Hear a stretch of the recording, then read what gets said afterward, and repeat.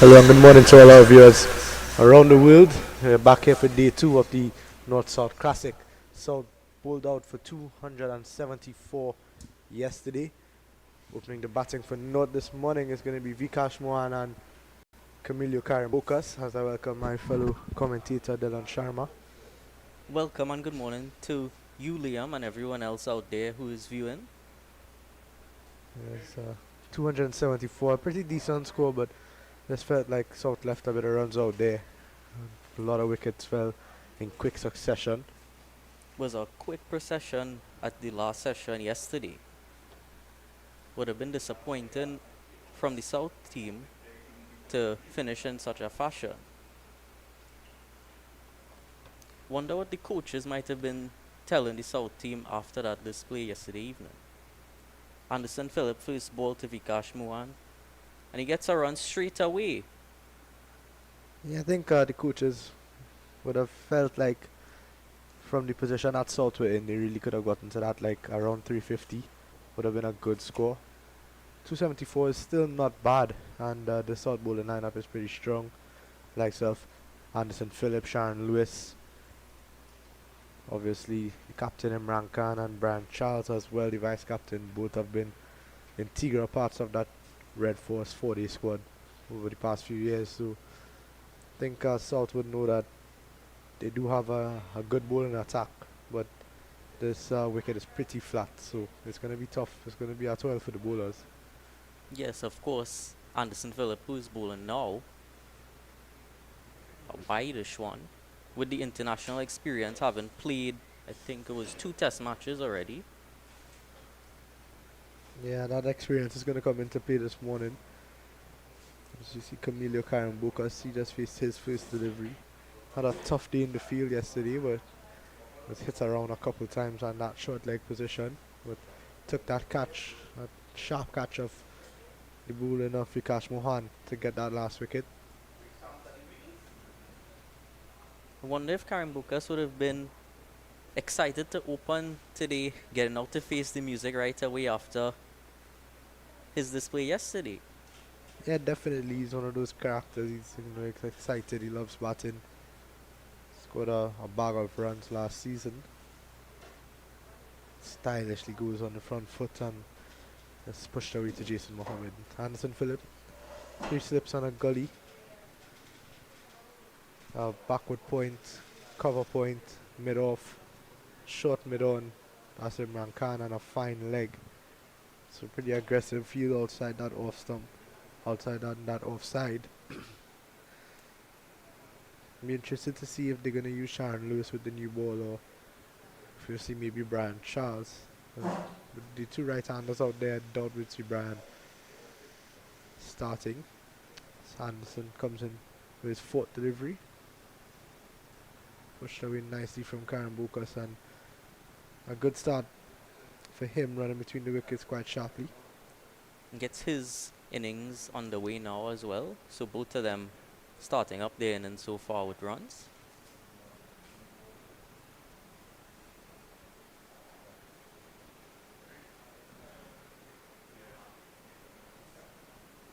Do you think there's going to be any early swing from Anderson Phillip this morning? Yeah, more than likely there's a new ball in his hand. Not going to get much assistance from the wicket at this point. We can try it out pretty nicely yesterday after that little bit of preparation moisture we saw early on. So he's going to have to make use of this new ball. In terms of the wind factor out there, there's not much breeze. Pretty humid day so far. So Anderson just going to have to use his experience to try to break these early partnerships.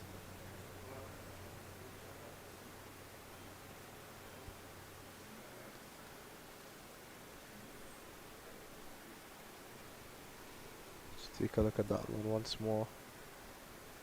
Yeah, no real swing there, just looks like a bit of a lift off the surface.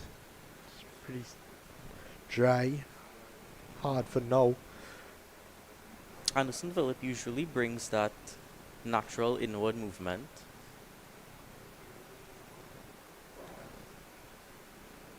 If he does get it to go away, it could be a troublesome delivery.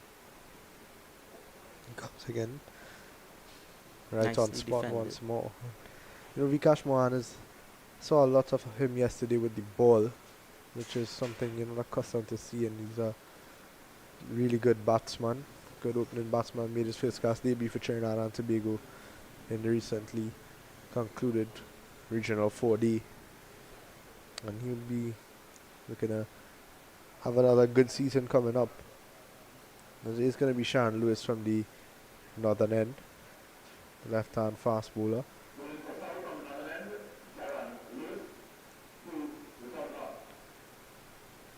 Always exciting to see a left arm fast bowler opening up. Tends to bring it back in to the right-handers many times, and a lot of them find it a lot more difficult to play than the right-handers. Yeah, definitely, and Sharon Lewis is a really skillful bowler. Pretty quick as well. Exciting stuff here. Struggled with injuries over the past few seasons and made his CPL debut about 2 years ago. And he comes with his first delivery. A beautiful delivery from Lewis. Right in that channel, Karen Bukas leaving. Have to say well judged. It was pretty close to that off stump. That's right where he would want to stay for these first few overs. Nice and pitching it up right away. And try to use his swing as much as possible. With a wicket like this that's so flat and it's not really turning much. The new ball is you're going to be your best friend. You have to try to pick up some early wickets and make some early inroads into this strong North batting lineup.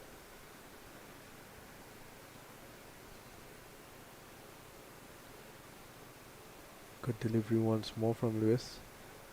Coming right back into that off stump of Karen Bukas. It defends well.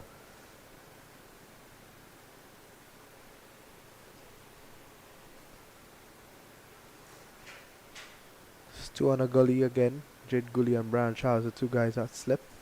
Cephas Cooper's at gully. Kianot Lee's at point. Jason Mohammed at extra cover.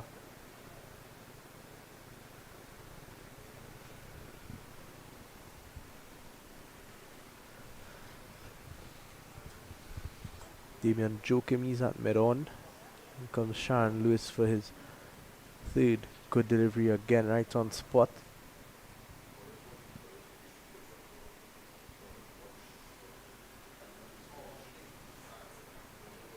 Really disciplined start from Sharon Lewis here. He's a pretty good bowler. Seen him pick up loads of wickets in the Dream 11 T10 in Trinidad and Tobago as well. He's been in really good form in those competitions and he needs to transfer that into the longer format. Was a part of that Red Force squad for a game or two last season, but never got into the final 11. And he's been in and around the squad for quite some time now. So that's a wonderful delivery again. Really on spot here. Really using that breeze coming across from the east. Not too strong at this moment, but he'd be looking to make full use of that. And so far he's been doing his best at that. He'll also be looking to break into that final 11 for the Red Force team for the upcoming 4-day regional championships.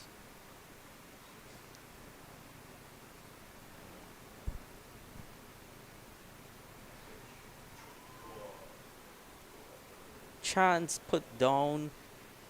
Wasn't an easy one. They were on 2. Let's have a look at that again.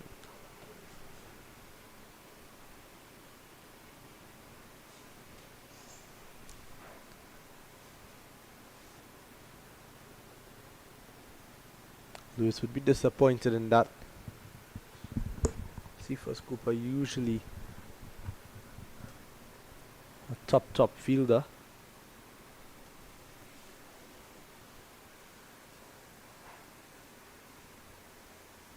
You definitely be wanting to make a better start in the field such early morning.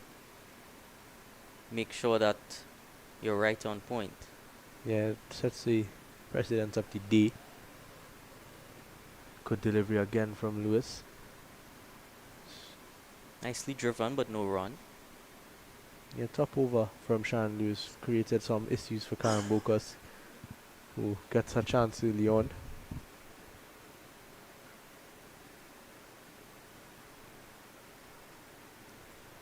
See Leonardo Julian heading off to the net. He's going to have a knock before he has to come out there. Very exciting player, Leonardo Julian. I'm excited to see what he brings to the table later on today. He's a top talent, really one for the future. He's been in and around CPL for a few years now. The West Indies Academy team was recently a part of the senior team when Shane Durridge announced his retirement. Now in comes that big man, Anderson Phillip. A nicely timed shot there from Vikash Mohan. He's going to get a single.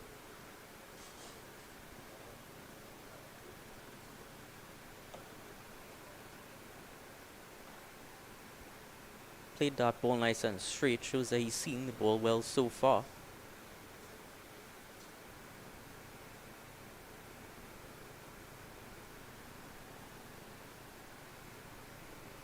We also saw Leonardo Julian in the previous under-23 series putting on a bit of dancing moves. Yeah, that's true. He really is a... Oh, that that one kept rolled. low. Well, well, well. Some early demons in the pitch. Let's have another look at this one. Ooh. Now that would get that South team kind of excited, knowing that the wicket was seemingly flat yesterday. Didn't see any evidence of it keeping low. This time that one just outside the off stump and it rolled into the wicketkeeper Daniel Williams. So exciting signs for South here, and that will play on the mind of Karen Bokas.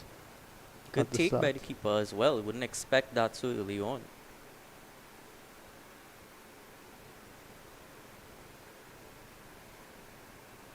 Maybe a sign of things to come later on today.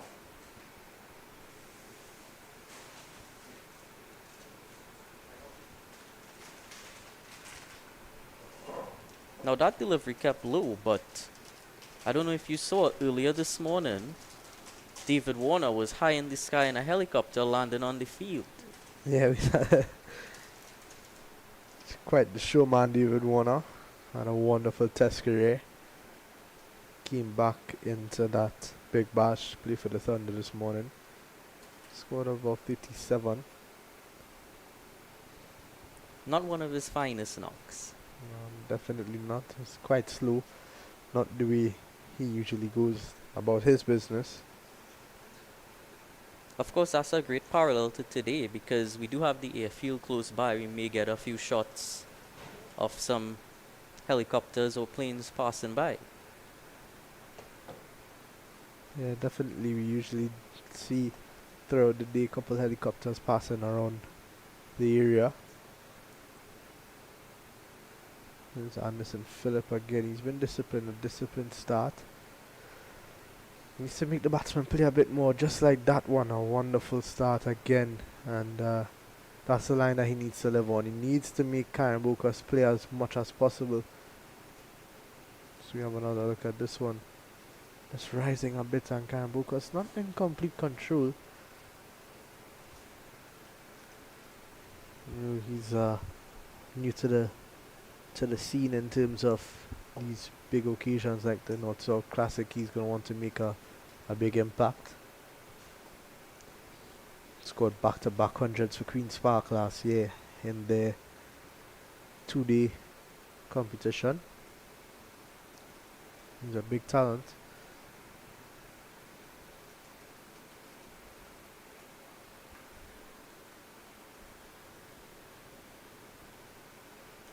End of the third over, it's 5 for no loss.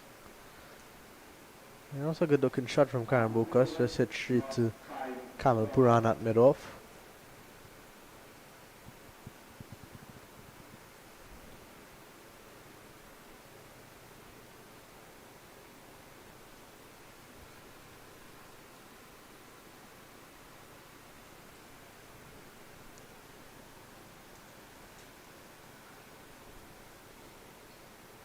Joshua James, another guy who I'm looking forward to see play later today.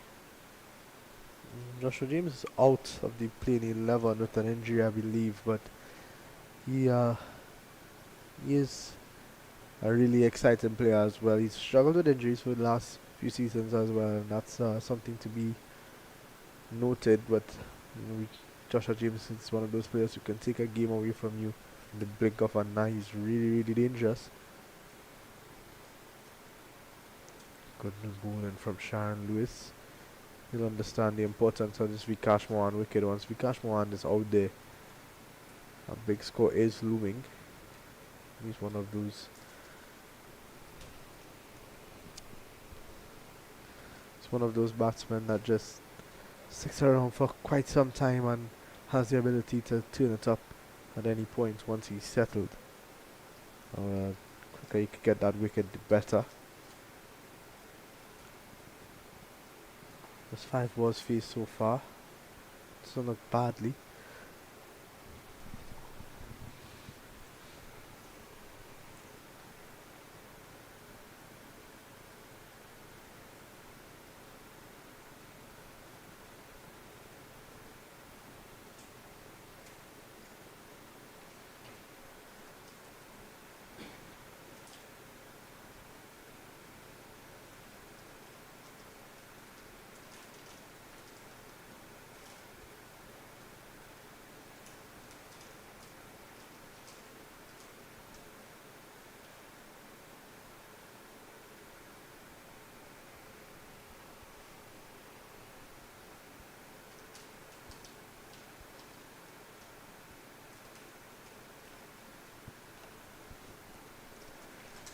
Comes to the steaming in from Northern End. Good delivery, got some bounce on that one. But well negotiated from Mohan. They get 1. Keon Otley does the fielding.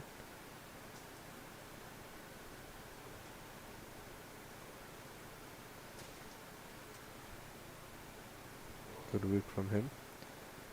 Brings Karen Bokas back on strike. Now, the interesting thing is Karen Bokas has been struggling at the start of this inning so far. He was dropped in the last over that Lewis bowled, so Lewis would want to bowl the majority of his deliveries at Karen Bokas. He's the less experienced between him and Vikash Mohan, so let's see how this one goes.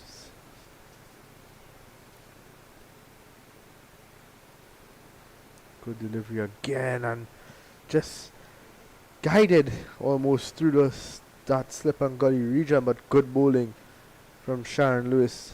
Let's have a look at this one again. Risky shot from Karen Bokas. It just seemed that extra bounce that Lewis got there. Just got that top edge of the bat and went past Brian Charles at second slip. And I think a third slip might not be a bad option. But you Imran Khan always maybe just a bit too defensive at this point in time. always want to be as attacking as you could early on once that ball is moving. Yeah, Lewis has been moving the ball quite a bit back into the right-hander, which probably why Imran Khan has decided to just use those 2 on a gully.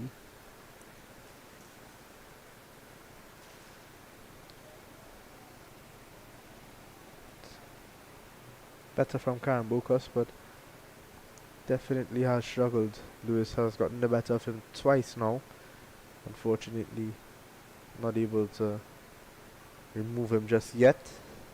One delivery to go in his second over.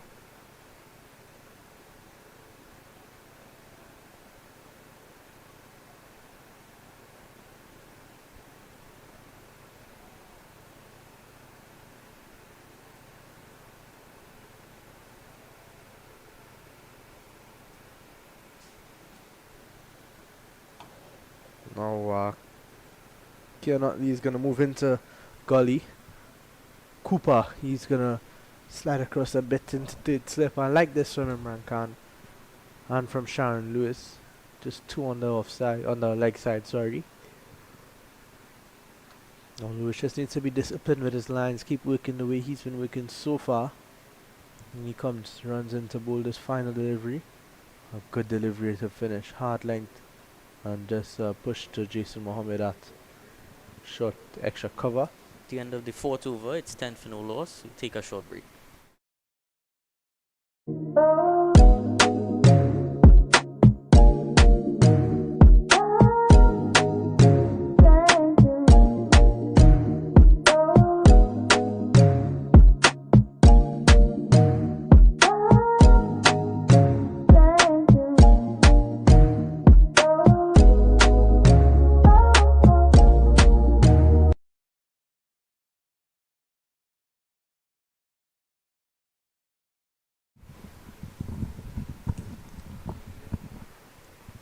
It's going to be Anderson Phillip to continue.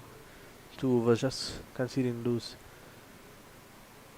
minor 3 runs, I believe it is. No wickets just yet for the South unit. They'll be looking to get rid of Vikash Mohan. Maybe even Karen Bukas, he's looked the more likely to go so far. In comes Phillip again from the southern end. Uppish and Good feeling off of his own bowling. Vikash Mohan has looked quite solid so far. yeah, doesn't seem to let anything bother him at this point in time, Vikash Mohan. This looks like he's setting himself up for a big one. Just needs to dig in and see that shine off the ball a bit. Would have been relishing his opportunity to bat on this pitch given the great batting conditions we had yesterday. Yeah, most definitely. Short and wide from Anderson Phillip and just over Joachim at point. And this one's going to run into the boundary for 4. Second boundary we've seen now. This time a lot more convincing from Vikash Mohan.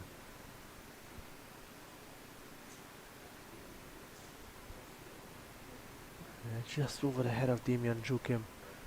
Not the tallest Damian Joachim, but just over, yeah. Runs into the boundary quickly for 4. Vikash Mohan gets his first boundary. That takes the score to 14. Anderson Phillip just maybe a bit too wide this time. Don't mind the short stuff, it needs to just be a bit straighter. And maybe a bit shorter too. This one just seemed to not rise as much as Vikash Mohan expected. Definitely something to note.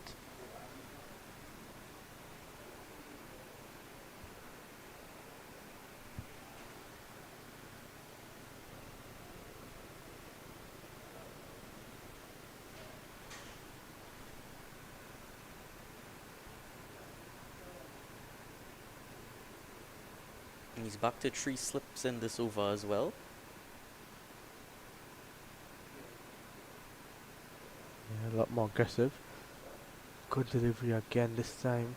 Just pushed to that fielder at short mid-on. That's Imran Khan, the skipper. Staying close to his bowlers, getting in their ears. Giving them that support. Anderson Phillip would be happy knowing that his captain has allowed him to have 3 slips and a gully. Backward point. Extra cover, mid-off, short mid-on, and Lewis is down at fine leg. Not bad from Anderson Phillip, just the one short one. This time short and into the ribs, but Lewis is at fine leg and he does the fielding. Of course, having those 3 slips being attacking early on always gives you confidence as a bowler and as a bowler yourself. How would you say that influences your bowling early on? Yeah, it's pretty. It always gives you some confidence, knowing that your captain has your back.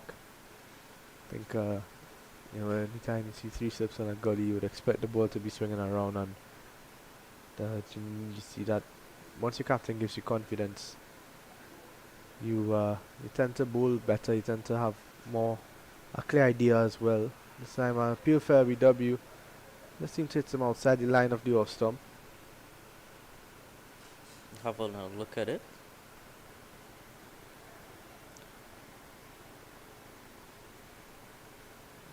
Maybe a bit outside, but with that natural angle he has swinging it in, maybe going down. But I like to see that he pitched that ball up as well. Yeah, it was a lot better. Caused some problems for Karen Booker. They're pitching up the ball. Lewis is back now. It's 2 overs for 7 so far. And he's been, have to say, the more dangerous of the two so far. Couple of streaky boundaries for Karen Bokas, and just the one streaky boundary really that went through. Now they've gone back to just 2 on a gully for Mohan. He's moved the man out to that mid-wicket region. Oh, is it? So just squeezed out nicely from Vikash Mohan, and it's going to run close to the boundary. It's not going to go. Utley does the fielding, and it's just going to be an easy 2 runs. Nice bit of timing from Vikash Mohan. Seems to be growing in confidence with each delivery. Yeah, definitely. He's looking really comfortable out there so far. Not a bad start whatsoever from North. They move on to 17. And, just beginning the 6th over.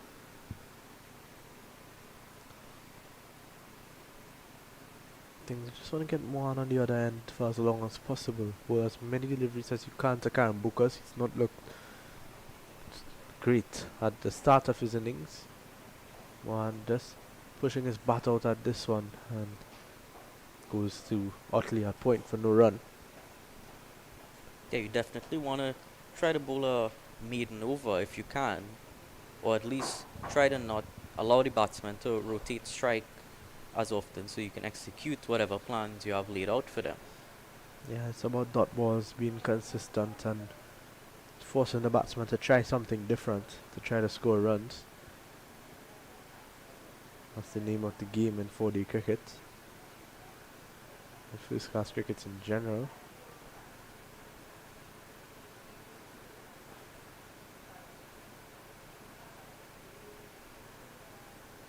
Another decent delivery from Lewis.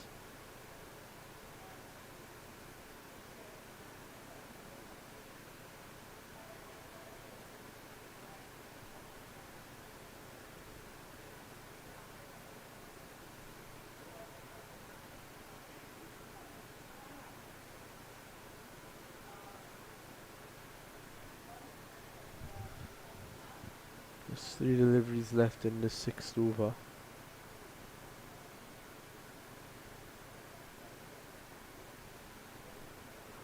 See another change in the field. Kamal Puran, he's going to move from mid-wicket. He's going to come into a short cover.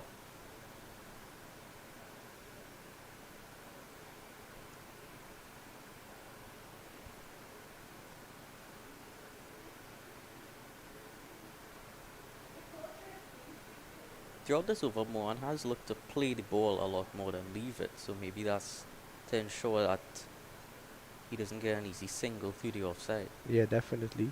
Good captaincy from Imran Khan. No ball signal by the umpire. And Lewis is going to have to just his run up a bit. May have been an effort ball. That yeah, Mohan has played a lot of shots outside that off stump. I saw Jit Gully signaling to Imran Khan to maybe get that fielder in that short cover position. It's good awareness from Jit Gully as well. You know, the captain's not going to see everything. His experience as Imran Khan is always a difficult job. It's good to see he's getting support from the senior players such as Jit Gully. Pulling out of his run up there, just maybe a bit uncomfortable after that no ball call.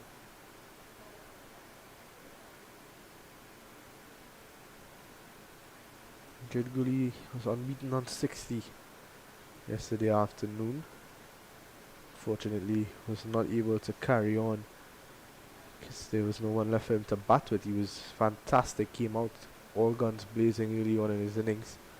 Couple of fours, couple of sixes, and then slowed down when the wicket started falling. It was really a responsible jet gully knock.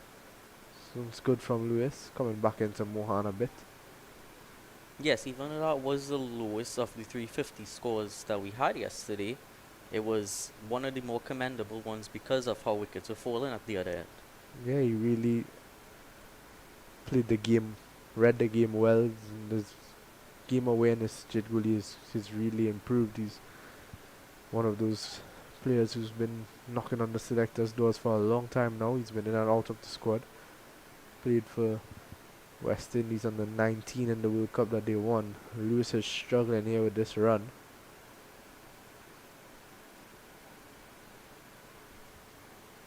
Not good signs. He's going to want to sort that out as soon as possible. No other fast bowler in the South lineup. Justin Mannix out with an injury. So, pretty thin bowling lineup in terms of their fast bowlers. Not the likes of Joachim, Brian Charles, Imran Khan. Jet Gully's gonna bowl more than that. That's a beautiful delivery from Sharon Lewis. Let's take another look at that one. What a delivery that one. Just some extra bounce doing for Vikash Mohan there. Got the bat out of the way in time, but that's where Lewis wants to live. He's a top bowler when he's firing, is Sharon Lewis, and couple more deliveries like that is what the South skipper Imran Khan would be asking for. He really built up the suspense to that main event of a delivery. How does he respond? Another good one, just getting some extra bounce again, and Mohan just pushes it to Kamal Puran at short cover. It's going to bring us to the end of 6. It's 18 without loss. Of course, a bit of issues here with Sharon Lewis's run-up, but yesterday morning we actually saw Sion Hackett having some issues with his shoes. Yeah, it's not the easiest game, it seems like, for the fast bowlers. Sion Hackett went through probably about 100 pairs of shoes yesterday before he finally got the one that fit right. And Lewis struggling with his run up here. And of course, that was from both different ends as well. So not really a question of one end being more difficult than the other. Definitely not. And usually at the National Cricket Centre, this end that Anderson Phillips is going to bowl from, the southern end, it is pretty tough to bowl from because of the strong breeze that is usually here at the NCC. That strong breeze pushing across the ground from east to west. It usually poses a bit of a problem for bowlers in terms of controlling the ball in case of running into the breeze. Good delivery from Phillip again. And Karen Bokas continues to struggle. Take a look at that one again. Must have been his fourth chance or so for the morning that they've appealed for. Well, second that they've appealed for, and two edgy sort of deliveries. Yeah, definitely. And he really is struggling. However, Karen Bokas still out there, and that's what he has going for him. He's gonna have to find a way out of this rut that he's in and go on for a big score. This one driven nicely through the covers. A stylish drive from Camilo Karen Bokas, and it runs into the boundary for 4. Well, that's quite a response from Karen Bokas. Another full delivery and easily put away through the covers by Karen Bokas. That would make him feel much better.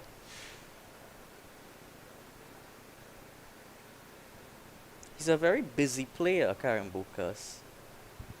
Yeah, it's a busy bee at the crease. He's interesting backlift and knocks his bat quite a few times before the bowler delivers to him. Similar to Steve Smith a bit. Maybe not quite as pronounced. Not just yet. Camilo Karambukas would tell you differently. Of course, Steve Smith is going to be opening the innings soon in Test match cricket. Yeah, let's see the first look at that against the West Indies.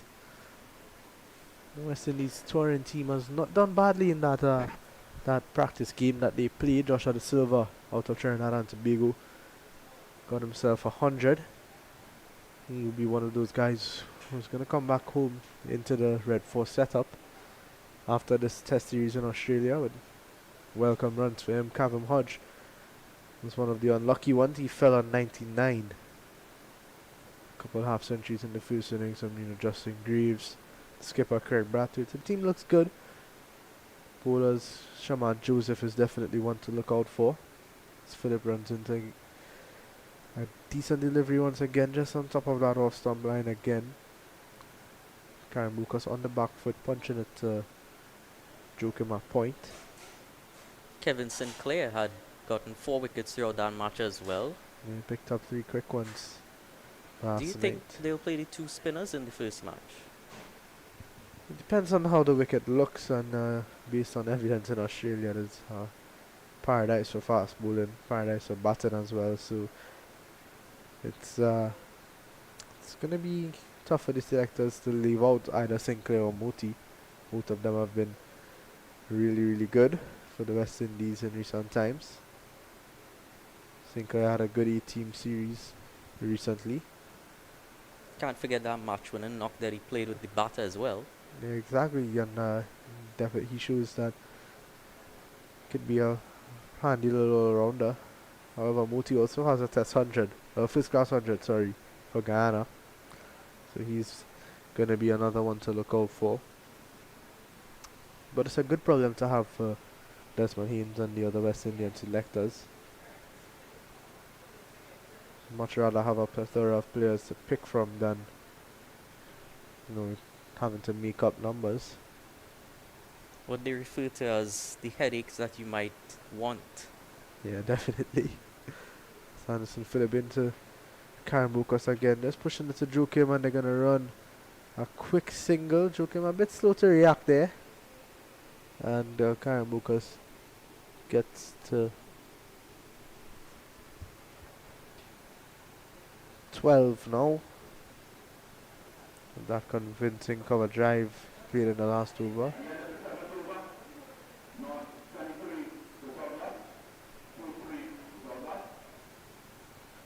It's going to be loose to continue after that good last over. Struggle with his run a bit. Gonna want to sort that out as soon as possible.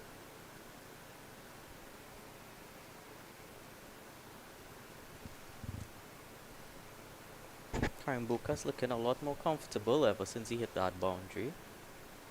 He's back on track. Lewis has been the one that he struggled with mostly, so we'll have to see how he goes here.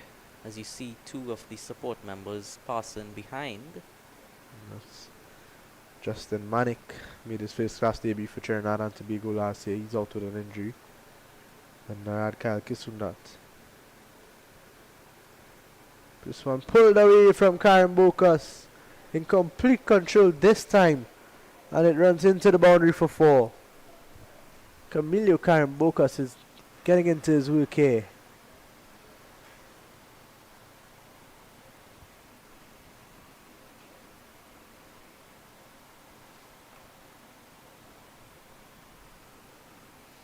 Lovely shot from Karen Bukas.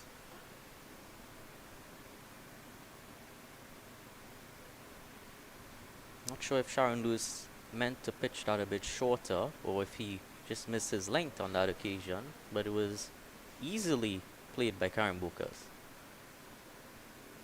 Yeah, just got on top of it nicely. Just sat up nicely for him as well. And pulled away through that mid-wicket region for 4.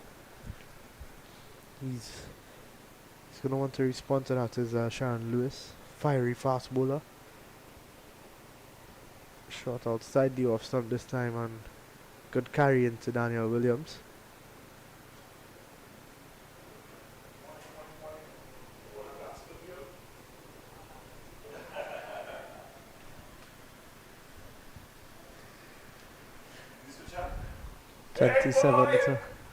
can't talk to you, boy. 27 without loss. Talk that. No, you can't talk. You know, like, yeah. Now, interestingly, in the field, they have two slips, and either is that a very wide third slip. It's a bit of fourth slip, maybe. Maybe even a fifth slip on a gully. Good delivery again from Lewis. He's getting some good carry, but no ball once more. He's really struggled. He's been struggling with his run up for quite some time now, Sharon Lewis. He's doing some work with one of the coaches on the Red Force panel, that's Kelvin Williams. Seems to be talking to the umpire there. Might have a bit of an issue with one spot in particular. Not sure if we have any of those hammers that we tend to see them run off into the field with in international cricket.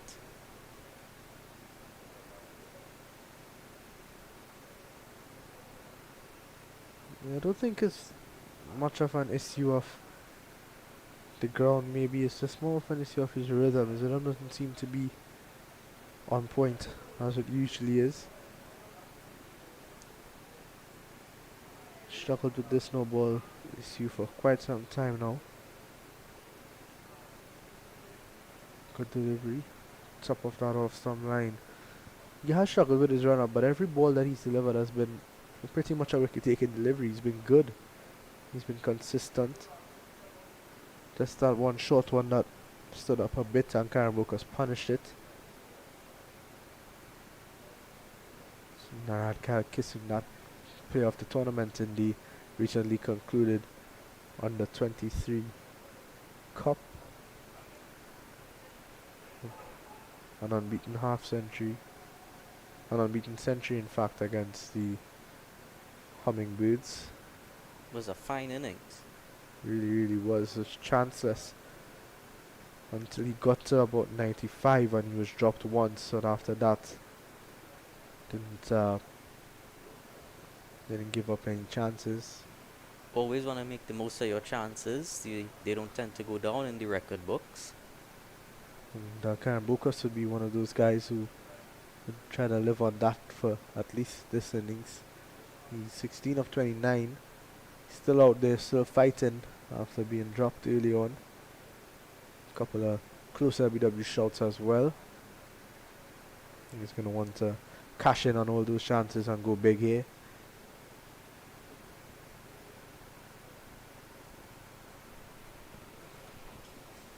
And just a delivery to go in this Lewis over.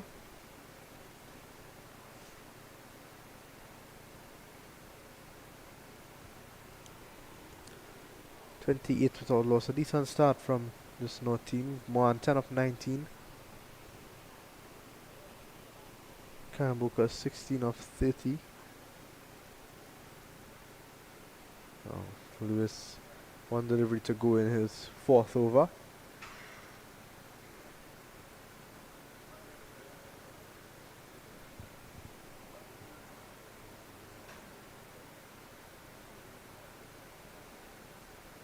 Ooh, that one got some lift as well, and that's going to bring us to the end of over number 8, and with that we'll take a short break.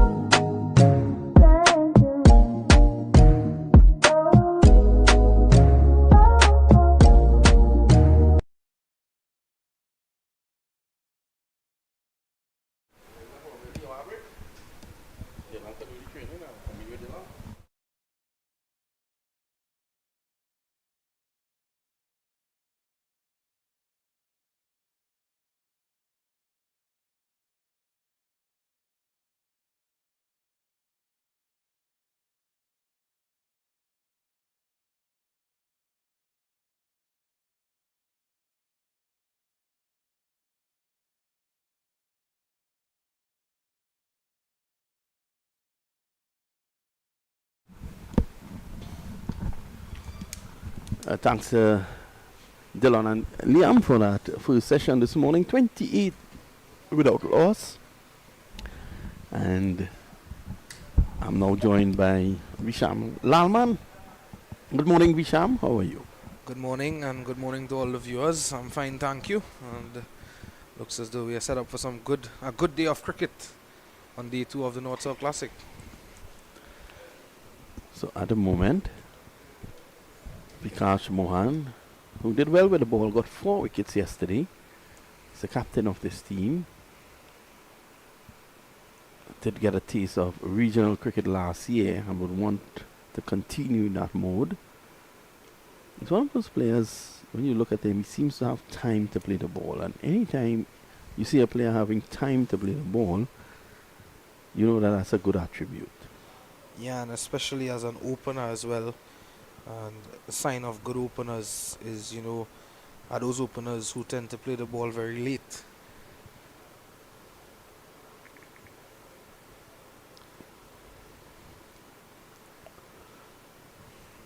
Philip. Oh, this time taking the outer half of the bat. Just leaning into it. We'll feel it down there at Gully by Cephas Cooper. So 28 without loss. Decent start this morning. No devils in the pitch. Yeah, decent start. Only one delivery, keeping a bit low. That was from Anderson Phillip to Camilo Karim-Bokas. And I thought that each of the bowlers this morning had their moments, but a bit inconsistent at times, both Phillip and Lewis, more so Lewis.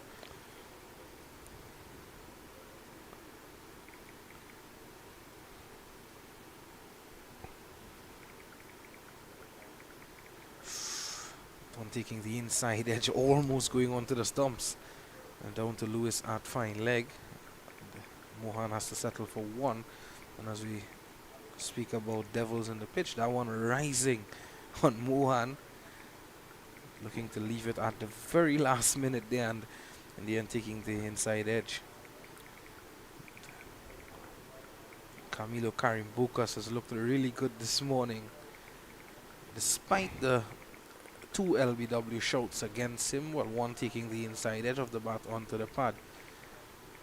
Both shouts coming from Anderson Phillip.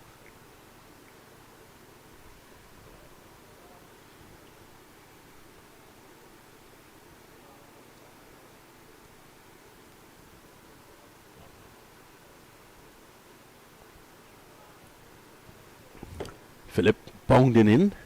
Good energy. And Karim-Bokas with this exaggerated backlift, very high backlift. It almost looks like a right-handed Brian Lara. Now I know that's lofty heights for a man like Karim-Bokas. But you look at that backlift and you can see where the diminutive Karim-Bokas gets his power from. Yeah, and it's easy for him to latch on to anything short as well, as we saw earlier in the innings. Again, right in line. He's looking good, Karim-Bokas. He's normally a man who wears his crest on his sleeves and really plays hard for whoever he's representing. And he'll want to make a name for himself. Two centuries in the domestic league last year. And was immediately dropped for the 3rd round by Queen's Park because the big boys came back. Yeah, he could consider himself unlucky, Karim-Bokas. But again, getting the opportunity in such a game of high status, this being the North-South Classic, and especially getting the chance to open as well. He really want to use this opportunity. He's already gotten a good start. 33 deliveries faced. And he's looked good. He's looked comfortable out there. It's all about taking the start further and into something big here. We've already seen the failure to convert from 3 batsmen in the first innings of South.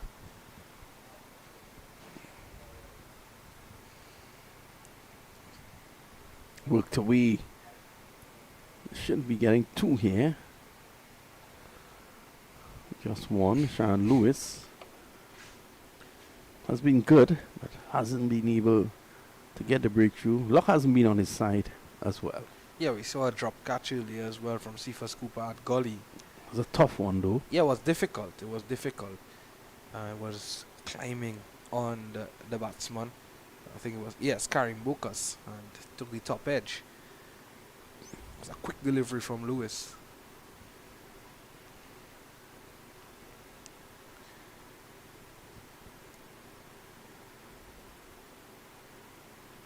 Semi's back and Karen Bokas goes. Tame dismissal.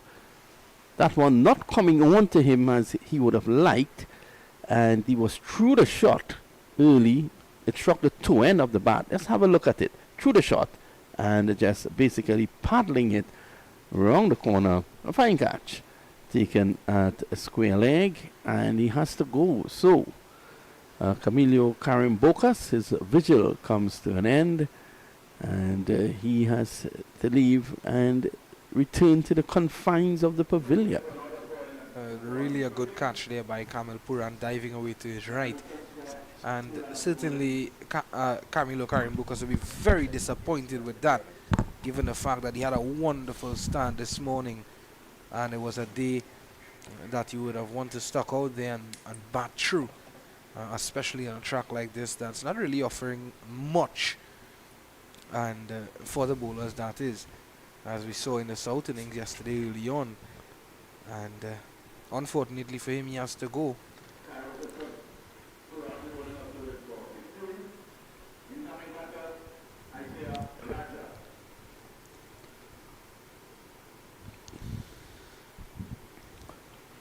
So it's going to be Isaiah Raja going in. He is batting at that pivotal number 3 position. He has had some form, Raja. I want to say good morning to Anil Raja, his dad, former Trinidad and Tobago player. Haven't seen Anil around the cricket. I want to say good morning to Sebastian Edwards, top manager, a man who has turned around the fortunes of Merry Boys Cricket Club. And of course, he's with the Red Force. He wants this 4-day regional title coming up, Visham. Yeah, definitely. You know, and you wanna see a good crop of players and some good performances in this match for that team to be picked. I'll be heading across to St. Kitts for the first 3 rounds of the regional 4-day tournament.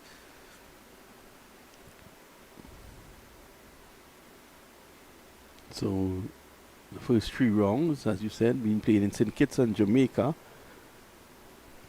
Then the action switches to Trinidad, where you'll have 3 matches, so for 2 rounds, and then so Trinidad and Antigua, and then back to Jamaica and Antigua to end the series. Something that we're all looking forward to.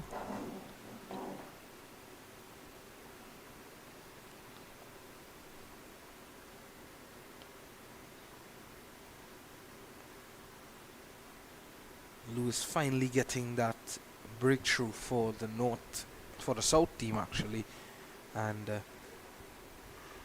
can consider himself very unlucky at the start of his spell, but now picking up that wicket, his team would be up.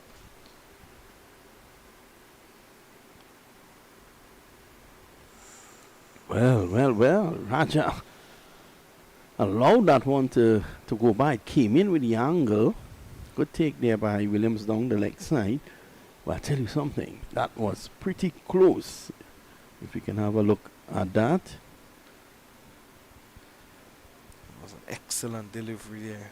Well pitched. Coming back in. Look at that take from Daniel Williams. Expertly done. Diving away to his right. Well, a quota vanished. You can see the reaction from Sharon Lewis as well. Well, Raja will tell you that he has impeccable judgment.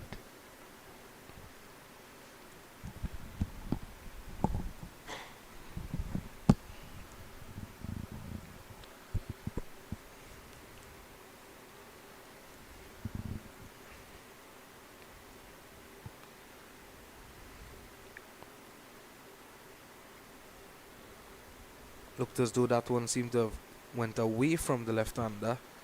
And we were seeing that earlier from Lewis. Most of the deliveries over the wicket to the left-hander.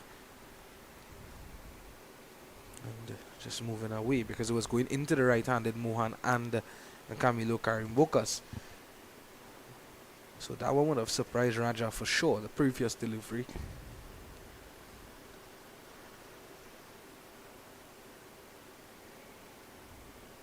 So he's showing Raja that he can move the ball both ways, create some doubts in the big left-hander's mind.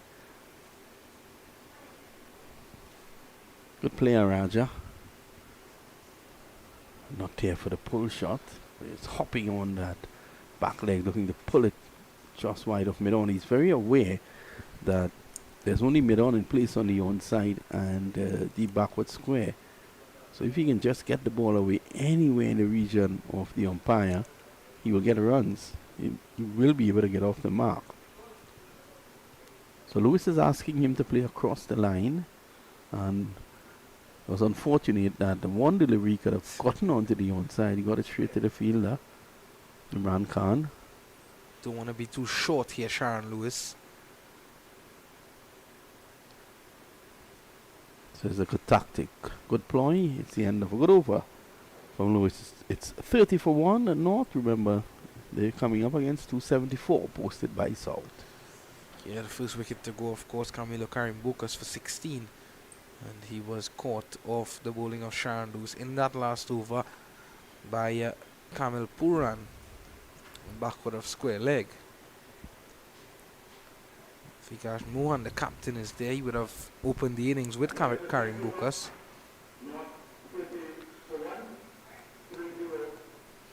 We saw good success for the spinners yesterday, more so Vikash Mohan. It'll be interesting to see when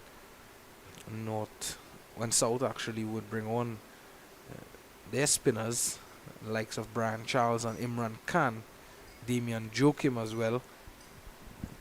May get that opportunity.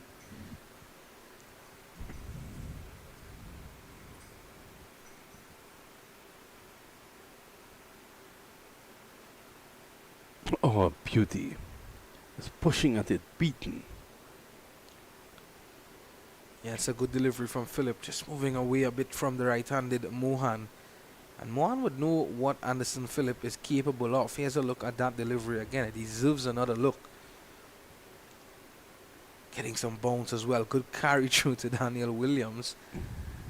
And yeah, definitely Phillip has been a bit unlucky in the last couple of seasons, you have to say, in and out of the West Indies circuit as well due to injury. So he'd really want to get back onto that Red Force team and force his way back into the West Indies team if he can. This is where the work starts. You know, you want to do well in the North-South Classic, and then you want to get into that national team, and hopefully you do well there in the regional tournament.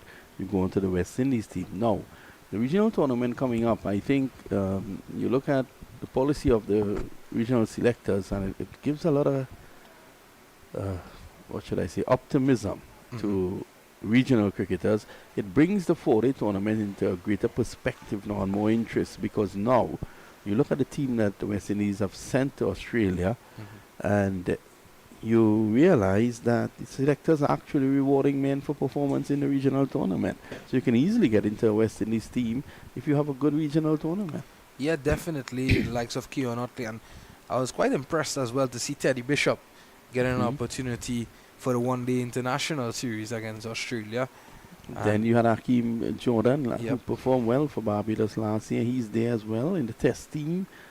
You also have Kavim Hodge, who got 99 last night. And these are names that have been knocking around and in the regional tournament. Zachary McCaskey as well. The Barbadian attacking batsman, McCaskey. So there is hope for all those players, and it starts right here in the North-South Classic. That's a good shot. Just coming forward and pushing it away, all timing. Quick single taken, and Mohan is able to break the shackles, so to speak. And I'm sure many persons who follow cricket and follow West Indies cricket, some of them when they look at the West Indies team now, they may not have heard of these players before, the likes of Zachary McCaskey, Teddy Bishop, and these guys. And when they see a team picked, it just goes to show that these players have been putting in the work in the background and being rewarded for it. It's good to see that. Raja, one of the senior men in the Trinidad setup, so he would want to realize that potential that he has this season.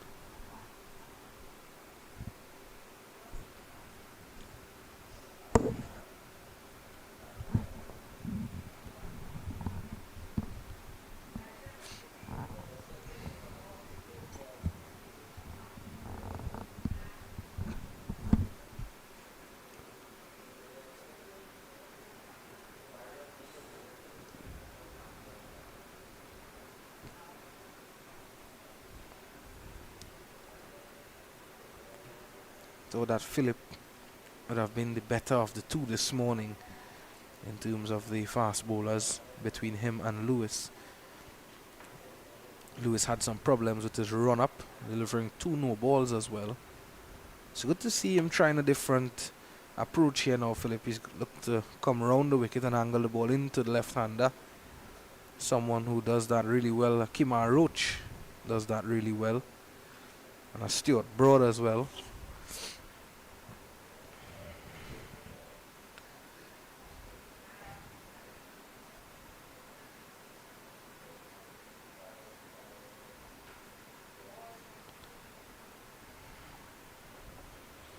So that has brought us to the end of the over. Good spell this morning from both Sharon Lewis and Anderson Phillip. And at the end of it, 11 overs gone. That's the end of the first hour's play. We have the water break. We take a short break. We'll be right back.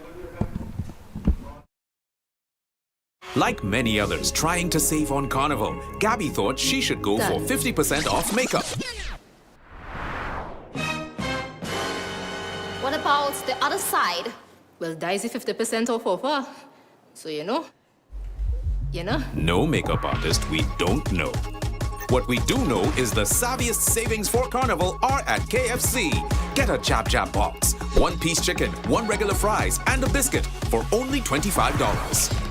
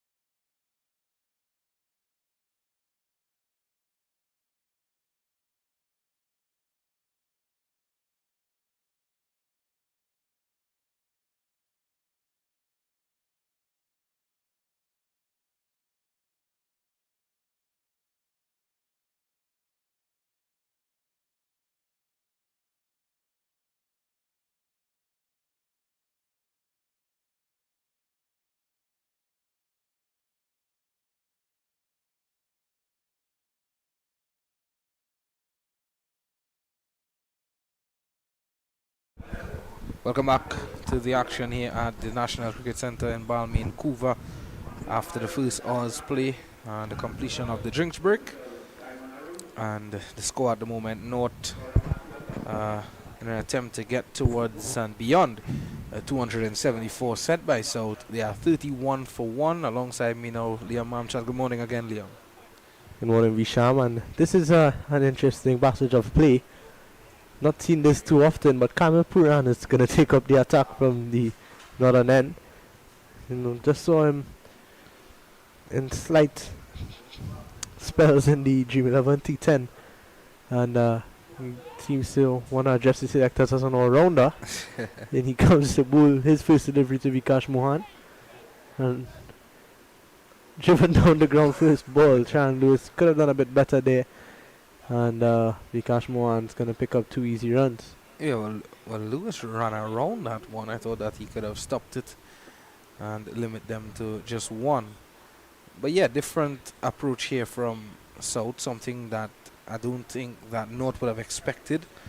And Kamil Puran, after having not the best of times yesterday with the bat, looking to do some work with the ball here now. And as you said, who knows, maybe address the selectors as an all-rounder. But it gives Puran the opportunity, because of the fact that, initially you'd have thought that there was one pacer in the team, that's Sharon Lewis. So making use, well, Anderson, Phillip and Lewis, but giving Puran that opportunity now as the first change bowler. I was wondering when we would have seen Imran Khan or Brian Charles, someone who can use the newer ball as well, Liam. Yeah, we've seen Brian Charles use the new ball for Trinidad and Tobago, Red Force in Regional 4. Quite a few times, especially coming onto that second innings passage. But, with the injury of Justin Manick, he's left out today. It gives the likes of Kamil Puran an option, the opportunity, in fact, to have a bowl. He's not started badly. He's not looked like any part-timer, really. Good field set for what he would be capable of. There's a deep square leg and a deep fine leg. He's going to bowl to Isaiah Raja now. Raja just coming in 6 balls. He's yet to get off the mark. He looks more like a skiddy bowler, Liam. Someone who can, yes, he's short and he can rush the batsman just a bit. Yeah, seems to have a pretty good run up and everything. He doesn't look much of a part-timer. Looks like he knows what he's doing. There's a deep backward point, it seems, for him. And one slip and a gully. And there's the deep fine leg as well. 6-3 field is what he's going to work with here. It's very interesting to see when would be the first sign of spin, because yesterday we saw some good success, as I said, for Vikash Mohan. 7 wickets fall into spin yesterday. This one cut from Raja and Joachim. In fact, Anderson Phillip, he does the fielding at point. Had that passed him anywhere to the left or right of Phillip, that would have certainly been 4. And standing by is Mr. Vinod Mamchan with Kadir Sebastian, the manager of the Trinidad and Tobago Red Force team. Let's hear what he has to say. Thanks a lot, Bisham. I'm here with Sebastian Edwards, aka Kadir. And he is, of course, the manager of the TNT Red Force team. He's done a wonderful job with them. He has an impressive record. One title that he hasn't gotten yet, and I think he wants that this year, is a regional first class 4-day tournament. That title that has eluded us in Trinidad and Tobago here for the last 16 or 17 years. Welcome to 360, Kadir. A big task ahead this year. It's always nice to be here. Yes, it's a difficult task ahead, but I think with the advent of this game, as I told my coach, the coaches downstairs earlier on, that no matter who wins this North-South game, Red Force will win. And we're looking forward to continue that same vein from Super 50 into the 4-day title this year. Well, looking at your team, obviously the final composition, not here just yet. I guess the majority of the players will come from this North-South Classic. How difficult do you think will be the task this year to take it further? You have 2 games at home, But other than that, you're on the road. I think playing regional cricket is always a difficult ask, but the difference I think this year, the players are a lot more motivated to do well. There have been some developments in terms of the players' mindset, in terms of how we discuss things with them, how they buy into what the coach and the captain wants to do. So we should see a difference in what we put on the field of play. You said they're more motivated. Is that coming from the fact that they're looking on at the West Indies selectors and seeing that those who perform at the regional level, they're getting their just reward? Well, that is something we had always hoped, because that's something that the players continue to hear over the years, that performance is what gets you selected, right? So now that we are seeing it actually being put into action with what we see happening with the players for the Australia tour, that players who performed got selected. We are looking forward that our players are looking forward now to perform at the regional level in the longer form. And we've heard it there from Sebastian Edwards, the manager of the TNT Red Force. Let's wish him and his team all the best. Well, that was Kadir Sebastian, the manager of Trinidad and Tobago Red Force, chatting with Mr. Vinod Mamchan about selection and the work that goes in to the regional cricket, and how much players are being rewarded now, Liam, especially for their performances. Yeah, definitely. We see that on that team that has been selected for that test series in Australia, there's 7 debutants. And even the guys who are a bit more experienced have not played that much test cricket, but they've been performing, and it really, there's positive signs going into the future. Even the one day side, we saw Teddy Bishop, the young man, finally getting his opportunity. Just about 20 years of age, 21 maybe. Played in that 2022 Under-19 World Cup and was a star for the West Indies, and has been performing throughout the years for the West Indies academy team and those like. So it's going to be interesting. It's exciting times for West Indies cricket. We saw Matthew Ford as well getting his opportunity recently in both the T20 and one-day teams for the West Indies. Yeah, and guys getting the opportunities and performing as well. We saw Kavem Hodge. I know you mentioned earlier Kavem Hodge having 2 half centuries in the warm-up game against Cricket Australia 11. Unfortunately falling for 99 in that second innings. But again, players getting the opportunity. We saw Justin Greaves as well, who would have been around the setup for quite a while. Him doing well, having a half century in the first innings, finishing on 44, not out in the second. So that's good signs. Yeah, definitely. As we see, Terence Hines has joined us at the National Cricket Centre. He's going to have a run. So good delivery there from Philip, just outside the off stump. And that brings the over to an end. At the end of 13, it is 34 for 1. We'll take a short break and be right back.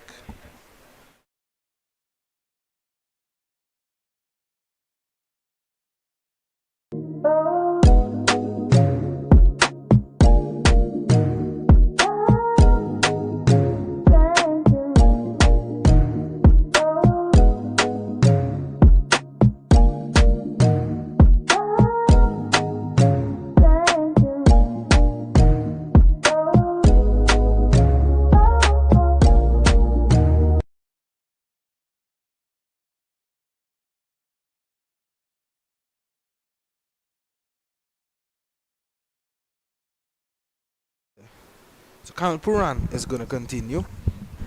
And Puran coming from the northern end. Just outside the off stump. Raja's not yet gotten off the mark, Liam. And Raja is someone who is very good with a bat in hand. Someone you can depend on. And he scores a lot of runs. Very good, Isaiah Raja, and he would want to, show that to the selectors, continue to show that to the Red Force selectors, that he is here and he is here to stay. Yeah, most definitely. He doesn't have a bad first-class record for Trinidad and Tobago. He's played have a look at his stats. He's played fifth. That's his dad, Anil Raja, in fact. Isaiah has played 15 first class matches for Trinidad and Tobago, 621 runs with an average of 23. Scored 3 first class half centuries as well with a high score of 69. And not picked up a wicket in first class cricket in just about an over and a half he's bowled. So we saw yesterday that his leg spin was used by skipper Vikash Mohan. Just for that lone over, and didn't have the best of starts, hence he came out of the attack. Maybe it was a case of Mohan looking for a wicket, looking to break that partnership between Cephas Cooper and Jason Mohammed. Jason Mohammed, yeah. So it didn't happen, and there's Terrence Hines, man not featuring in this game. Of course, he's injured, so he's just looking to get himself fit, Terrence Hines. It's good to see him out there and looking to put in the work. I saw Shannon Gabriel this morning as well, Liam. Yeah, it's good to see that, you know, these guys who are suffering from injuries, they're working their way back into the team. They're still around. You know, Shannon Gabriel, we all know the talent that he possesses. And also Terrence Hines, you know, in recent years he's been in and around that Red Force team and that TKR setup as well. And whenever he's gotten the opportunity, he's done well. He had a wonderful Super 50 for Trinidad and Tobago recently. So you would think that, you know, once he's fit, he'd be a walk into that Red Force side coming into this regional 4-day competition. Yeah, definitely, and that'll be good to see. As you mentioned, that Super 50 tournament, Terrence Hines, he was very good with the ball for the Trinidad and Tobago team. And he was pretty handy with the bat as well at the later stages of the innings. Yeah, good all-rounder, Terrence Hines. Puran with his final delivery of his second over. He hasn't done badly in this 2 overs of his, Liam. No, definitely not. Kamal Puran just been a bit of a surprise to see him with the ball in hand, and he's come in and he's done a pretty good job. I think the only thing I would say about Kamal Puran is that maybe needs to make the batsman play a little bit more. I think I saw Raja leave maybe 4 or 5 deliveries in that over. Just needs to get Raja playing a bit more, get it on that line of the off stump, and work from there. Could probably cause some problems for Raja. Just maybe a bit too full as well, those wide deliveries from Puran, and I believe that's what Gully on the side of the pitch there is telling him. And it looks as though we are going to see the first sign of spin in the innings, and Brian Charles is going to come into the attack, Liam. Brian Charles, really talented off spinner.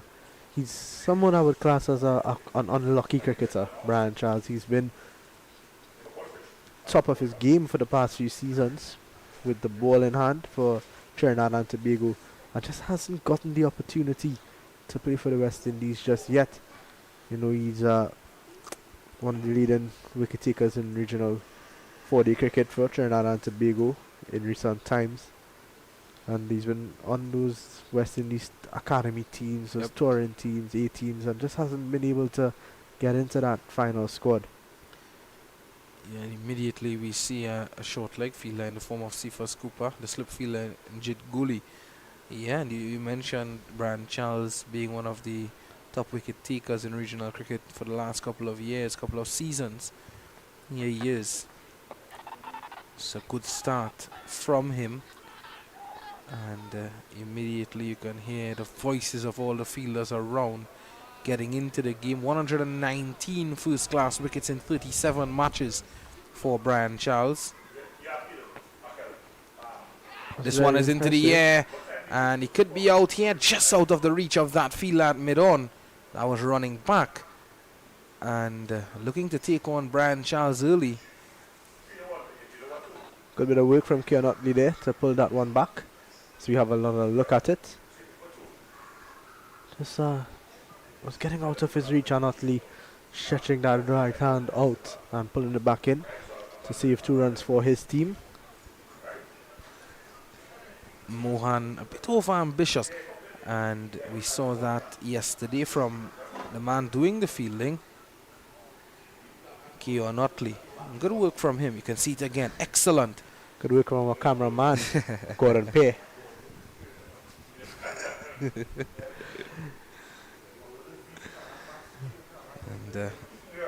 yeah, Liam, we saw yesterday when Keon Otley was looking to take on Kari Pear in his first over, and he was dismissed. And this time Vikash Mohan looking to take on Brian Charles, the ever so experienced Brian Charles early in his spell. Don't think Brian Charles would mind that whatsoever. Definitely not. Looking to put him under pressure early is Vikash Mohan. You mentioned 119 wickets in 37 games was pretty impressive for Brian Charles, and it's just a shame that the West Indies haven't really given him that opportunity. Yeah, best bowling effort of 6 for 48. And of course he would have made his first class debut against Guyana at Providence in 2015. So he's been around the circuit for quite a while. He's coming into his 9th year. That would be playing for the Trinidad and Tobago Red Force.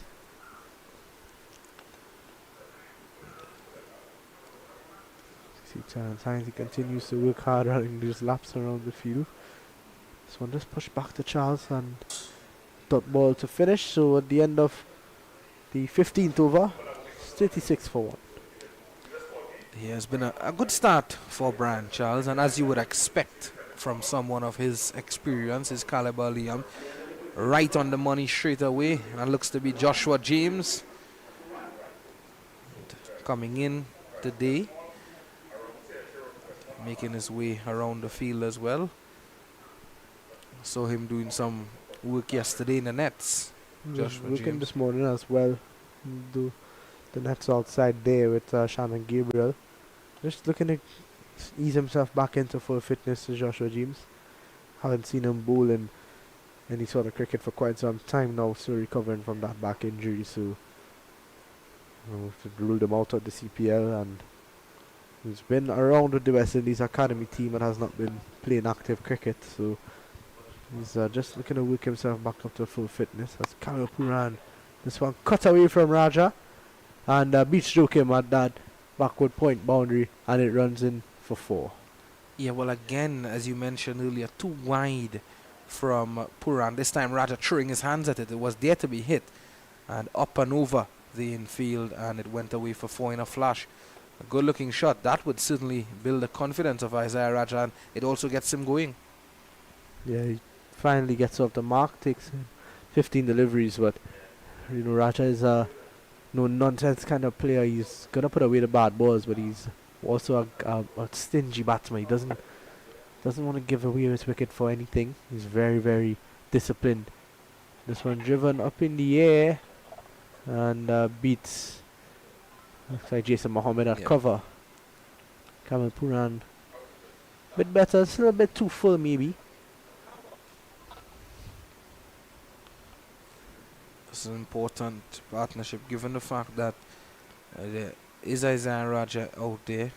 Someone, as you said, who's played a wealth of regional cricket for Trinidad and Tobago, and these guys who would have played regional cricket already, Liam, they would want to show that and show that experience in this game, in games like these in general.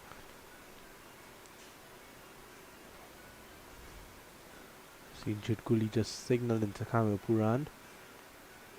Good delivery from Puran. An appeal for BW umpire says not out. I'd love to have another look at that one. Here it is again. Well, Mohan was moving across the stump just a bit. Who knows with the angle as well? Maybe going down the leg side, Liam. Yeah, I think maybe umpire would have that to say, but look pretty close. Good from Kamil Puran though. Remember the umpires for today's game. Man in your picture there, umpire Danish Ramdani, umpire Candice Laborde at square leg. Raja looking to use his feet and not in control of this one. It's gonna go down to Otley at mid wicket, and he's gonna get to Kamil Puran. Head in hands at the point. But, this is positive signs for both Raja and Kamal Puran. Kamal Puran will feel like he's in the game if Raja's going to try to take him on. Yeah, definitely. Puran wants that to happen. He wants to see the batsman playing at him. And there's Terence Hines. It's getting a bit soaked now. A lot of heat. It's about 33 degrees Celsius at the moment. This time.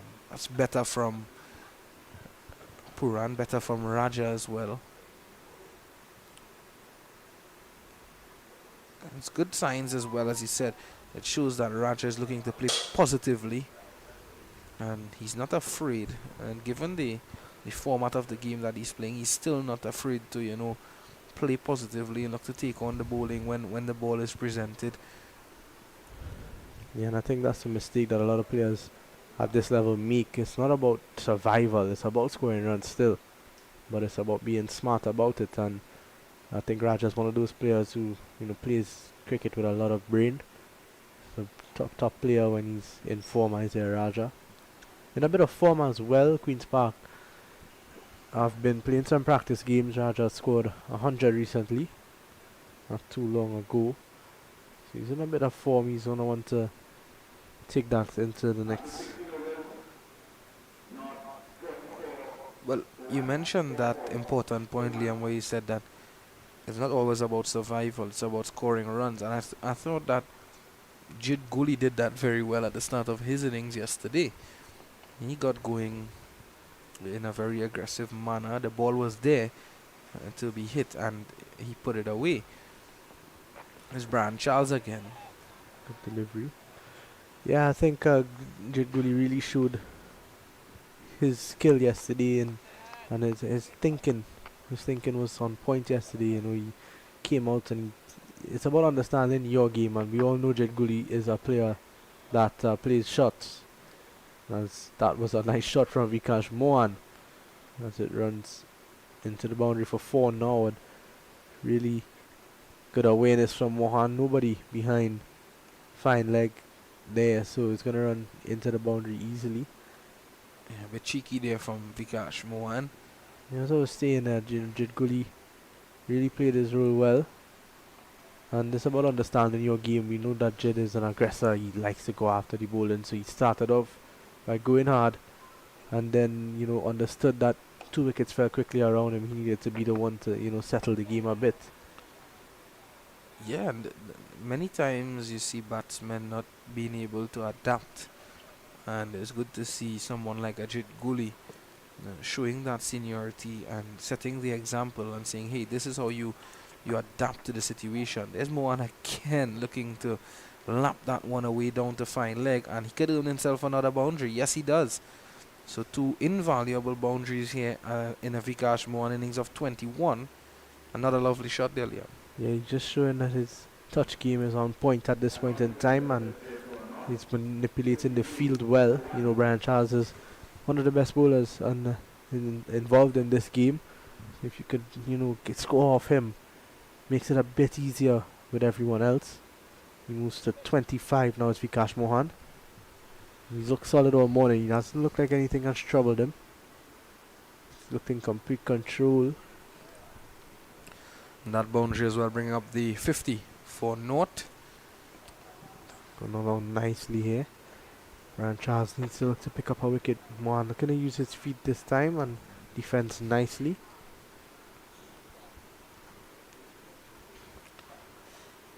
Mohan would want to put in a big hand here for his team. He already did an excellent job with the ball yesterday, so you want to put in a big hand here with a bat now.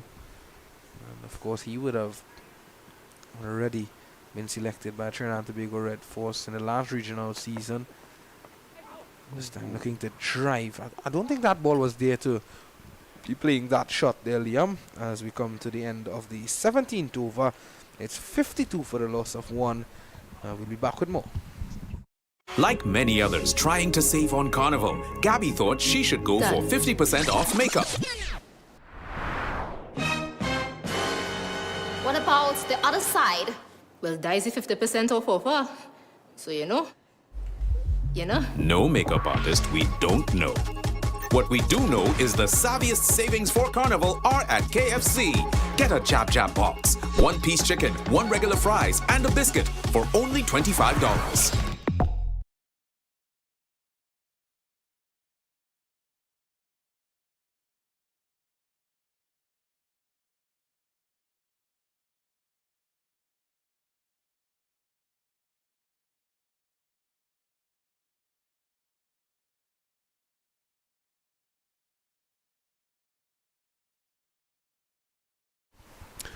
Well, welcome back, and I also say welcome back to the mics.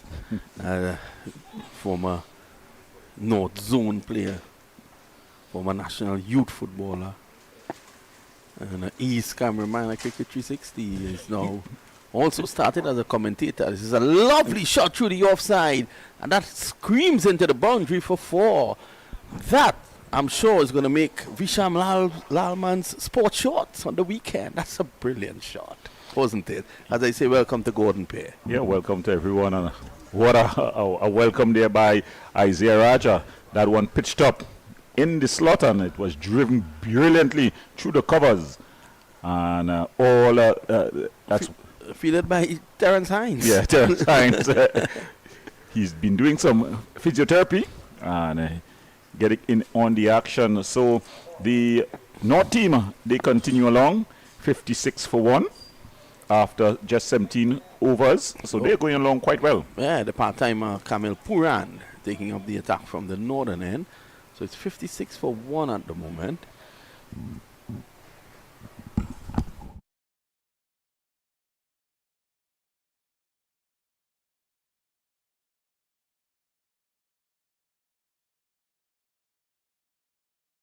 Don't forget the 56 for 1. Yeah, so Kamil Puran trying to buy a wicket here for his captain, Khan. Well, he's looking good, actually. I like the run-up. Gordon, you're more expert with that than me. I like the run-up, the approach. And he's pretty side-on. He's looking to push that ball across the left-handed Raja. But, again, that was a beautiful shot there by Raja. That, when you see shots like that, you leave the venue and you pay and you come back in. Yeah, definitely value for money as he tries to build his innings here. He's on 11 from 22 deliveries. It's well played again. Raja just delaying the shot. Get it away from point. He gets one more. So this is a really keen battle here. South yesterday slipping from 143 for 2 to 274 all out, was it? And North responding on 57 for 1. Yeah, the track looks a beauty. Good for batting, and it holds no demons. It's a good opportunity as well for the batters to put up their hands and really address the selectors in whatever way is possible. So I think these batters, you just need to continue to go as they're going. Mohan, he's going along handily. That's a full toss. Clipped away. Joachim is there. Yeah, Mohan is a key here to North's response. The North captain, he's on the 26 of 52. Yeah, so they just need to bat long. It's just the second day, in the North-South Classic. Normally a big game on the calendar, and it's definitely, I think, worthy that it starts off the season, the domestic season, so to speak, in Trinidad this year. And Raja just pulling out of it at the last moment. But a good surprise delivery there, Gordon. You would have surprised a lot of men in your time. Yeah, well, I'll be a little bit quicker than that Puran. but definitely, that brings you over to the end. So after 18, North, they're 58 for 1.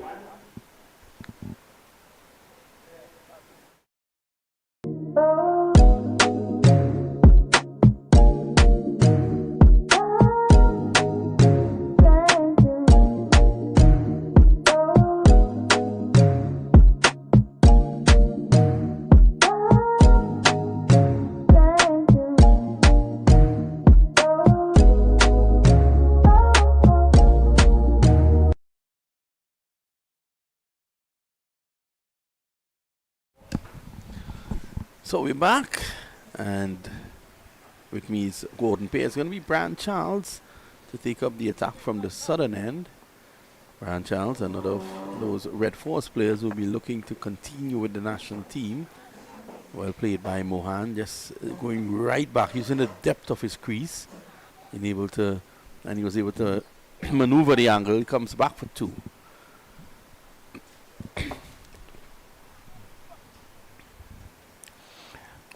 Yeah. So you'll be trying to get a wicket here. The partnership here, good partnership, Tutti, from just 53 deliveries. So they're definitely, building something here. But they want to carry on, Mohan especially. Mohan is such a calming influence on this North team and also the Clark Road team that he plays for. Never seems to be bothered, Mohan.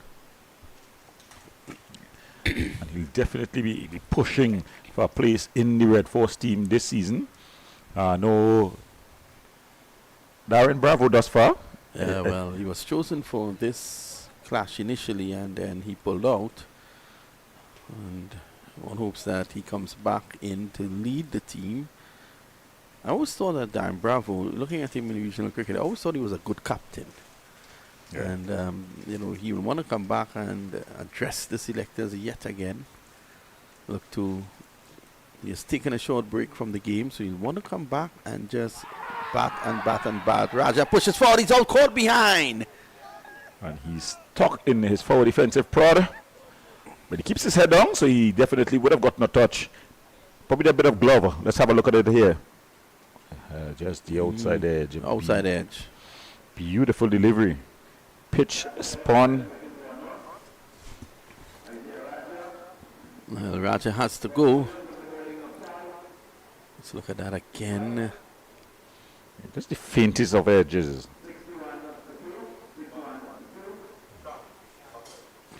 Yeah. So he's on his way. Raja, he'll be disappointed. I think a bit of a commentator's curse. We're now talking that the partnership was going along nicely, and it was definitely it's at the stage where you want to really build that innings. But he has to go. So they slipped 61 for 2. Another important cog in the wheel for North comes in now, and that's the wicketkeeper batsman Amir Django. And South would know that if they can get one of these here, Django or Vikash Mohan, they can really stand a good chance of working through that middle order. Well, Django, he's going to come in, and I think you're going to see a change in the pace of the game. He's normally a very busy-body batter, both with the bat and his running between the wickets. So I think that is going to be important how he approaches this one. As he comes to the wicket with the fall of Raja. He's batting with his captain. So I think the captain will just have to just simmer him down, control him a bit. As the old folks used to say, what's good is power without control. So he'd have to bat a bit of a control innings here. But South, a bit with their tails up at this point. It's the first session they're not through the first session as yet, and they would have picked up 2 wickets on what looked to be a batting. Yeah, so the last wicket to fall, yeah. Look at this. Yes, pushing away. A good delivery by Brian Charles, and the wicketkeeper went up immediately. They were very confident they're going. Yeah, definitely. And you could see, there's something called intelligent umpiring. The batter, he didn't question. He just kept his head down and started the long, lonely trek back to the pavilion. So it's going to be Django. He's going to be facing up against Brian Charles.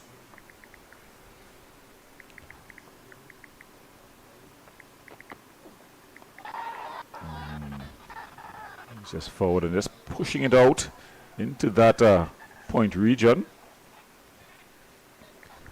Skipper for the South, Imran Khan, just doing the fielding. So there's some movement behind the bowler's arm.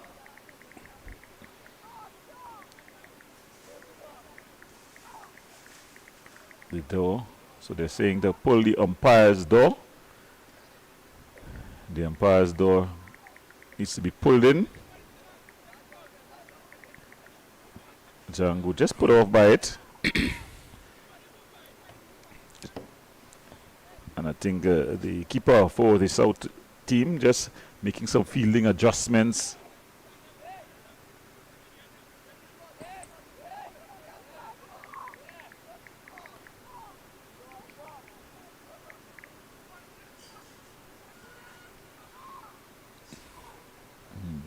So a lot of gesticulating. The umpire having a good laugh, a jolly good laugh at it. You'd think you're in the airport and they're signaling the plane. Yeah, definitely. But it seems as if the pilot is not seeing. Finally, that bit of break comes to an end as Brian Charles looked to get his second delivery into Django. Django has faced one delivery already. Let's have a look. Getting deep into the crease there and just pushing it out on the offside. So an interesting battle developing here. Oh, not a good delivery, but killing the spin this time. And one a little closer to Django. So 61 for 2 at the moment. We are about 15 minutes away from the lunch period, so it's a difficult time to come in as a batsman.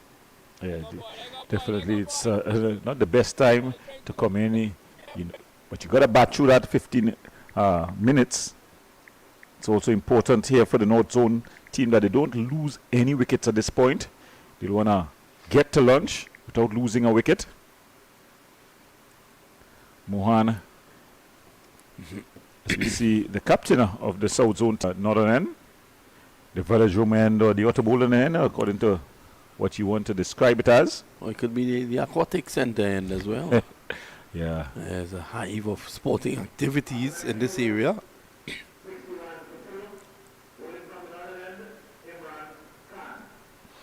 So Imran Shaki Khan. That's a man. I think he would have bowled 1 million balls so far in his career. Yeah, very experienced. Not only experienced, successful, Yeah, especially at the regional level. he's a leading wicket taker for Trinidad and Tobago. So he's going to see if he can cause some havoc here.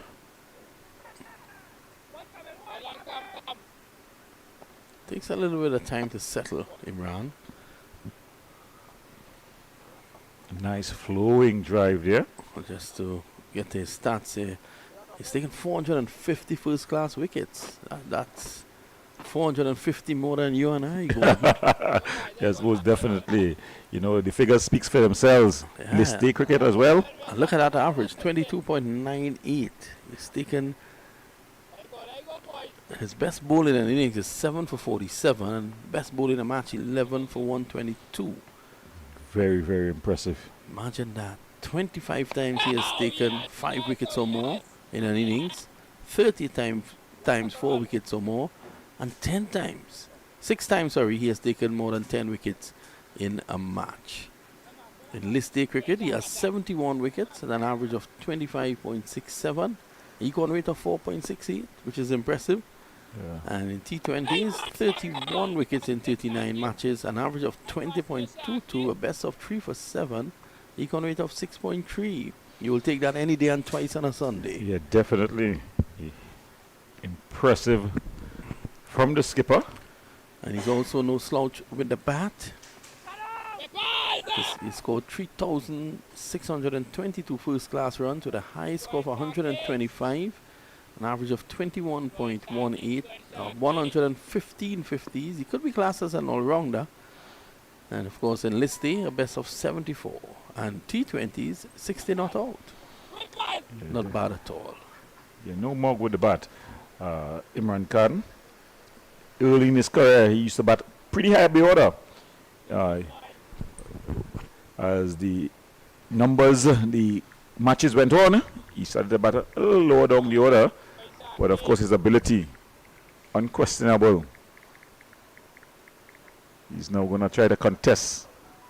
So it's captain versus captain. Captain of the North, Mohana, up against the captain of the South, Imran Khan. There you can see Khan just looping that, slowing it down. Just asking Mohan to drive. He wants him to drive uppishly. Well, that brings the over to an end. So at the end of 20 overs, the North team, they are 63 for 2. As looking to continue, Brian Charles, he's going to continue from the southern end.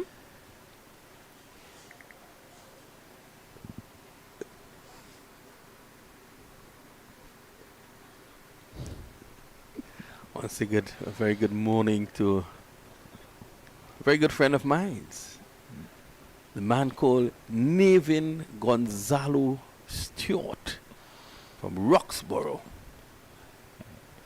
Yes, well, we saw him in the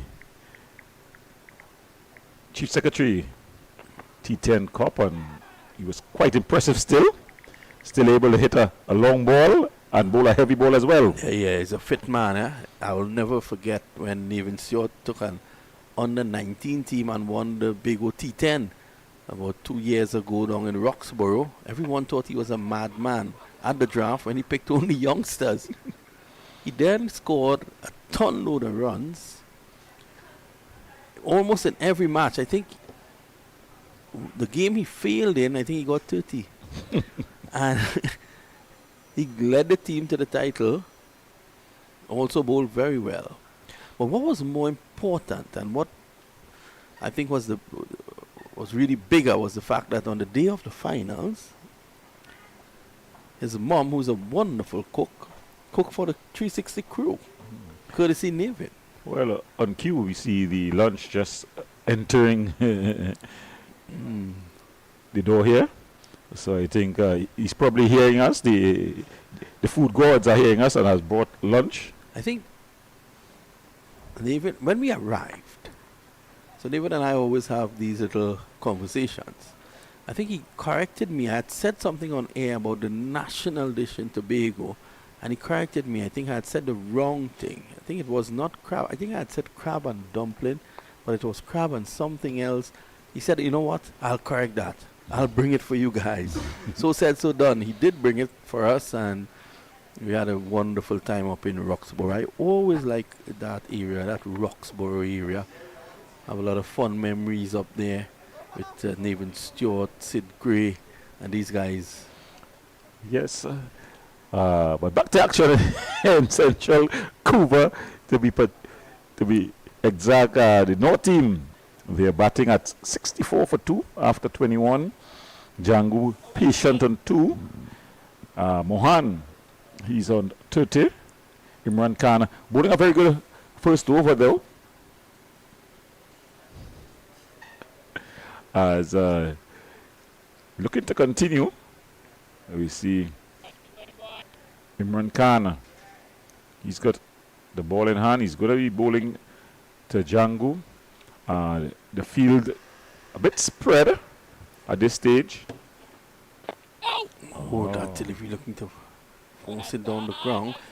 Speaking about Nevin Stewart, I think we may well see him in action in May, because information reaching us is that the Dream 11 comes back to Tobago in May. But then again, he's much sought after in the United States, so I don't know if he will have the time. Always tries to make time because he's interested in helping to build the young cricketers from his island. Quick single taken there by Django. Yeah, but a misfield at the mid-off region. Seems to have picked up a knock on the ankles. It seems to be Williams out there.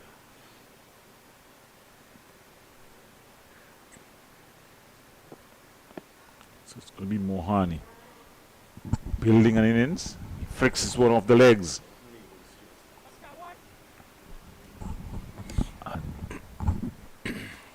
So ideally South will want to take a wicket here before lunch, and they will go in and enjoy that lunch that has been served up by Suzanne.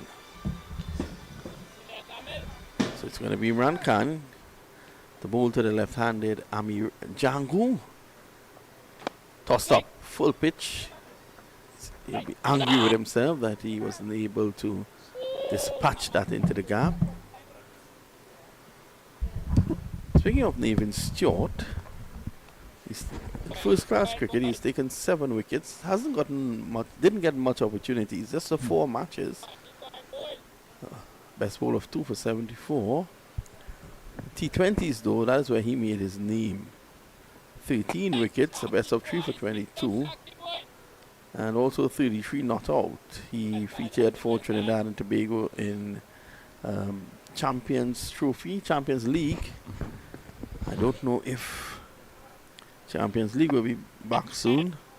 A little birdie whistled and whispered to me that the regional T20 may be back this year. Well, that will be interesting.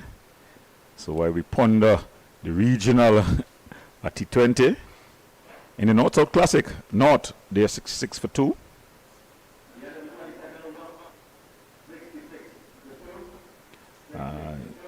As Brian Charles look to continue, of course, North replying to the South team who scored a 274 all out. A decent batting performance by the South team, although they'll be disappointed that they didn't carry on for a bit more. Yeah, I think they should be disappointed. I mean, 3 batsmen got set. The only one you couldn't really blame was the left-handed Guli, who got 60 not out. But Jason Mohammed batted beautifully to get to 91 and then had a soft dismissal. And then, of course, early on, Akil Cooper got 80 at the top of the order. Sifas, sorry. Yes. Yeah, he's going along well. He's definitely knocking on the selector's door for a place in the Red Force team. If you say a player is knocking on the door for selection, I think he's banging it down. Last season, getting a couple of hundreds, you know. He wants to get in there badly. And the way he's playing, he's actually, I want to agree with you, he might just break that door down. Yeah, I think it's getting harder for anybody to really take it lightly. His demand, if you can call it that, for selection. He's a good player. He looked very good yesterday as well. Change in the field. Sharon Lewis is sent back to deep mid-wicket. In fact, they want to switch him from that position where mobility is needed, or greater mobility, that is. And they're going to send him just behind squares, indicating that there's some sort of injury to his leg. Yeah. I think if it's one thing that has bothered the big man, Lewis's injury. He's a big machine, but I think he should be doing a little bit more work physically. Yeah, normally when you're a big machine like that,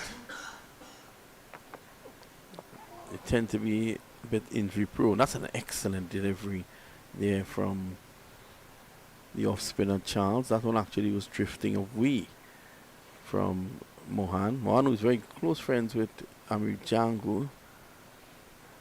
Jangu going down to indicate to him that one, he's getting the ball to drift. There's a strong wind blowing across the National Cricket Centre. Excellent delivery again. So he hails from the same area, Sharon Lewis. So he hails from the same area as Visham Lalman. Big man comes from that area. Strong man. So the big machines come from that area? Big machine. Like many others trying to save on Carnival, Gabby thought she should go for 50% off makeup. What about the other side? Well, Daisy 50% off offer. So you know. No makeup artist we don't know. What we do know is the savviest savings for Carnival are at KFC. Get a Jab Jab box, 1-piece chicken, 1 regular fries, and a biscuit for only $25. Welcome back. Here's Imran Khan using his feet nicely. There's Django, the man from Diego Martin.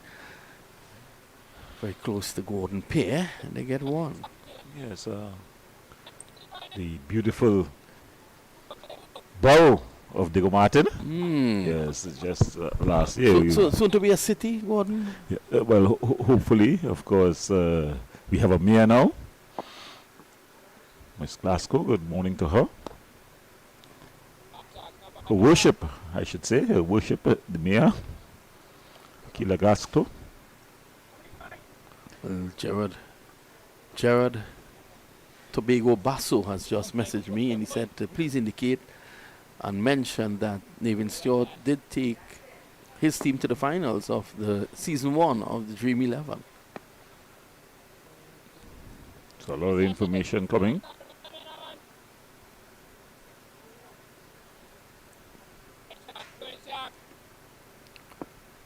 Well, who's this guy? He's just arrived. All padded up.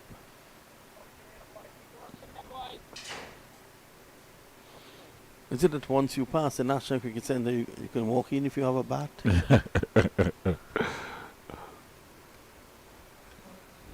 But a very interesting battle here on display. Django versus Imran Khan. Django not a batter that likes to be bogged down. So I think something's going to give sooner or later. A couple of seasons ago, Gordon, the names for the trialists for the under-15s went out on national media. And there was a name there of a guy, would not call the name. And all of a sudden, a guy from Point Fortin with a similar name showed up for the national trials. He had played cricket twice on the streets of Labray. Never played serious cricket, but he saw his name on the newspaper and he showed up. Well, that's the passion that I would have given him a bit of a trial run. You never know. He could have been a special player. That's the passion you want. Yeah, because we've seen so many special players come out by mere accident. Fidel Edwards showing up and to bowl. Practice bowling. Yeah, in the nets, and Brian Lara was batting, and the next test match he was playing, his brother, of course, took him to the nets, Pedro Collins. And then you had in Pakistan where Imran Khan spotted Waka Yunus and then brought him in. Here's Charles. This might be the last over before lunch. Yeah, Charles round the wicket. And then you had the case of Narendra Hirwani, who got 16 wickets on debut against the West Indies in Madras in 1987-88. Whipped away. And he was spotted bowling in the car park of his dad's brick factory. Yes, those stories, although far and spread out, few and far between, they definitely inspire, and I think that's a good message to the young ones who may just be listening in and may just think that they wouldn't be able to get the opportunity. But I think time and chance happens to all men, and you just got to continue plying your trade. So that's why the youngster with the same name, I would have given him a trial. Yeah, he showed up. He said, listen, what is this about? I saw my name. And listen to this. A 12-year-old now makes his first-class debut for Bihar in a Ranji Trophy game. Well, as you know, the Ranji Trophy is parallel to our Regional 40. This guy's 12 years old. He should be in school. Well, he's probably... his teachers in school probably would be giving him a good excuse for the day. 12-year-old. He's fucking Loud fun. appeal, confident. Not out, says the umpire. Umpire Laborde. There's a not out. Let's have a look at that again, Gordon.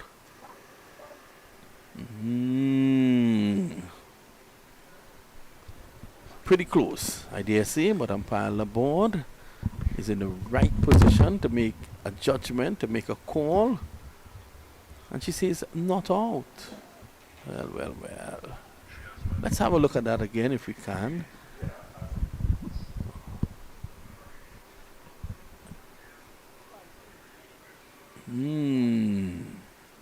Must be very close as I say welcome to Dylan Sharma.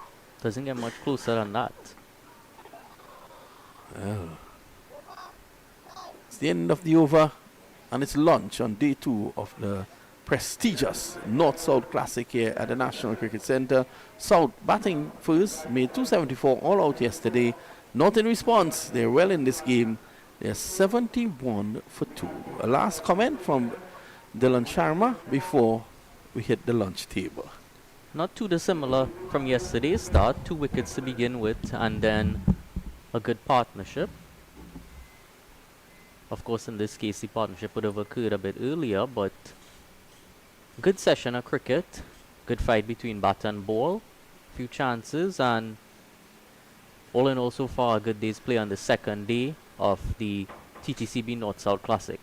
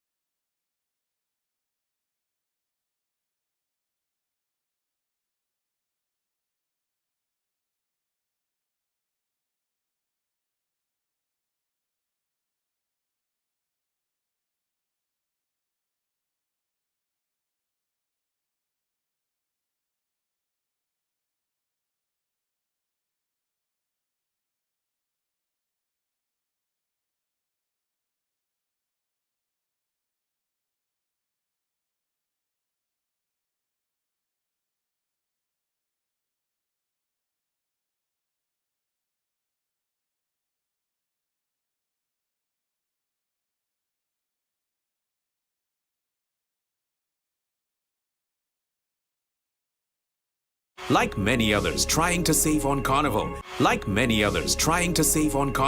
Gabby thought she should go for 50% off makeup. What about the other side? Well, Daisy 50% off offer.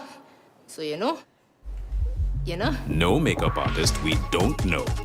What we do know is the savviest savings for Carnival are at KFC. Get a Jab Jab box, 1-piece chicken, 1 regular fries, and a biscuit for only 20.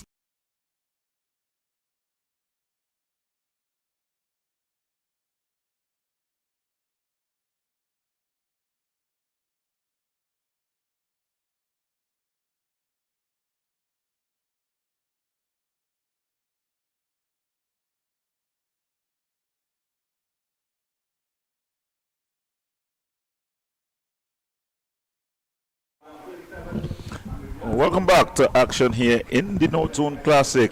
It's North looking to reply to South 274 all out. They're 71 for 2 after lunch. I'm going here together with me, the young upcoming fast bowler, young Liam Mamchan.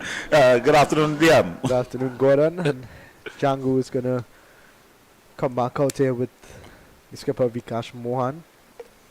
Django did a good job just before lunch, just looking to take them to lunch without losing another wicket.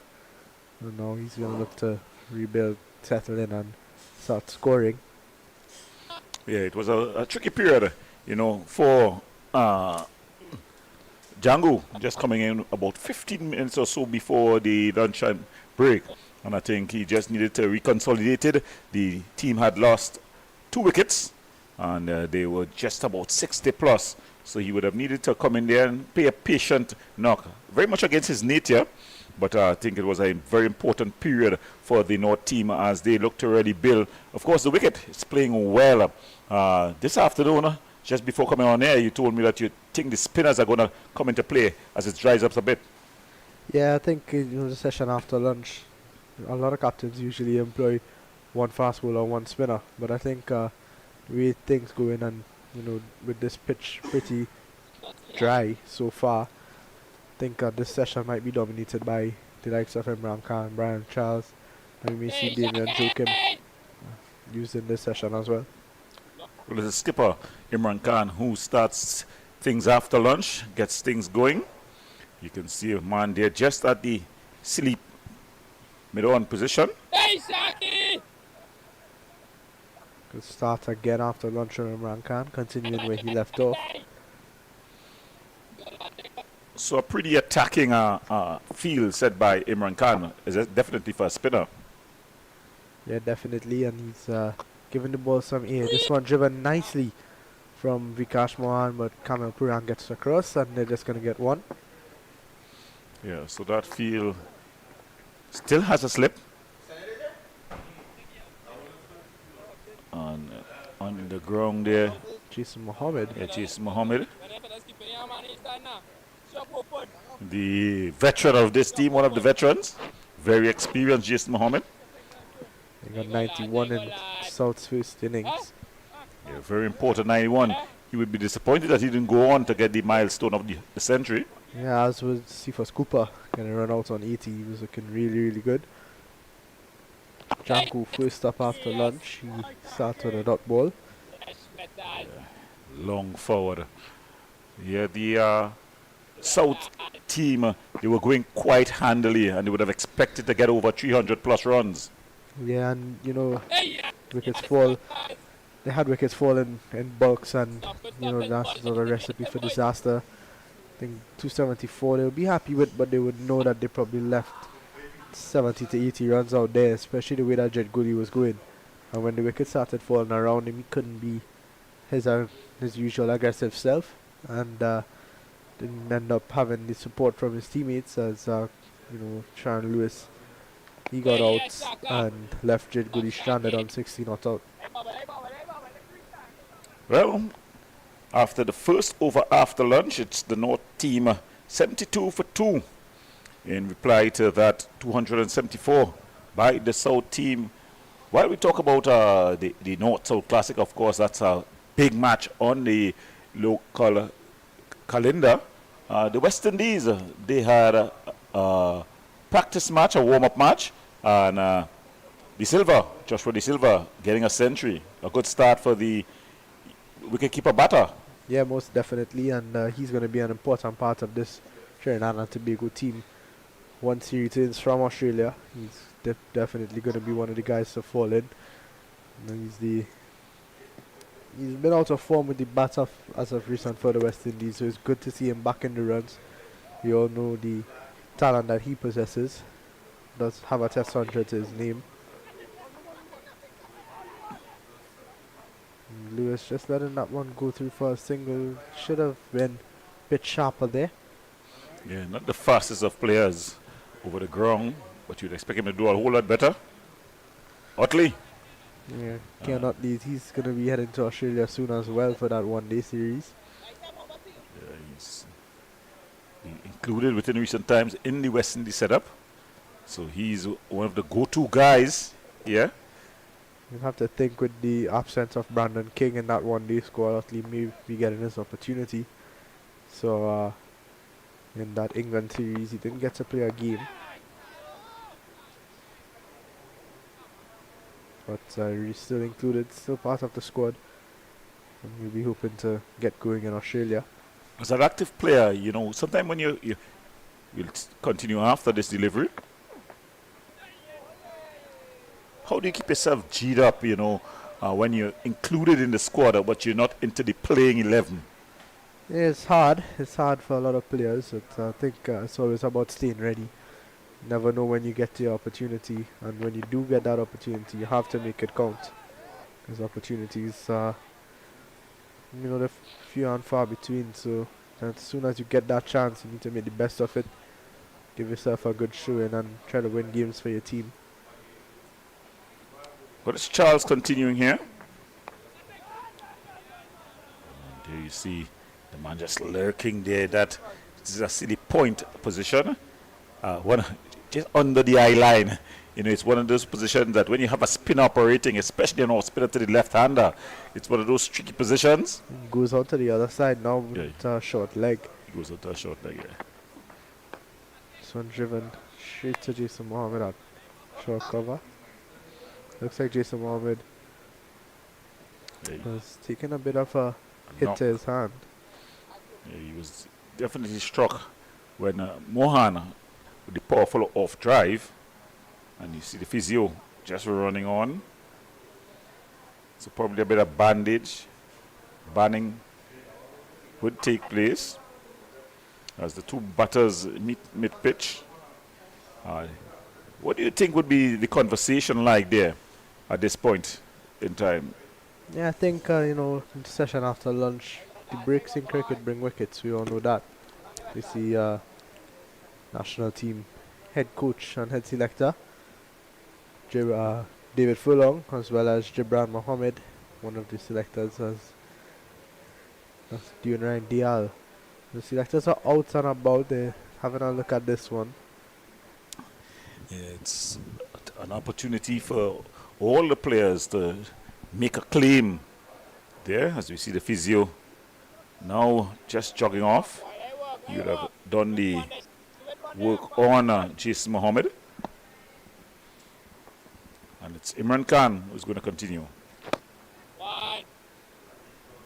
And Mohan is really, he has looked comfortable. Yeah, I think, you mentioned the conversation that the batsmen were having. I think it may be about, just after lunch, breaks in cricket do bring wickets. So you just want to reconsolidate, build your innings again, and start to score freely after. It's just about getting set once again. So John Guderi's using his feet, getting to the pitch. Bit of excitement. It seemed to be aerial for a while. I don't want to say the old boy, but the veteran not able to get across and cut it off. An easy single. So they're just ticking things over here. Looking to build a partnership. I think Vikash Mohan will understand his role here. He's very important to this North team. Still a lot of batting to come. There's Tion Webster yet to bat. Amir Django's out there now. Dejan Charles, Leonardo Julian, and San Hackett, Andrew Ramber, and a lot of all-rounders in this one. Even Carey Pear can bat a bit, so South have a job on their hands here. Need to pick up wickets continuously. Yeah, a nice, good batting lineup as we see some of the bats and the pads and gloves just being sunned out.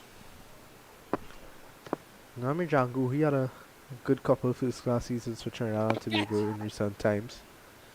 He's going to want to keep that up, keep building. He's played regional cricket for CCC and the Leeward Islands as well. Well, we go into the break. When we come back, we'll have action in the North-South Classic.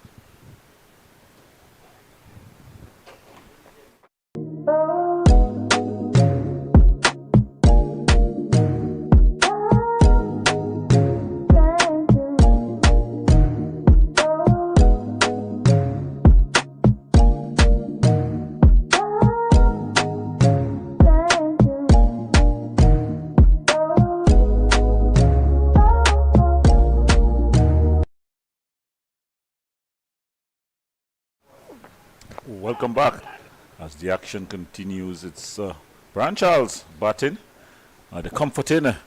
Have you been to the Comfort Inn, Liam? Not just yet. Hopefully next time the Dream 11 heads to Tobago, get to pay that Comfort Inn a visit. Yeah, it was heard from reports. It's smashing a new hotel there in Tobago, in the heart of all the action. So nicely worked away from Vikash Mohan, but Puran's out there and he does the fielding. It's going to be a single. Mohan just trickling along nicely here, 40 of 79, striking just above 50. Yeah, you want to get firstly to the 50, the landmark of 50, and then you look to push on. Django showing that he's able to do both things. You know, we know he's an aggressive batsman. He scores quickly, and now he's showing that he can stick around and he can play that defensive anchor role. It's a good showcase of his talent. Yeah, showing the experience that he would have gained over the years. There he's long forward. He's pushing it back to the bowler. Brian Charles, he was very good for Trinidad and Tobago in the regional tournament last season. Yeah, he's been good for the past few seasons, and it's a shame, as we mentioned earlier, that he hasn't been able to break into that West Indies team just yet. But he's definitely one of those players that's just around the team constantly. That brings us to the end of the 29th, is it? And it's 77 for 2. Not in a pretty strong position, you would think. Good Django out there now. You see the physio just jogging on again. As you see Chase Mohammed with the ball. Probably you'd have ticked off the tape. The supporter would have been at it. You know, sometimes as a player, the support just hinders your movement. Especially if you had it put on, during the action. Not bad again from Imran Khan, just looking his areas at this point. He's looking to be consistent and wait until Vikash Mohan makes a mistake. His control is admirable for a spinner. Especially a leg spinner. A leg, he's definitely finds a spot and he pegs away at that spot. Prides himself on his fitness is Imran Khan. He's been around for a really long time now, a lot of overs he's bowled throughout his career and never seems to be getting older. So I'm giving some air and Django driving it to that fielder at short mid-wicket. That's Brian Charles. Some good fielding there. think Django, although you will admire his concentration level, he doesn't want to, I think he don't want to overdo it and get into a shell. Yeah, you see, gets a bit of a loose now there, and Goalie does the chasing.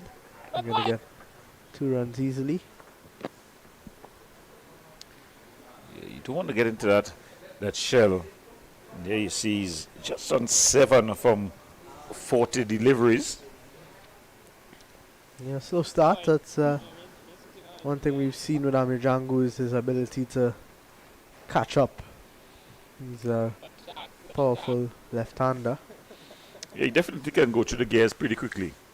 So his run rate will be no concern to him. I think what will be more concern to him is his ability to rotate the strike. And this is what you want him doing. You want him to rotate the strike more than the run rate necessarily. But there he gets a runner on the last ball of the over. No, there's one more. So Imran can close off this over. It's in the air. His feet and goes all the way over. Made off, one bounce into the boundary for 4. And a wonderful use of the feet there from Vikash Mohan. Yes, beautiful looking shot. Just chipping down the track. And they're lifting it, elbows pointed high. The coach's manual will be proud of that shot. Yeah, I think good execution of that shot there. Using his feet, going towards the ball and keeping his elbows high to get the elevation over Puran at mid-off. It's the end of 30-85 for 2. And Vikash Mohan seems that he's pushing on now. Yeah, as we get a shot of the velodrome, the cycling velodrome, here at the northern end. Of course, where the cricket centre is, it's a mecca of sporting facilities. You've got the cycling centre. In between that, next to it, we have the aquatic centre. And then, of course, the proverbial home of football, Yoto Bolden Stadium. This one on the back foot this time is Django, but fielded by at least with no run. There are a lot of sporting arenas around this little area in Bami and Kuva. National Cricket Centre, of course, here as well. Cut from Django this time, and good ring of fielders on that offside. The Brian Charles bowling to his field. I think one of the traditional cricket sponsors, Metro Hotel in Kuva, they would be happy with the activities, sporting activities in and around the Kuva area. Likewise, one of our sponsors, the Comfort in TT in Tobago. We'll be glad to see a lot of cricket coming back to Tobago now. Lots of positives around West Indies cricket, Trinidad and Tobago cricket as well. Good leave there from Django, extravagant leave. I think you would be much too young to remember Courtney Walsh, who would have some extravagant leave alones.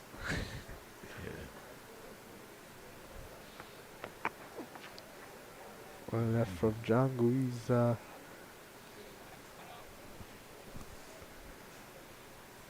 so extravagant leave alone. I think he's practiced that. most definitely. And comes Shah's final delivery of the over. This one just defended again from Django, pushed to Jason Mohammed at mid-off. That's going to bring us to the end of over number 31, and with that, take a short break and we'll be right back. Like many others trying to save on Carnival, Gabby thought she should go for 50% off makeup. What about the other side? Well, Daisy 50% off offer. So you know. No makeup artist we don't know. What we do know is the savviest savings for Carnival are at KFC. Get a Jab Jab box, 1-piece chicken, 1 regular fries, and a biscuit for only $25. Welcome back to the action here in the North-South Classic. It's the North team, 86 for 2. They're looking to reply to 274.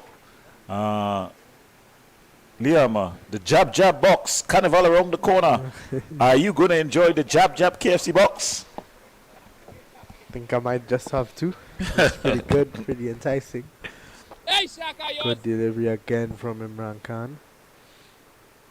Picking away at that spot as we mentioned earlier. Yeah, he's definitely found the rhythm here. He's a dangerous bowler when he gets into his rhythm. Just have the feeling that something's going to happen soon. Whether it be a boundary or a wicket for Imran Khan. Something just seems like it's going to happen. Yeah, So that release shot from Mohan running down the wicket last over. Just turns this one on the onside. Lewis does the fielding. So 46 now.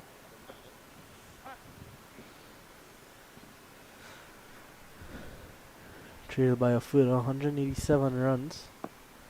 Still a lot of batting to come. Loud appeal. Unmoved. They'll have to do well to get a decision there with the batter coming so far down the wicket. The ball not hitting on the full.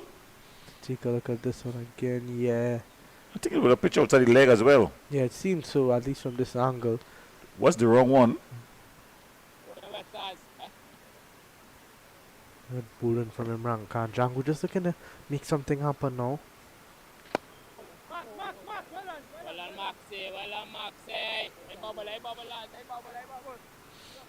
So that brings the over to an end. At the end of 32, it's the North team on 87 for 2. Mohan, he's on 46. Batting together with him, we've got Django on a very patient 9. Look at it again. That was the shout, the LBW shout. Probably pitch in line, but just, Django coming down the wicket, the umpire's always going to give the batsman the benefit of the doubt there. Jason Mohammed stretching down here at long on. Could be a sign that he's getting ready to come into the attack. And the part-timer with that or spin, Jason Mohammed. Got Jit Gully as well, decent bowler. Get to see him. Choke him as well, the left-hand off spinner.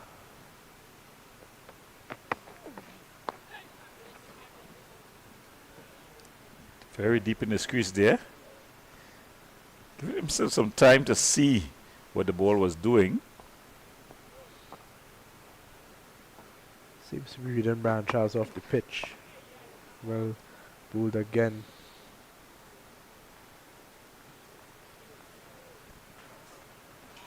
So an important period of play here. It's just after lunch.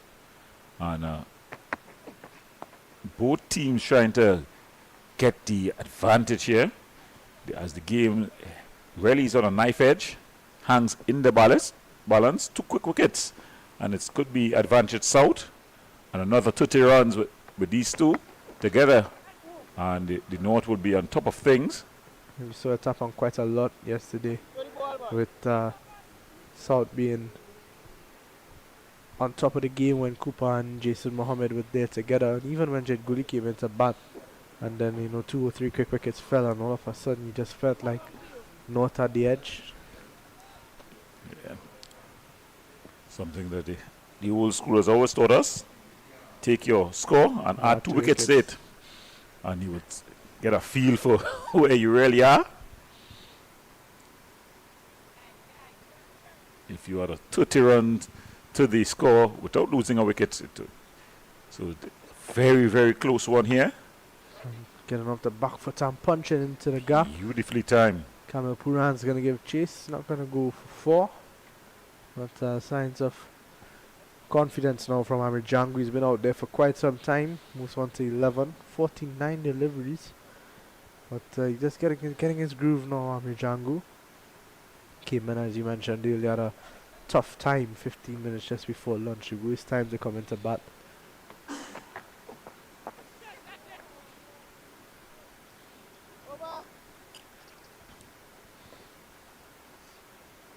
So the end of another testing Brian Charles over. Strong batting lineup that is.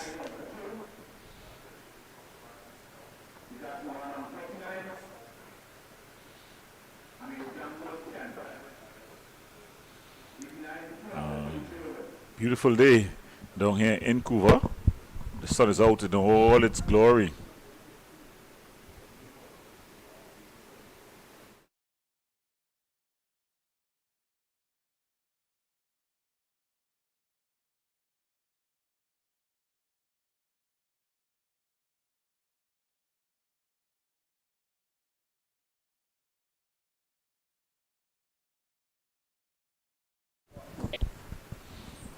So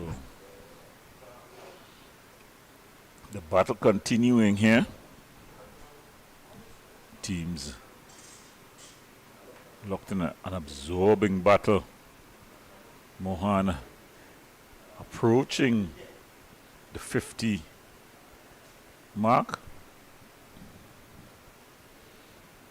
And he's up against the wily campaigner Imran Khan.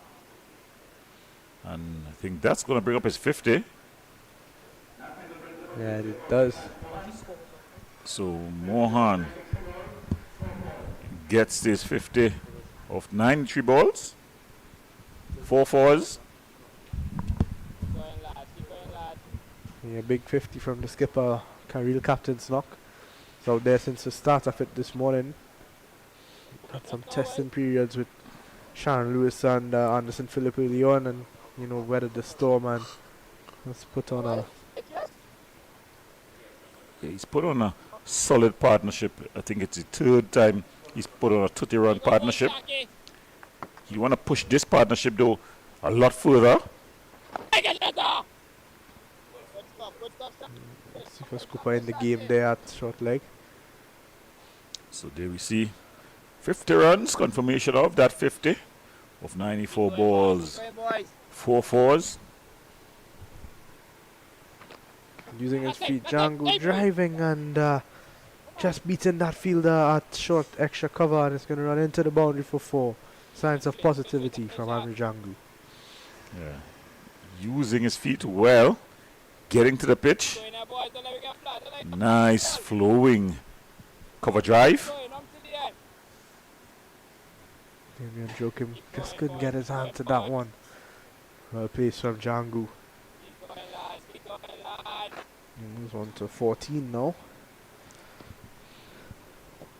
And the North team looking, approaching the 100 mark as well on 96. Django just going to get deep in his crease there, but rushed onto him a bit. Good slider from Imran Khan, and with that we're going to take a short break and we'll be right back.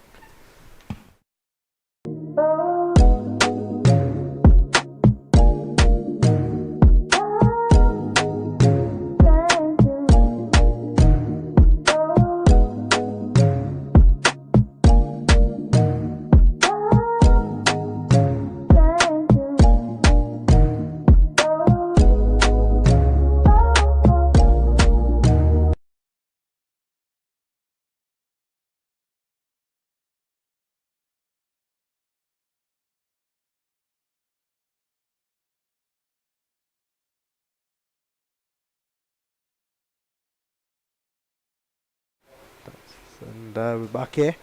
Brian Charles back in for his 11th over now. Starts off with a dot delivery. Oh, that one just rushing onto Mohan a bit. Craig could just skid onto him.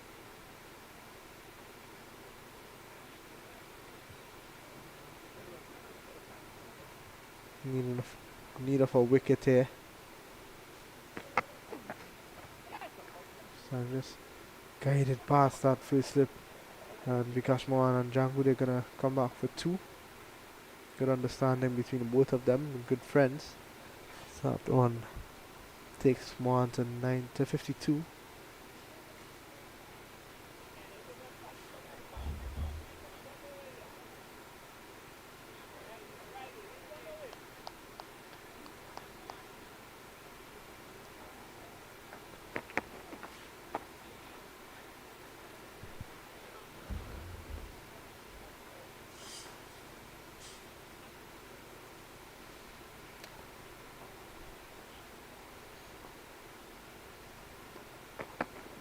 using his feet again and straight back to Brian Charles.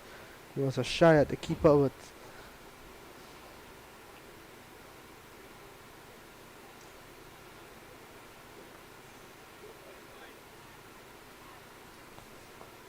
one delivery to go in this dot delivery. And in fact it's a single, so that takes us to the end of over number 35. North 97 for 2.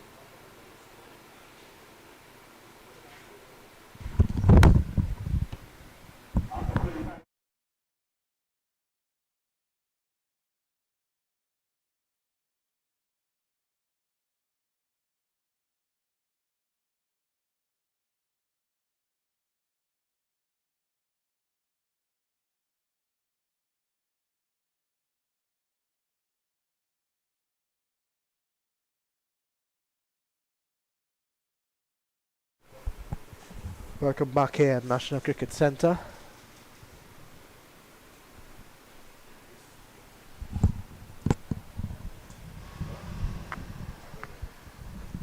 I'd like to welcome with me co-commentator Dylan Sharma.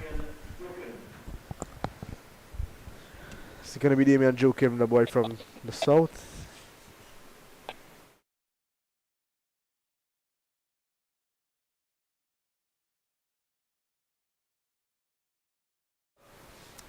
In comes Joachim for his first delivery. Good start from Damian Joachim, and Daniel Williams gets excited about that one.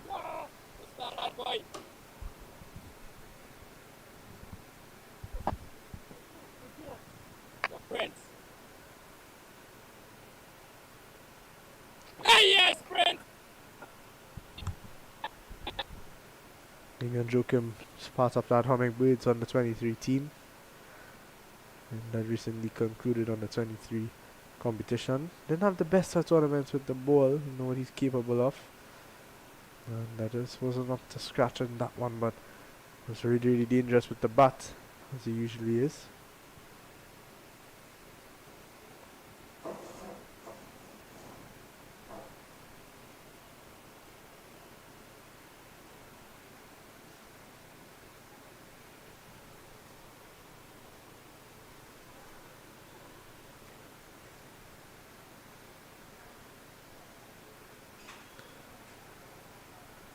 So nicely worked into the gap from Django. They're going to look for 2 and they're going to get there quite easily in the end. Closing on 100 for 2 now, Dylan, and you'll think that North probably in control of this one at this point in time. Yes, definitely at this point in time, North would be looking in good control. Of course, if you were to follow by what Gordon was saying earlier by adding on 2 more wickets to the score, it might be a different story. Yes, still trailed by 175. Django getting back and pushing it to Imran Khan at short cover. It's one delivery to go in this 36th over.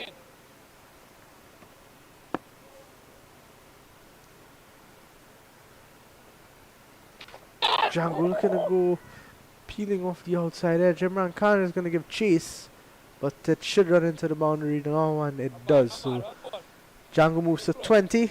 The score moves on to 103 for 2 at the end of 36.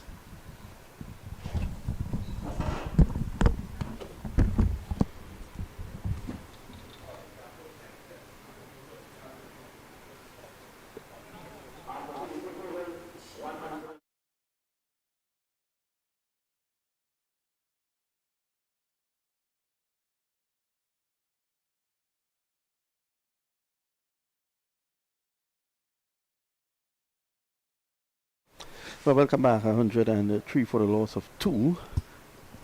Django is on 20. Mohan is on 53. So North reaching the 100 at this point in time. They're well pleased. As I say, good afternoon to Dylan Sharma. Good afternoon, Vinod, and good afternoon, everyone. So it's going to be Brian Charles to continue. He has already sent down 11 overs.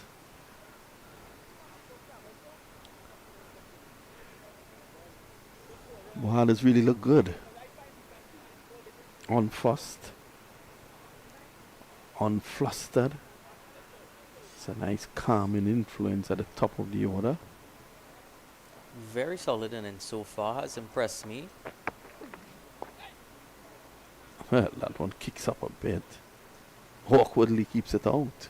That was a great reminder of earlier. There was quite a few deliveries that would have troubled him with the bounce, but he made it through and looks very comfortable now.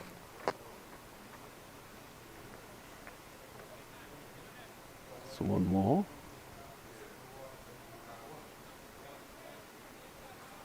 So South would tell themselves that they need a quick breakthrough here.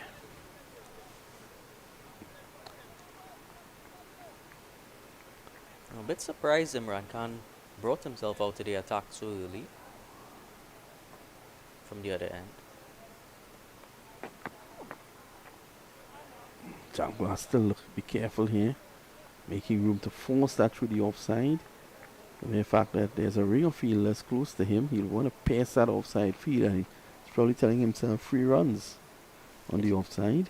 It has been a shot he's really favored to play. Hasn't always looked 100% comfortable playing it though.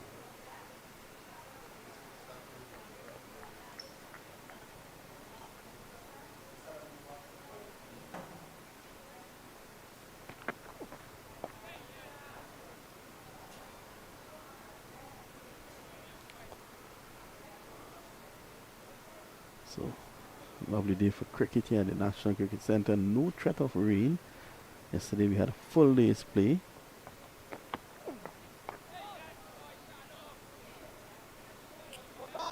Solid defense to end the over. 37th over, 105 for 2. And we'll take a short break. Like many others trying to save on Carnival, Gabby thought she should go for 50% off makeup. What about the other side? Well, Daisy 50% off offer. So you know. No makeup artist we don't know. What we do know is the savviest savings for Carnival are at KFC. Get a Jab Jab box, 1-piece chicken, 1 regular fries, and a biscuit for only $25. A Jab Jab box. I can see you getting yourself involved with that there. Dylan? Yes, the season of Carnival coming around, and definitely would be looking to get a Jab Jab box. I think it's here already. Played away on the onside.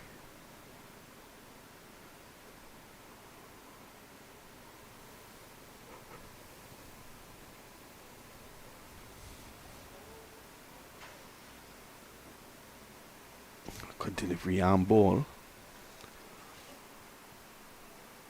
Joachim bowling his left arm spin. Currently in the SA20 we have Fabian Allen, might be offering some left arm spin today.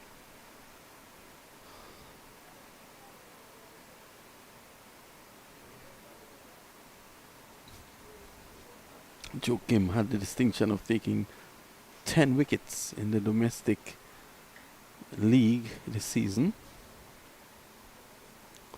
Playing for Power Gen. Definitely a powerful performance. They're a handful, I tell you.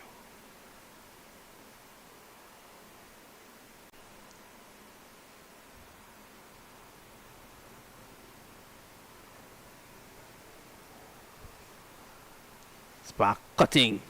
Just can't pass the offside field. Made an over, 38. Still, the score is 105 for 2.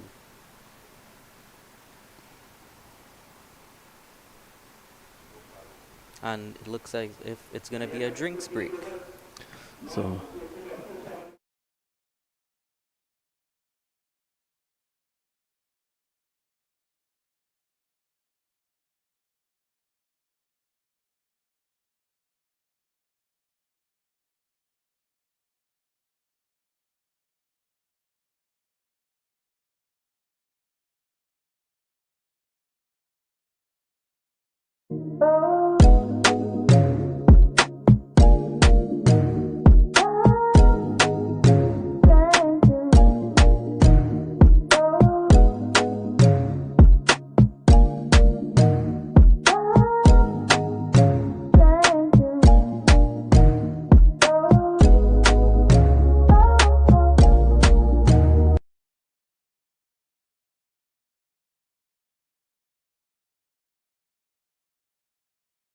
Like many others trying to save on Carnival, Gabby thought she should go for 50% off makeup.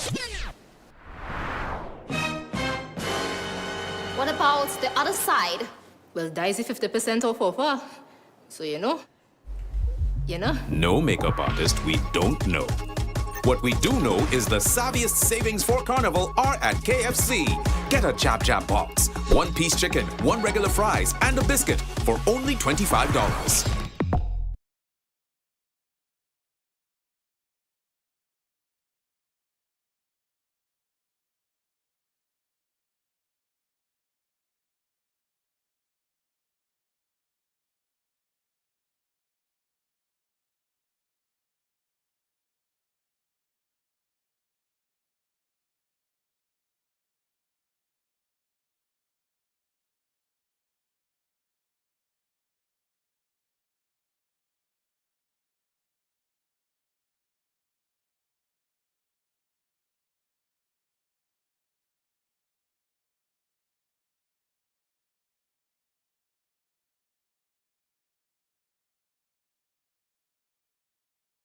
Like many others trying to save on Carnival, Gabby thought she should go for 50% off makeup.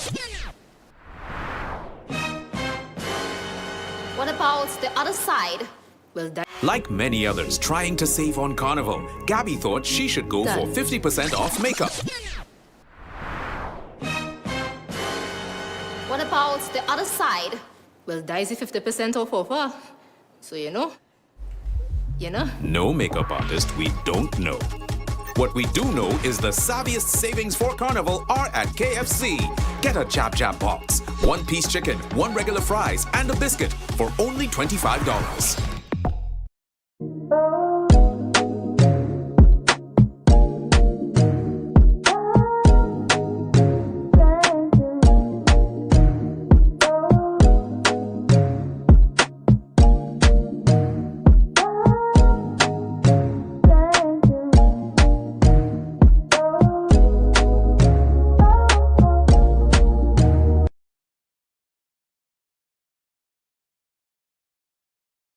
Like many others trying to save on Carnival, Gabby thought she should go for 50% off makeup.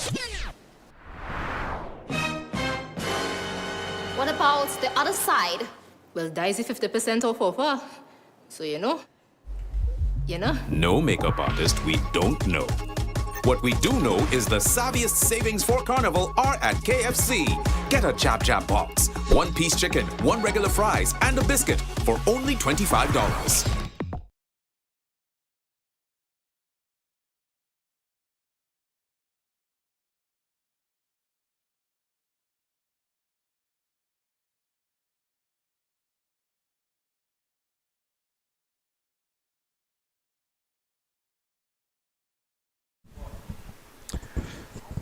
Welcome back, and with the conditions being as hot as it is, the umpires have decided to take a water break every 40 minutes, which is not bad. It's good thinking. It means that they're thinking on their feet, Dylan. Yes, definitely not the easiest of conditions. Great conditions for cricket, but definitely taxing on the body. Well, I saw a bulletin yesterday stating that the dry season has started. But when was the wet season? I didn't observe too much rain at all in recent times. Django is back, has to be careful here. Looking to make room to a delivery that is straight. We did have quite a bit of rain here at the National Cricket Centre in previous tournaments. Yeah, but with global warming and strange weather patterns, I was told that even in Canada, they're not expecting too much snow this year. And then recently we were in Houston, where our cameraman, Matthew, showed up with a short pants. And he got sick because it was blisteringly cold in Houston. And what time of year would this have been? Well, that would have been around October. Punched away again. Now there could be value in Charles putting a second slip here. The way he's flailing that bat outside the off stump. Seems to really like to play his shots on the offside. Django would have been very vocal yesterday behind the stumps. Wonder if he has anything to say to the keeper today. Pulled away, and that'll go into the boundary for 4. Bad line there by Brian Charles. And Django gets a boundary. Look at it again. Not the greatest follow-up delivery from Brian Charles. Maybe getting a bit greedy, looking for an LBW.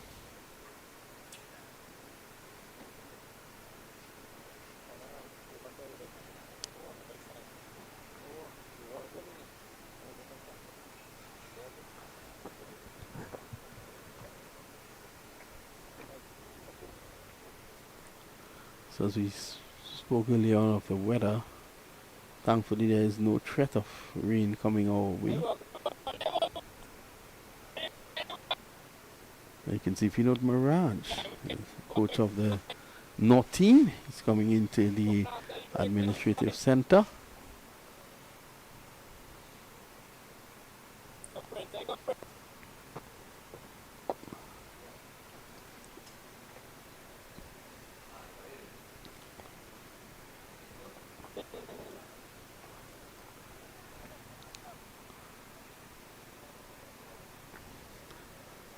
So play just meandering along, nothing too exciting at the moment. Hasn't been any pace bowled since lunchtime. Sam down the ground, just as I said that there was not much excitement.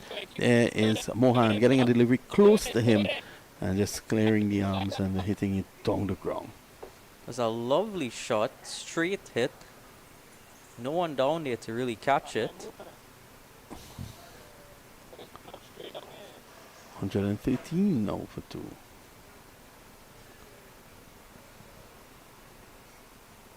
He'd definitely be looking to accelerate a bit at this point, as we saw an acceleration in this session yesterday. He wouldn't want to just let things, as you say, meander along and, you know, a few quick wickets fall. They might be in a completely different situation. They're still trying to recover the ball. Probably went underneath the side screen. As you can see in the background there, the heat being shown. It's simmering, isn't it?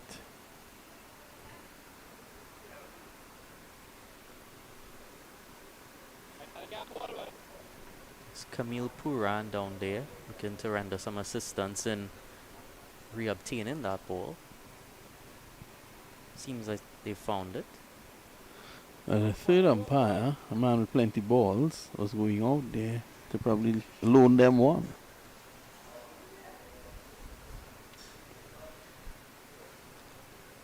But he gets to keep it because they found it.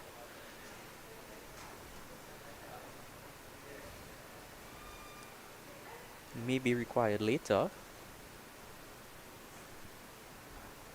It's always good to keep your balls handy, isn't it? Definitely. Here's Joachim, fuller delivery. Could come back.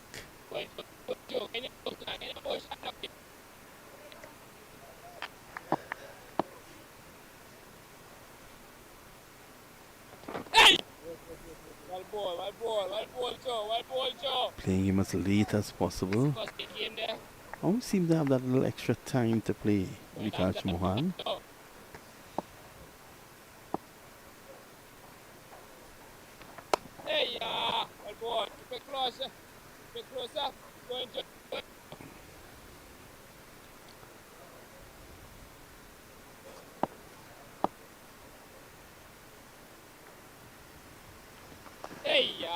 Again, looking to go down the track. That one, he followed him. End of the over. 113 for 2.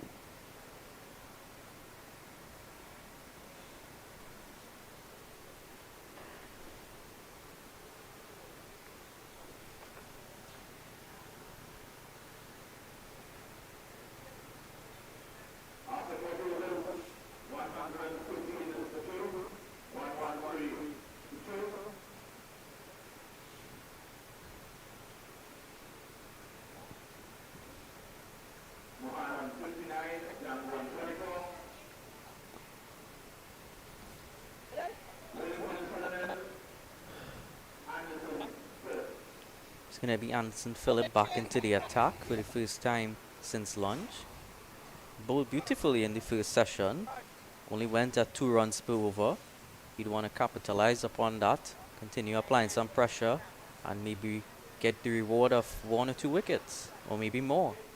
Yeah, he did bowl well in this morning session. Now this is going to be a lot more difficult for him. The ball is softer, and it's in the just after lunch, so it's very, very hot out there. Hard work being a fast bowler. Probably easier work being a commentator. I'm loving the air conditioning up here. A lovely facility at the National Cricket Centre in Couva. Phillip, right on spot. I think Django might appreciate the ball coming onto the bat a little more. There's Jason Mohammed in your pit here there. The man with the golden arm. They may well consider giving him a bowl. Yeah, I was actually thinking about whether we would see him want to bowl a few overs a bit sooner or not. I remember one series in 2021 when Sri Lanka would have toured for the ODIs, where he got quite a few wickets.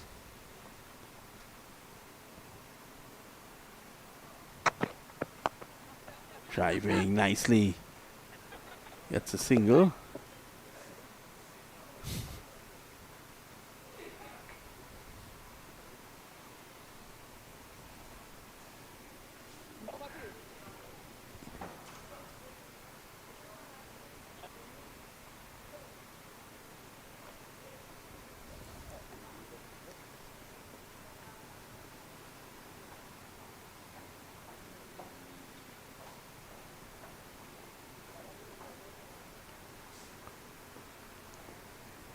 Brings Vikash Mohan back on strike to face up to the pace first after lunch.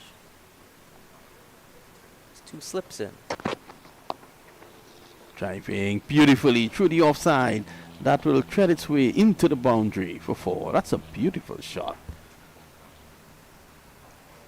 He's continuing in his aggressive fashion after lunch here.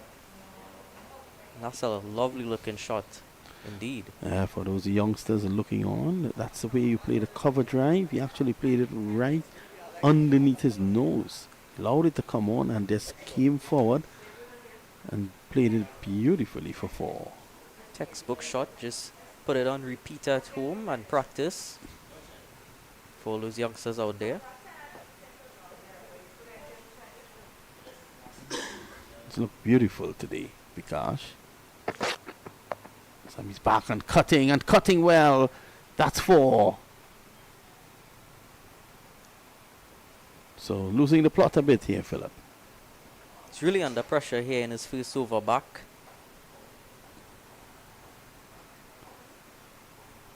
And Mohan is in form. There's no doubt about it. It's a bit full on the previous ball, driven. This time a bit short and easily cut. Needs to find that in-between spot. Might also be looking to hit back that spot where we saw earlier that the ball kept low.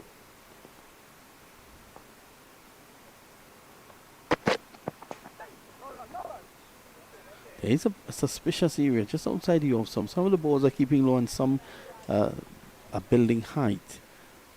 And you can see Mohan not happy with it. He's going to do some gardening. He's not happy with it at all.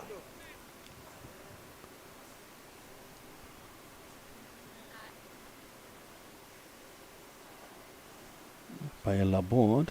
I like Umpire Laborde. She commands a lot of respect. She's from the army, you know. Definitely see those straights at play. That one keeps low. End of the over. We take a short break.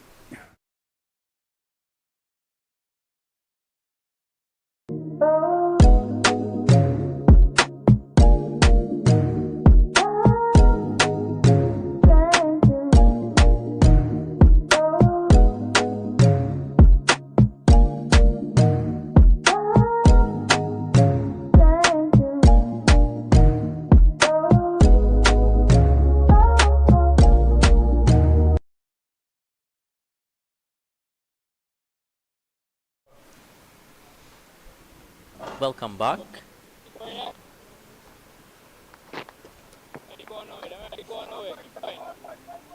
41 overs gone so far, 122 for 2. It's gonna be Joachim to continue.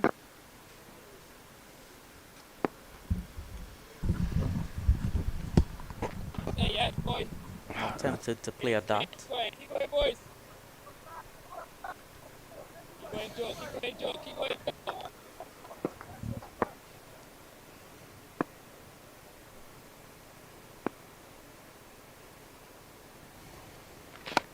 Nothing, got the run. Go, Joe. Keep going, Joe.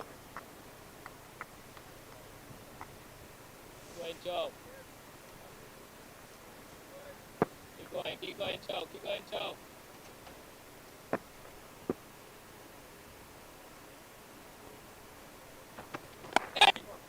Boy, Joe, get boy. So we've seen Django move around the crease a lot. He's trying to work angles.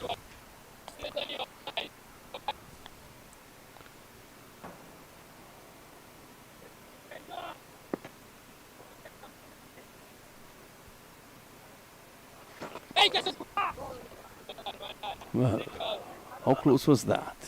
Let's have a look. Short leg fielder in play. Would have seen that many times yesterday. And nowhere close. Not at all close. Again, bouncing in front of him. It's definitely going to be warmed up now.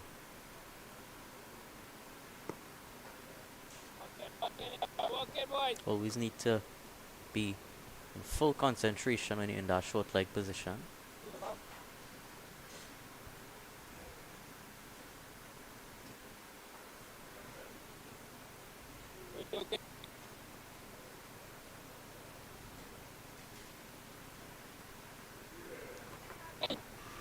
Oh, that's a good shot again. Can't get a run though. Seen some good fielding so far today. That was an excellent bit of work at cover. Some of the fans just taking the vantage positions here at the National Cricket Centre.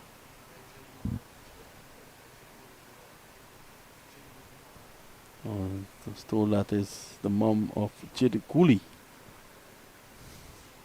Always at the cricket, supporting her kid, a son who played for the West Indies under 19 when they won the World Cup.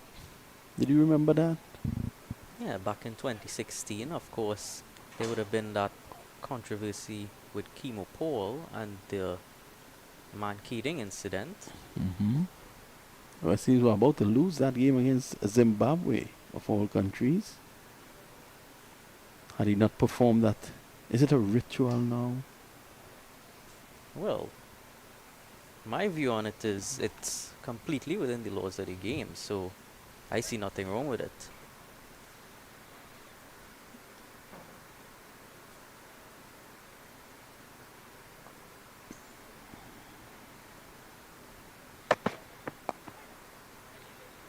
So Philip continues here. None for 23 off 8, his last over. 9 runs coming, spoiled it a bit. The greatest start to his first over back. He'd be hoping to rectify that in this over.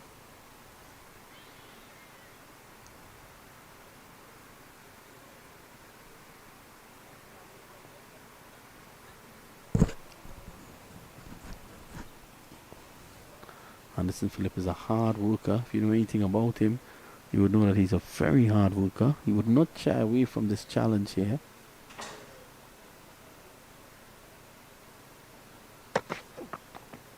And that's well bowled. Excellent delivery. Well played as well. I like that there's still 2 slips at play even at this late stage. Ball not so new, but many times in international games you might see them remove the slips and you see a chance go down in that area and they say the horse has bolted. Always want to be safe than sorry. Still have runs on the board to play with.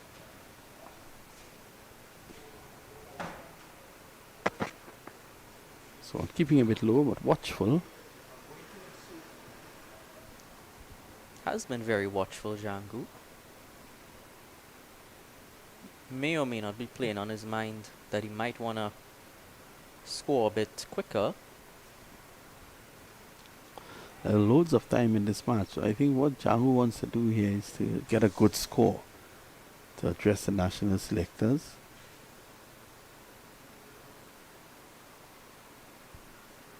Definitely a lot of time remaining, and he'd want to be knocking on that door. Oh, well, that has kept exceptionally low. But that's not a good sign for, I'll tell you, that's definitely not a good sign for North. Because North would be the ones batting last on this track. That It's one almost rolled rolled. along the pitch.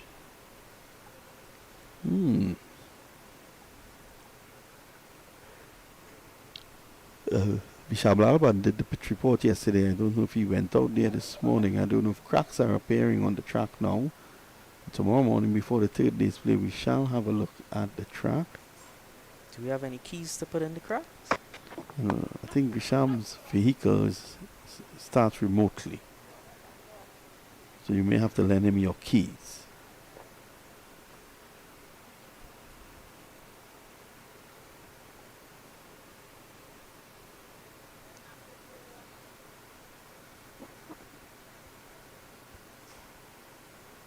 Well, so far, the only balls that have kept low have been from Anderson Phillip.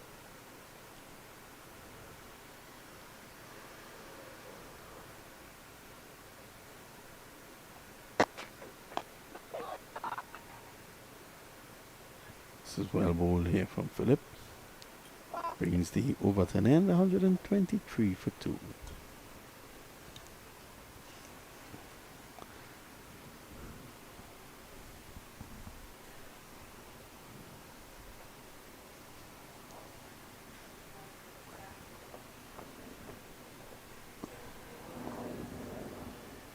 We see a bit of movement in the Otto Bullen Stadium. Well, there's a helicopter above us, and there goes Gordon Peck catching it. Misses nothing. Or is it Kadir? Kadir Mohammed, our cameraman, picking up the national security helicopter. So hopefully David Warner wasn't looking to make a landing here today.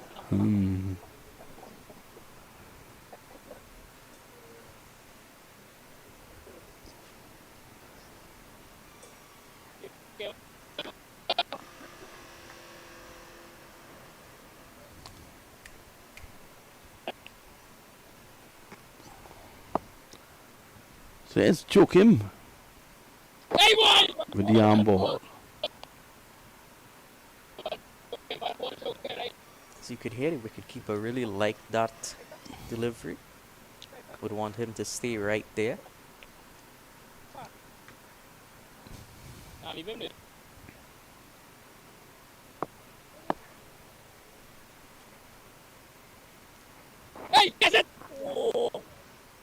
Short leg and play again. Yeah, but it was way away from him. There's no way Sifa Scooper could have reined in that. Seemed that delivery just came on a bit quicker. May have been the arm ball.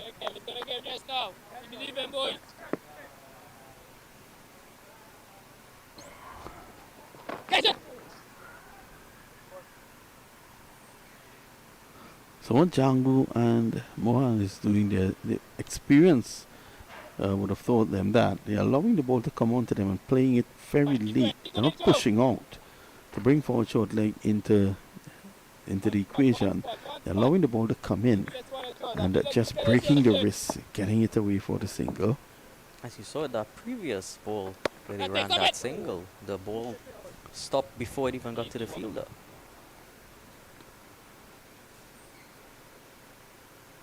So not looking to add too much power, just looking to work the singles.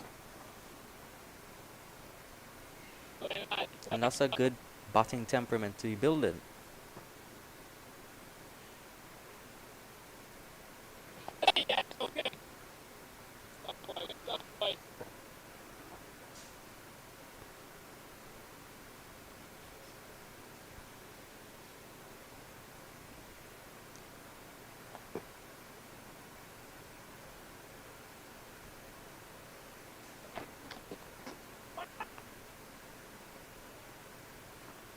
Look down to find leg again for another single. Or they ran two that occasion. So good running between the wickets as we take a short break at the end of the 44th over. Like many others trying to save on Carnival, Gabby thought she should go for 50% off makeup. What about the other side? Well, Daisy 50% off offer. So you know. No makeup artist we don't know. What we do know is the savviest savings for Carnival are at KFC. Get a Chap Chap box, 1-piece chicken, 1 regular fries, and a biscuit for only $25.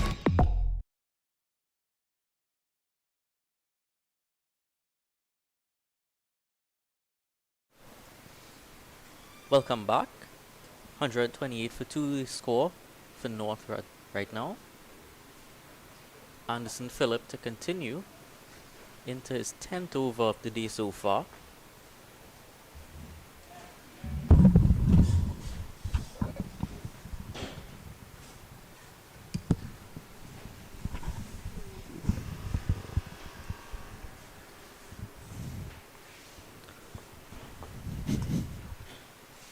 As I say good afternoon to Liam Manchan.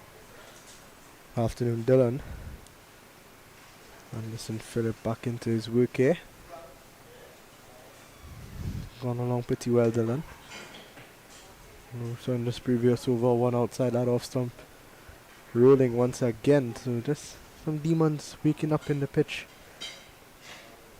Play on the mind of both Django and Vikash Mohan, who got one earlier. It's been easy going so far after lunch, apart from a few deliveries that would have troubled them. No real trouble. Those deliveries would have been way outside of the off stump. Yeah, definitely. Django building a nice partnership with his skipper here.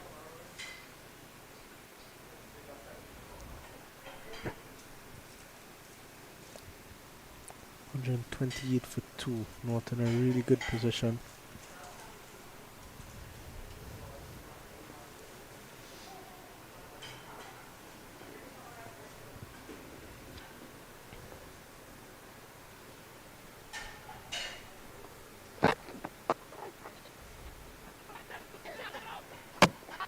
Direct hit. Well, well, well. The umpire was in a... She's pretty far away. Don't know how much she would have seen from where she was if we take a look at the replay here.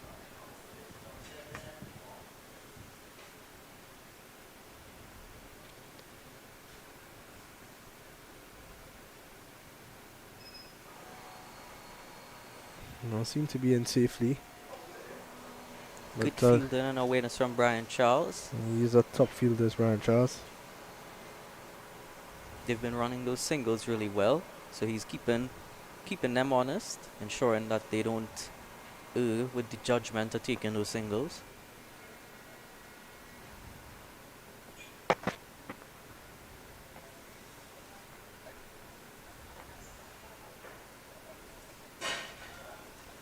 Partnership just building nicely here.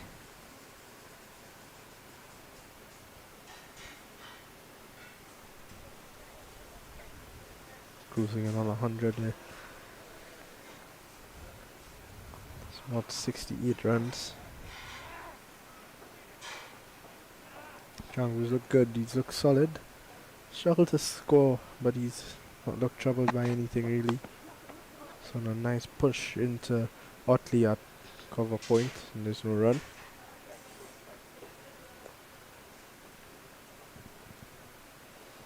You see the current partnership is 70 off of 158. So taking their time, working their way into their innings, and definitely well set now.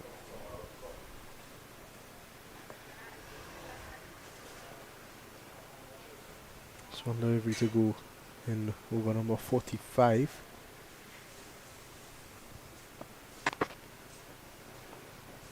Just one nice and straight from Anderson Phillip attacking the slumps. End of the 45th over, 129 for 2. Just the 2 wickets to fall. Camilo Karambokas caught Kamapuran at short mid-wicket of Sharon Lewis. And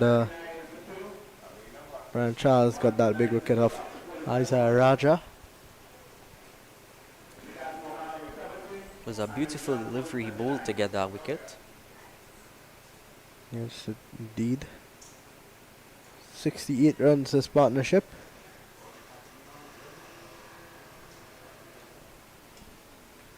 Vikash Mohan continuing his dominance here. It's been a good all-round game for him. Picked up 4 in the first innings. Leading his way out there at 70. Both of these guys that have played for the Samp Army franchise in the recently concluded Dream 11 Bago Blast. Amir Jango would have captained that team. Looks like Sharon Lewis is going to be coming back into the attack. Bowled really well up front. Later on in his spell had a few issues with his run-up. Hopefully he sorted those out. He's in again to bowl to Vikash Mohan. Would have seen him earlier on. Sharon Lewis is getting some good sharp bounce.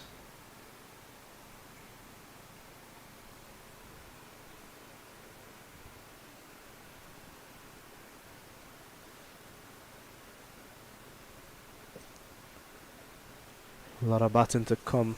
Leonardo Julian, Dejon Charles, Andrew Rambaran, Tion Webster, of course, San Hackett. It's just going to be one slip and a gully. Ball might not be doing that much into the 46th over now. This one driven nicely, and Sharon Lewis once again starts with a no ball. Continues to struggle with that run up. Well, we definitely had hoped that he would have sorted it out by now, but seems to still be having a few issues there.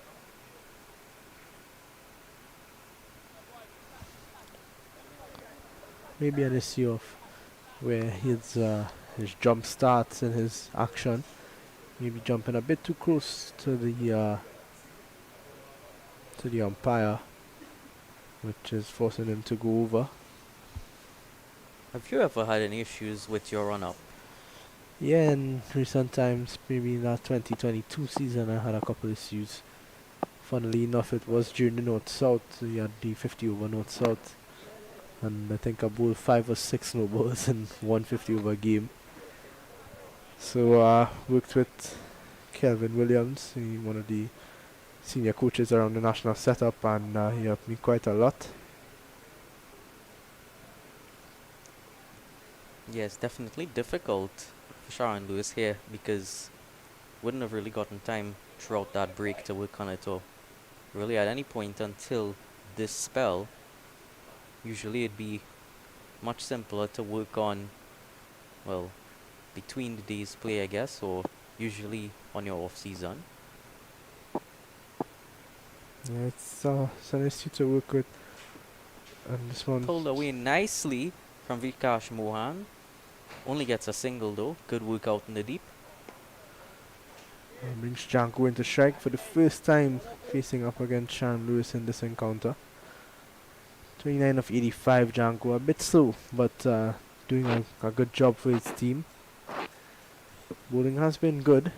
Not really gotten any losers from Brian Charles and Imran Khan. Even Damian Jokim bowled pretty well. What I've liked so far from Amar Jangu is, even though he's been going a bit slowly, he hasn't allowed it to get to him. And you always have so much time. You have so much more time than you might think in a 4-day game such as this, that never any need to rush. Yeah, there is no need, and Jangu mentally strong. He's not gonna allow these dot balls to get to him too much. And when he defends the ball, you're hearing it really, that solid sound off the bat. Yeah, seems to be in good form middling the ball. He's one of those batsmen that can play across all all 4 formats now, with the T10 becoming more popular. We've seen Amir Jangu dominate T10 cricket in Trinidad. We've seen him score hundreds in the T20 festival for Queen's Park.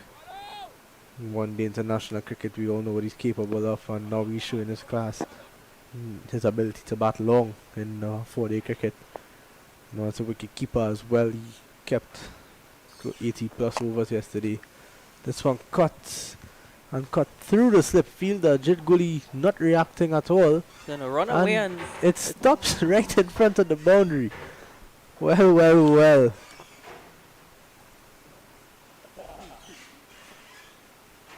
We'll have to have another look at that one because it just stopped right in front of the boundary rope.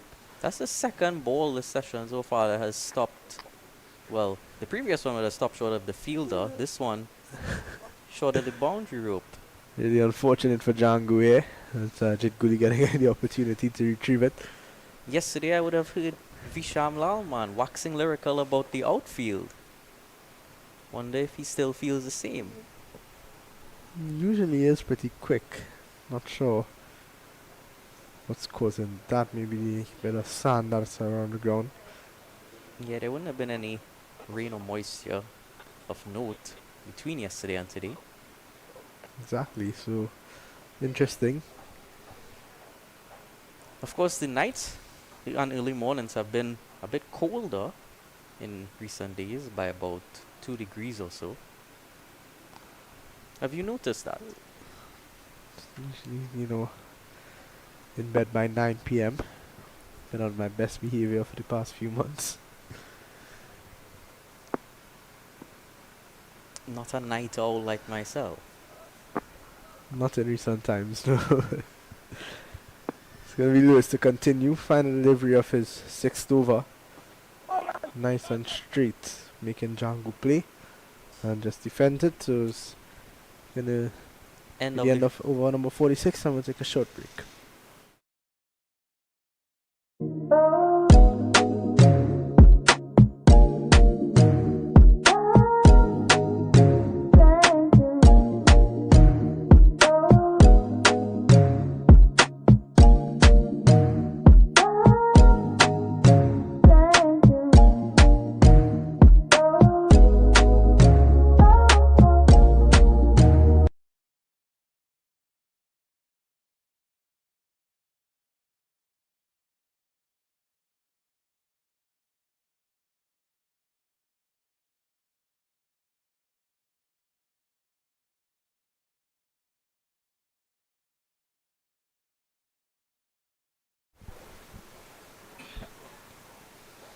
Welcome back. Vikash Mohan about to face up to Anderson Phillip yet again.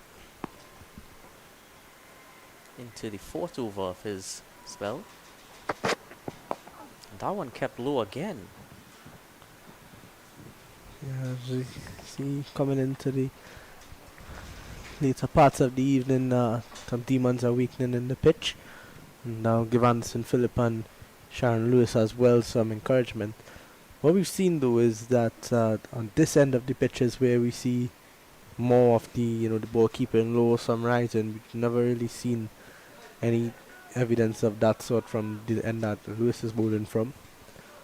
Anderson Definitely. Phillip is going to be the one that's going to be a bit more excited. I would say on previous. That one rolled as well. Vikash Mohan going on his back foot to play that one and seemed to just keep low on him again, Dylan. On the previous occasions that we've seen that this morning and earlier in this session, it would have been more outside the off stump, but these two, coming right at him would definitely be playing on his mind a bit more than previous ones. Yes, indeed. In comes Phillip again. I wonder if when Brian Charles comes back into the attack, if he could hit one of those spots. That's a beautiful shot from Vikash Mohan. It's just all timing. And the big man Imran Khan is going to get there. And the ball stops kindly for him. He's going to pick up two is Vikash Mohan.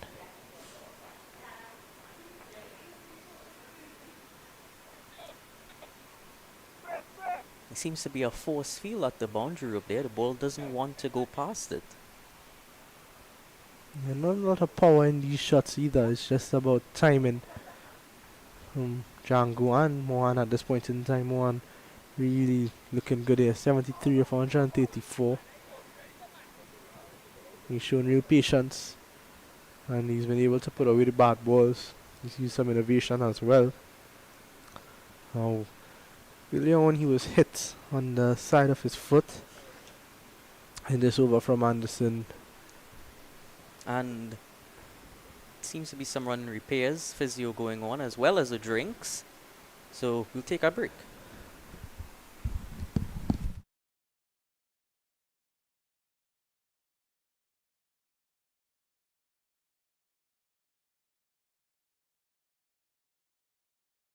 Like many others trying to save on Carnival, Gabby thought she should go for 50% off makeup. What about the other side? Well, Daisy 50% off offer. So you know. No makeup artist we don't know. What we do know is the savviest savings for Carnival are at KFC. Get a Chap Chap box, 1-piece chicken, 1 regular fries, and a biscuit for only $25.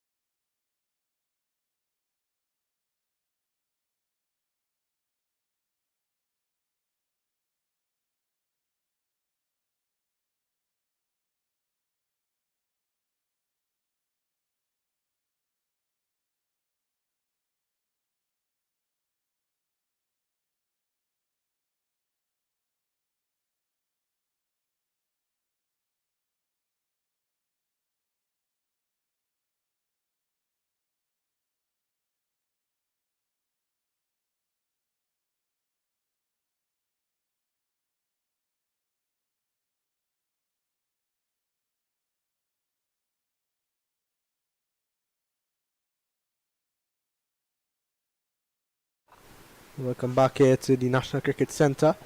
Just had a short drinks break there after Vikash Mohan just picked up a minor injury. Was hit on the side of the knee from Anderson Phillip. One that kept low.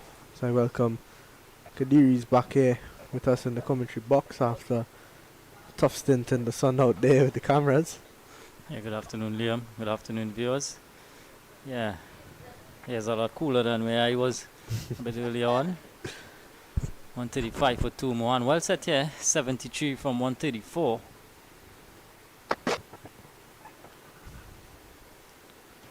And this second spell from Anderson Phillip, he's been a lot more economical, hitting some good areas.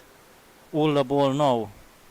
And so he's just exploiting the conditions a bit. We saw two in particular kept low on that particular side. Where Vikash Mohan is one on the offside, one on the what would have been the offside for the right-hander, the offside for the left-handed Django as well, one kept low. Yeah, and those balls are just hitting the surface and not getting up whatsoever, just rolling into wicketkeeper Daniel Williams, who may not be too effective in terms of hitting the stumps or hitting the pads, but it's just going to play on Django's and Mohan's mind as they get an easy single down to that sweeper fielder Jason Mohammed. Yeah, as a batter, you just gotta try to forget it as quickly as possible.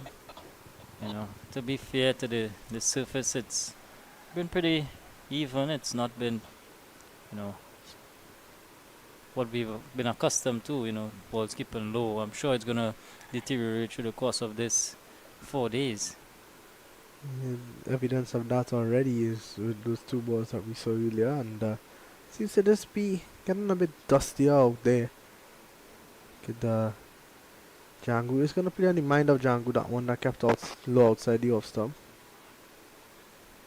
Don't really get an up as no real bounce in the wicket.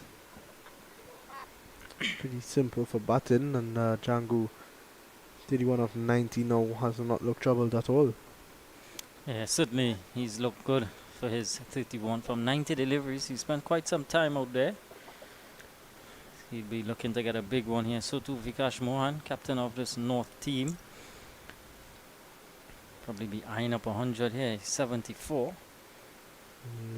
Good all-round performance in this one from Vikash Mohan. Led the team well. As the skipper yesterday, picked up 4 wickets. And in reply with the bat, he's 74 not out so far. Really good performance from him. We'll hear from him later on. It's going to be Lewis to continue from the northern end. Started off with a no ball in the second spell. He struggled with that run up all morning. And see how he goes. Yeah, the same man he started off with the new ball, Lewis. We've not seen him from the southern end just yet.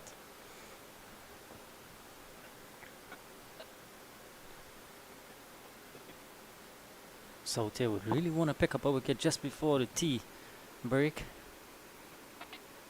So full hit to mid-off, and Keanu Lee is there. Another good player, Keanu Lee. And you were talking earlier about that his inclusion in the West Indies one-day international squad for that Australia tour. No, with a couple notable absentees. No Shafin Rutherford, no Brandon King, no Het Meyer. With the absence of Brandon King especially, could see the opportunity for Otley to get his opportunity at the top of the order for the West Indies. Didn't play in that series against England, was in the squad. He'll be relishing if he gets that chance. Yeah, I'm sure he would stand a pretty good chance at top of the order for the West Indies, as you mentioned, no Brandon King. And that would be a huge loss too for West Indian fans. Of course, Brandon King, a part of the T20I team. So I think he's just unavailable due to his commitment to the Cricket South Africa T20 competition that's going on at this point in time. A couple of guys absent because of that competition. And as well the ILT20 in Dubai. A lot of West Indian players playing their trade in that. Yeah. Yeah, a lot of franchise cricket going on. There's also the Big Bash. So Akil Hussein, he went down there with the Melbourne Renegades. A lot of franchise cricket on the horizon. A lot of competitions in action also. Provides a lot of players with various opportunities to do something that they love. Yeah, a lot of exciting young West Indian talent as well getting opportunities in these competitions. Jaden Carmichael played for the Trinbago Knight Riders in the CPL last year, sorry. That's a beauty from Sharon Lewis. Yeah, so we take a look at this one once again. Yeah, he needs to be more in that area, Lewis. Of course, Mohan has to play because of the angle. Slight deviation away. So good delivery here from Lewis. Needs to back up these two deliveries in the over with a couple of good deliveries in that sort of area again. See what happens from there. Still one slip on a gully.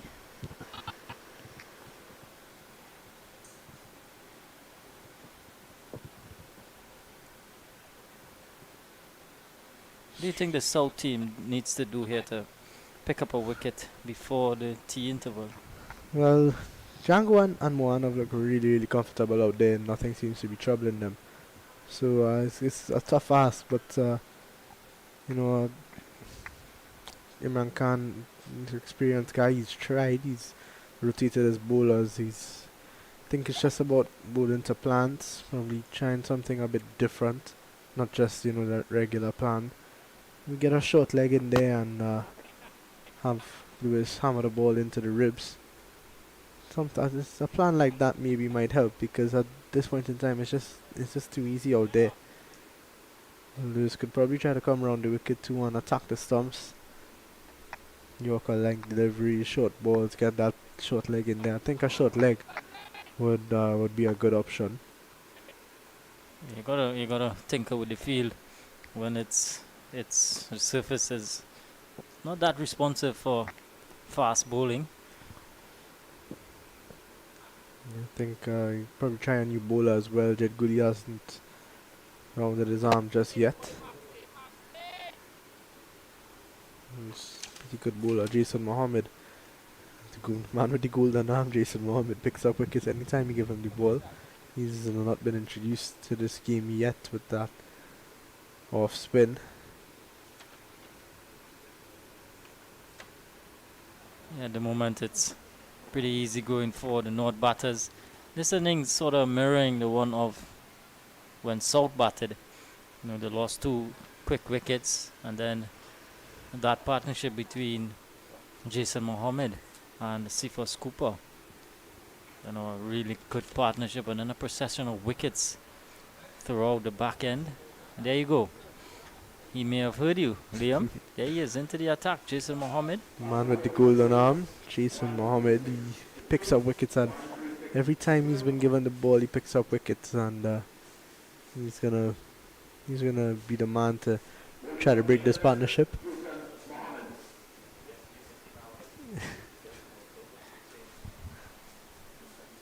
Yeah, this would be a pretty exciting matchup too.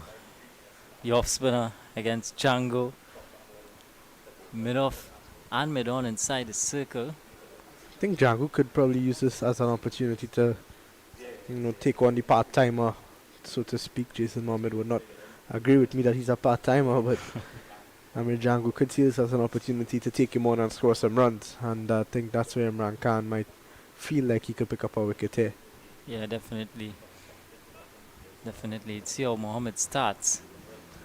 Saw this yesterday in that South batting innings. We saw Mohan turn to Raja for just one over, and Cephas Cooper started to feel a bit more comfortable. Jason Mohammed starts off nicely. Django just getting back on the back foot and punching. Yeah, One field outside the circle, Kadir. Just that man a deep backward square leg.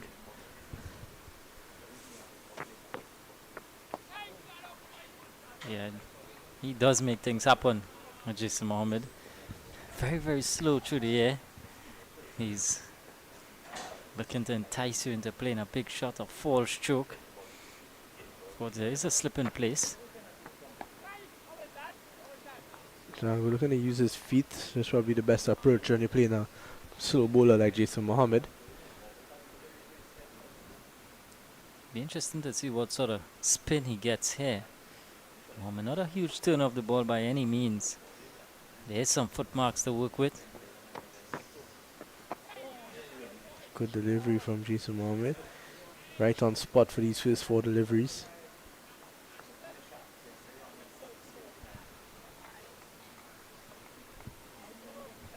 Still attacking with the short leg is Imran Khan. Shots and pulled away. And one bounce into the boundary for 4. A release shot for Django. And a welcome boundary for North. Yeah, just a bit too short this time for Mohammed. Django able to transfer the weight nicely onto the back foot. And no one out there. Easy a 4 to Django, goes up to 35 now. Mohammed too, he would know that he's got to be spot on with his lengths to Django, who we know could switch gears pretty quickly. He's not going to let these bad balls get away. He spent a lot of time out there. He's seen the ball well. There's no doubt about that. 95 deliveries now that he's faced. Django would know that this is a good start for him, but he want to carry on and get a big score. And good delivery to finish the over. So at the end of over number 49, it's 140 for 2. And with that, we'll take a short break. Like many others trying to save on Carnival, Gabby thought she should go for 50% off makeup. What about the other side? Well, Daisy 50% off offer. So you know. No makeup artist we don't know. What we do know is the savviest savings for Carnival are at KFC. Get a Jab Jab box, 1-piece chicken, 1 regular fries, and a biscuit for only $25.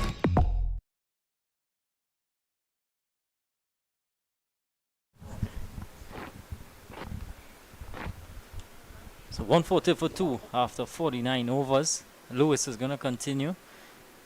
And Sharon Lewis, just 6 overs for him so far. He's going to bowl his 7th here. He's going to be bowling again to Mohan. 74 from 142. I always like to see Mohan bat. He's a pretty catchy batter. Easy on the eye. Very disciplined as well. And an easy single by Vikash Mohan there, just touching into the leg side. And Imran Khan slow to it to his right. Mohan moves on to 75 to go with that 4 wickets he had in the first innings. Really good performance from the skipper, leading from in front. Yeah, very good performance so far from Mohan. But he's pretty compact, and that's what he's good at. He's good at working the ball into the gaps. He'd not let the bat balls get away as well. And this has been a very good effort so far. I'd want this to continue. Certainly in the main until the tea break, which is not too far away, a couple of minutes away. And Django would know that there's no need for anything risky. That was just a poor ball from Sharon Lewis. They could have probably taken a single. Yeah, it took a pretty good effort from Daniel Williams, who's sprawling all the way to his right to haul it in. Did well in the end. Saved a couple runs. There's a fine leg out there. I see for Scooper with the pads on. That have been a good delivery to the right-hander. Just not making the adjustment. Lewis. Pretty big guy for a fast bowler. Sharon Lewis. Strong. Hustling, bustling. He's got to do the hard yards here. He's got to sort of play a holding role. You not want to come back in the second spell and give up too many bad deliveries. You want to sort of keep the pressure on. He's been decent so far, but I don't think he's been so far. This isn't his 3rd over in his second spell now. I don't think he's looked too threatening. Just that one good delivery he had to Vikash Mohan in the last over squared him up a bit, but other than that, like the Django, he's been a bit full. Just looked like he came off the toe of the bat. Django would feel like he missed out there. Yeah, Django would not want to give it away now. He's well set. 35 years, but he's faced 98 deliveries. Normally Django would know that what he has to do to try to maintain his place in this Red Force team. He's been around the squad for the past 2 seasons and he's been excellent. Nothing to really complain about. He's been good behind the stumps. He's been excellent with the bat. So I have a good partnership with the debutant Justin Manick recently against Guyana. Now we're looking to pull and missing out completely on this one. Maybe a lack of bounce, you would say? Yeah, seem to just be like that tennis ball bounce that we've seen so much. See.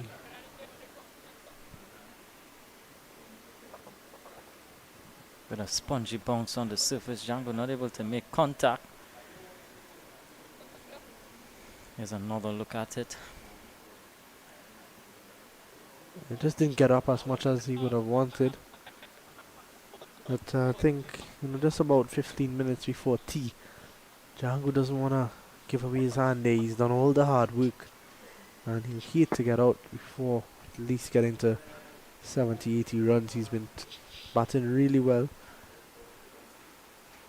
He may have a tough time to bat as well. That 15 minutes before lunch where he just had to...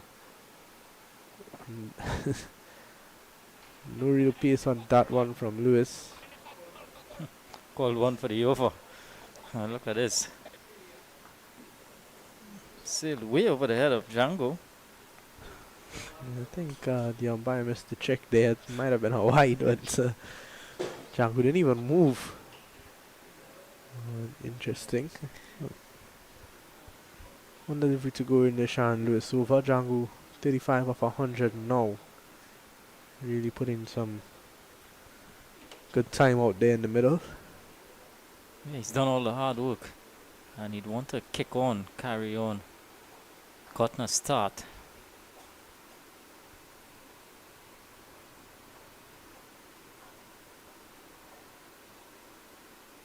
So that ball to finish, so brings us to the end of the 50th over, 141 for 2. So we see good old Praki walking around the ground. The ever present, hard working Prakash.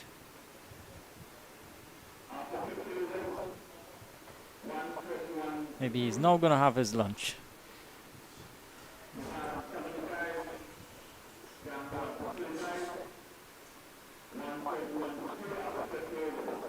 Jason Mohammed is going to continue for South team. Pretty tough going now. Still the North team trail by 133.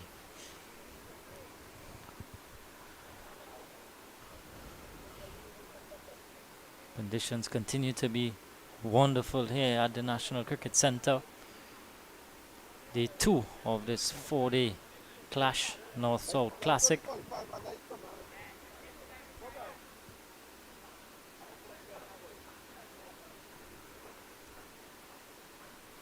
Let's take a look at the field here for right-handed Mohan. There's a slip, a short leg, short fine leg, deep backward square, mid-wicket, long on, mid-off, cover, and a backward point.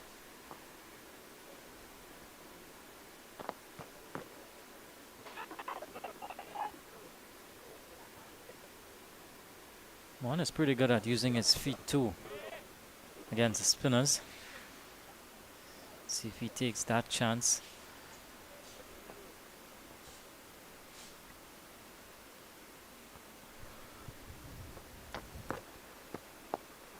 See a deep backward square, as you mentioned.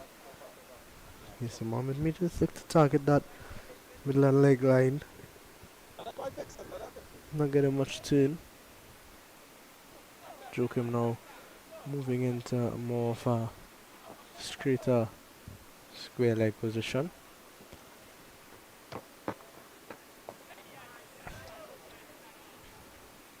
Mohan continues to look solid. He's in his own sort of bubble. Knows his game inside out. Mohan, he's not gonna do anything rash. Very good. Situational cricket. I think these guys would understand that just about 10 minutes before tea now. Just get the tea unscathed. No more wickets. And rebuild again after tea. Sets the game up nicely for tomorrow. So the last encounter between this North-South Classic finishing 3 days last year. They'll want to go the distance. Yeah, of course, North winning that game last year.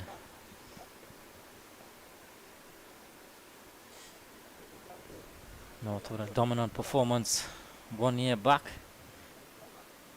Pretty different situation altogether this time around.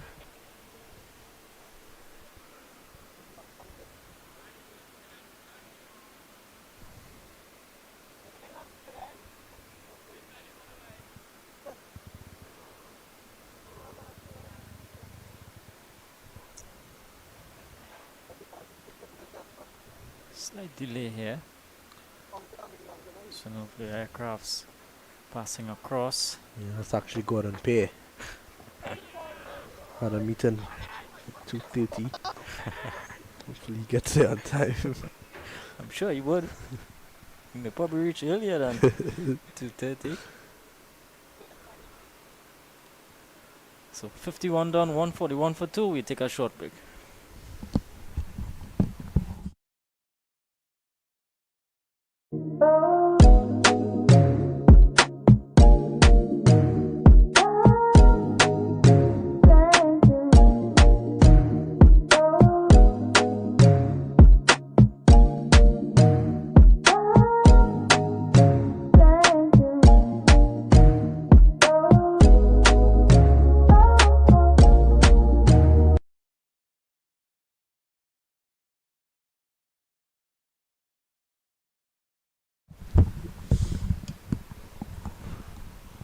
Looks like it's going to be a change in bowling. It's going to be that man, the big man, Jed Gully.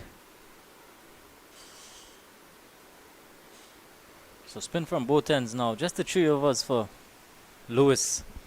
And realizing that ploy, in fact, 4 overs for Sharon Lewis.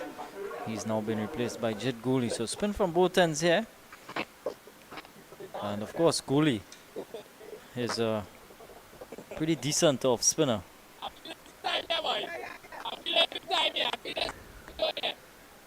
Jed Gully is another, decent off spinner. Good start from Jed Gully. We're starting to chip a bit more now, these Southern boys. And Daniel Williams, Brian Charles, Cephas Cooper around the bat, and they're all having a chat with Django. He's usually quite flat in the way that he operates, and might just rush on to the batsman now. Django got accustomed to the pace of Jason Mohammed, and even Imran Khan is quite slow through the air.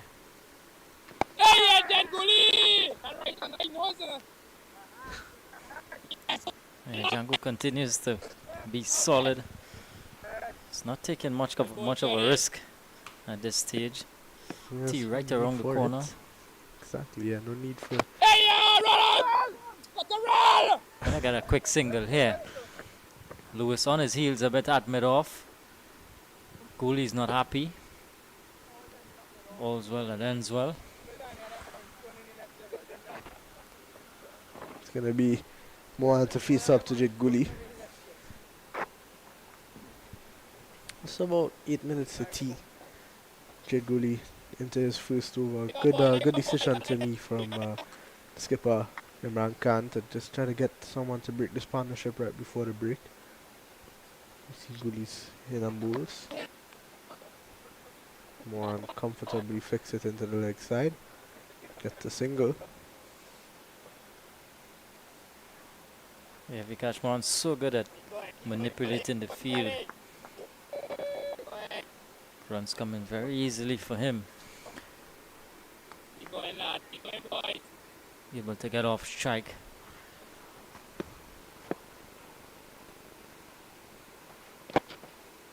Played there from Amir Django. And a good over from Jet Gully. Testing over for Django. 52 overs, 143 for 2. You'd have to say that North would feel like they're on top of the game at this point in time. Yeah, definitely. Still a lot of batting to come. We look at the batters to come. We see there's Leonardo Julian, Andrew Rambaran, Tion Webster, Dijon Charles, Sion Hackett.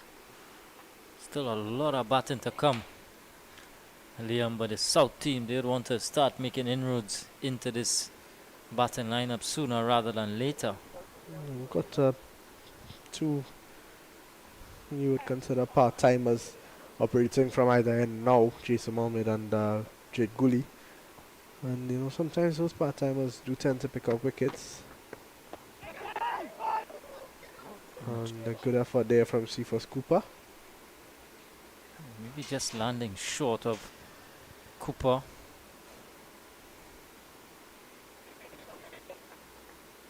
Yeah, just in front, did well to stop it in the end.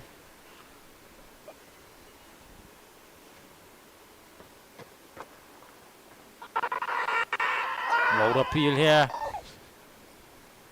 Optimistic from the South boys. Definitely going down leg side. Another look at it. Yeah, I think it's good bowling though from Jason Mohammed. Got a couple guys in short on that leg side, so he's bowling straight, not giving Mohan anything outside the off stump. And it's pretty good. Good approach. Mohan using his feet nicely. Hit to Jason Mohammed. A chance of a run out. And Mohan got back in time, but the South boys seem to have just caught a second win here, and they're all over Mohan and Django. Good aggression from Mohammed. Just have the feeling that Salt are going to make something happen here. Tend to see that when the energy from the teams come out. Kenny's looking to work this one on the onside. Doesn't make contact. And Django gonna have a word here with Mohan. Of course, these two very good mates. Get along very well. Vikash Mohan and Amir Django. It seems as though something can happen at any time in this over. Every ball has been an event, and that's what Jason Mohammed gives you. Yeah, he's one that is gonna make things happen. But is he just sort of a last resort when things aren't going the way of the frontline bowlers? You call on Jason Mohammed to weave his magic, make something happen, bit of a golden arm. Definitely so, and it usually works. So I could see a wicket coming here. I could feel a wicket coming with the way that the Salt boys have woken up into this last few minutes before tea. Well, after all, you are a Salt man, Liam. No surprises there. That brings us to the end of over number 53, 143 for 2. May just have time for one more before tea. And maybe even 2. Jed Gully's going to come in. And getting through the overs pretty quickly, these spinners.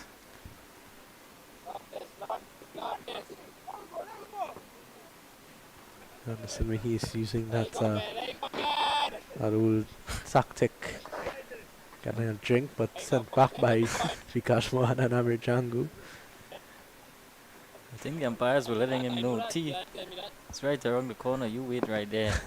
Here comes Gully again. Good delivery from Jet Gully. You see, but you know that. I know that. Keep going, keep going, keep going.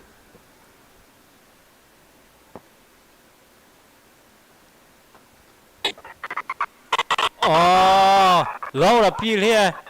What has this hit? The umpire is unmoved. Umpire Ramdani. But the catch was taken. May have just come off the pad. Was it? Seemed to probably hit the boot of Amir Django. They're discussing what happened out there. We have another look at it. It was a sharp catch by Charles. Brian Charles had slipped. Everyone was adamant. Lives to fight another day. Zamir Django looked like it just came off maybe the top of the boot. KWW appeal might have been what was probably had a better chance of being out, but not out says the umpire, and that would just play on the head of Django a bit here. Yeah, tricky little period this, right before the tea interval. And things beginning to happen for the South boys. They're on the front foot here. They're looking to pick up one before the interval. Gully all over Amir Django here. Django needs to just weather the storm. Just one more. This might be the last goal, but this one cut away nicely. But just a single. I think Django has done the good thing to get down the non-striker's end. Just 2 deliveries to go now.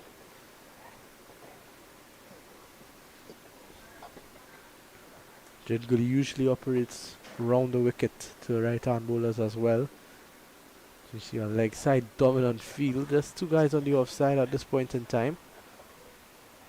7-2 field to the leg side. 3 guys on the offside in fact. There's a slip. Yeah, there's a leg slip now. And a forward short leg. Not bad from Gully, but Vikash Mohan in complete control as he's been for this entire innings as he moves on to 77. Should just be the final delivery of the session. North would be happy with where they're at. Didn't score that much runs, but you know, it was important this wicket's in hand, and they do have batsmen who are able to turn it up. It's Jid Gully here, final delivery, and Django walks off for tea. Defends it well, and He did the very same thing. Had the lunch break. Is it the end of the session? Yep, that's the end of the session. So at the end of 54 overs, North 145 for 2, a session in which the North were able to not lose a wicket. Pretty good session for the North boys, Liam. yeah, definitely they will feel like they're on top of the game, and rightfully so. Vikash Mohan has been out there for quite some time now, and you know, Django joined them right before lunch and is guides them to tea as well. He's done really well. And yeah, North, they would feel like they're on top. South would have enjoyed that last session. Yeah, so just beginning to make some things happen right before the tea interval. So it's tea here at the National Cricket Centre, and as soon as play resumes, we'll be back with you.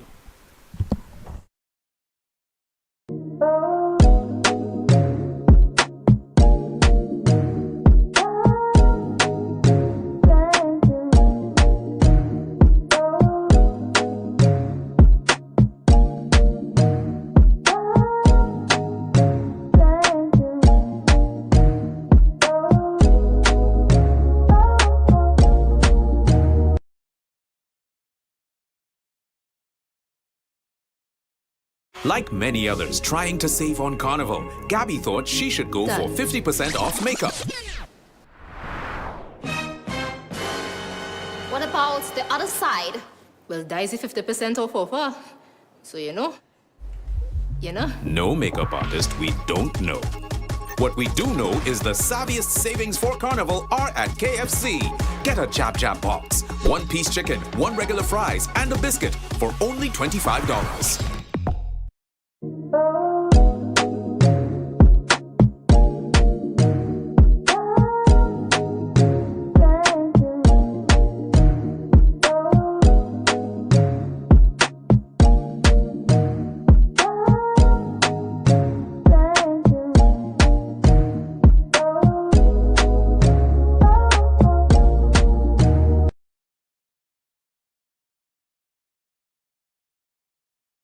Like many others trying to save on Carnival, Gabby thought she should go for 50% off makeup.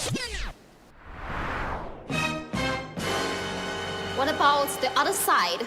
Well, Daisy 50% off offer. So you know. You know? No makeup artist we don't know. What we do know is the savviest savings for Carnival are at KFC. Get a Chap Chap box, 1-piece chicken, 1 regular fries, and a biscuit for only $25.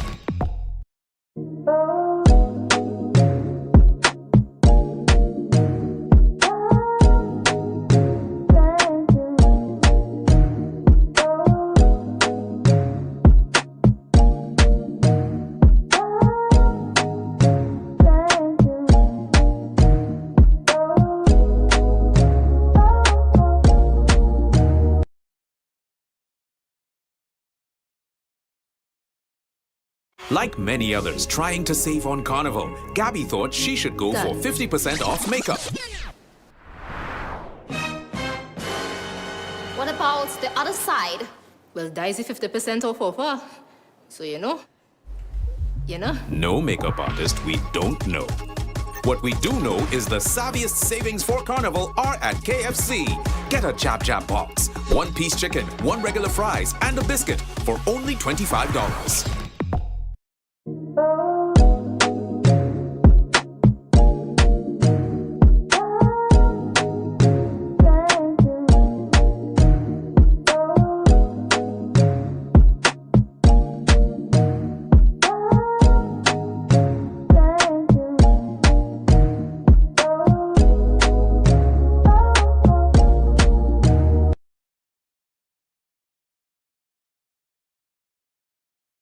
Like many others trying to save on Carnival, Gabby thought she should go for 50% off makeup. What about the other side? Well, Daisy 50% off offer. So you know? You know? No makeup artist we don't know. What we do know is the savviest savings for Carnival are at KFC. Get a Chap Chap box, 1-piece chicken, 1 regular fries, and a biscuit for only $25.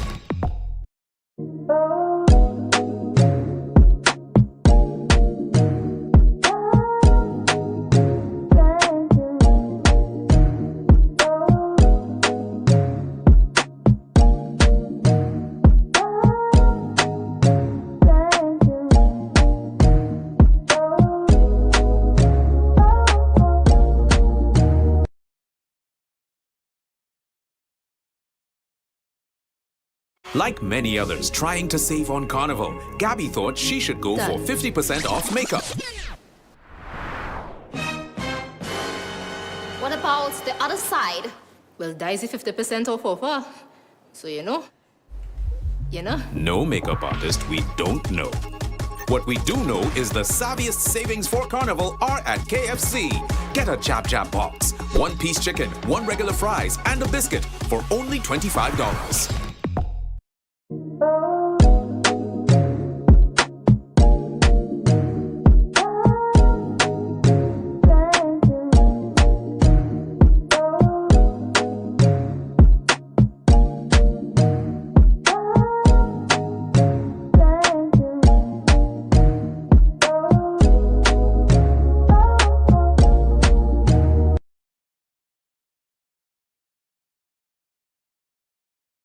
Like many others trying to save on Carnival, Gabby thought she should go for 50% off makeup. What about the other side? Well, Daisy 50% off offer. So you know? You know? No makeup artist we don't know. What we do know is the savviest savings for Carnival are at KFC. Get a Chap Chap box, 1-piece chicken, 1 regular fries, and a biscuit for only $25.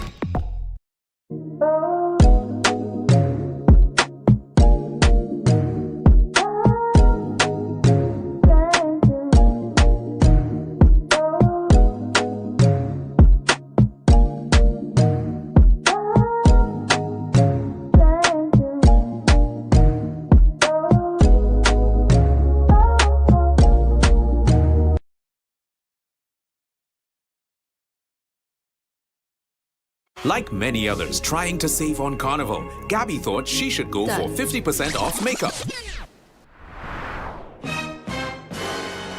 What about the other side? Well, Daisy 50% off offer. So you know? You know? No makeup artist we don't know. What we do know is the savviest savings for Carnival are at KFC. Get a Jab Jab box, 1-piece chicken, 1 regular fries, and a biscuit for only $25.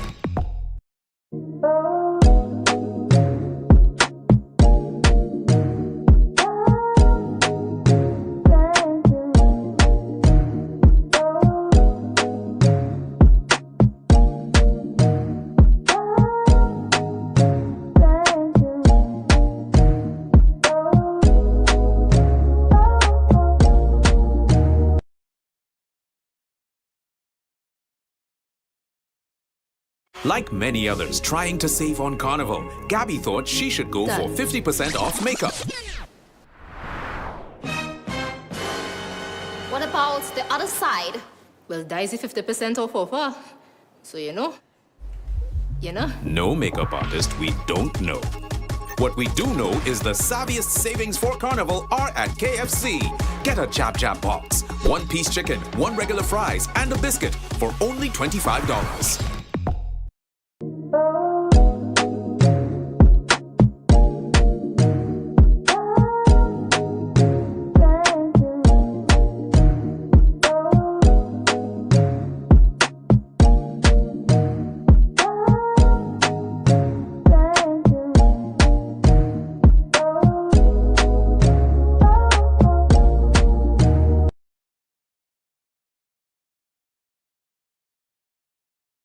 Like many others trying to save on Carnival, Gabby thought she should go for 50% off makeup. What about the other side? Well, Daisy 50% off offer. So you know. No makeup artist we don't know. What we do know is the savviest savings for Carnival are at KFC. Get a Jab Jab box, 1-piece chicken, 1 regular fries, and a biscuit for only $25.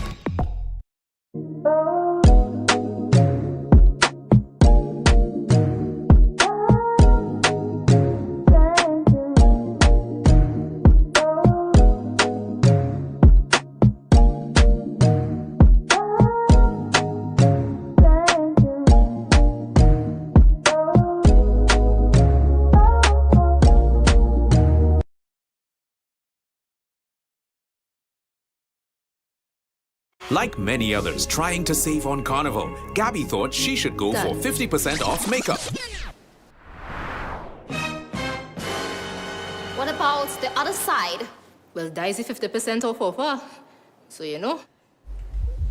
No makeup artist we don't know. What we do know is the savviest savings for Carnival are at KFC. Get a Jab Jab box, 1-piece chicken, 1 regular fries, and a biscuit for only $25.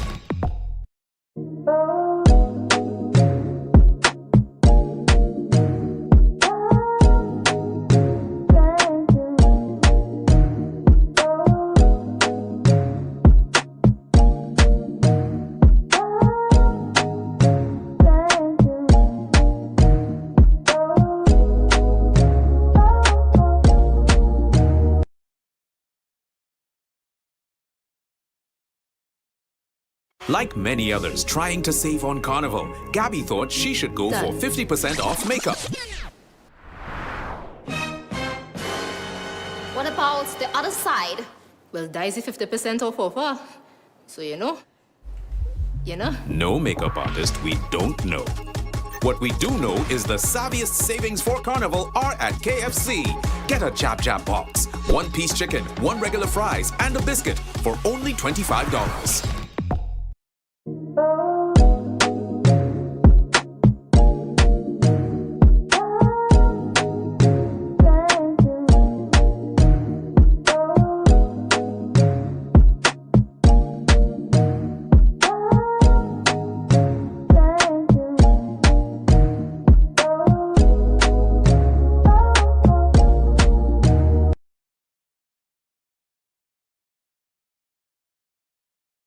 Like many others trying to save on Carnival, Gabby thought she should go for 50% off makeup. What about the other side? Well, Daisy 50% off offer. So you know. No makeup artist we don't know. What we do know is the savviest savings for Carnival are at KFC. Get a Jab Jab box, 1-piece chicken, 1 regular fries, and a biscuit for only $25.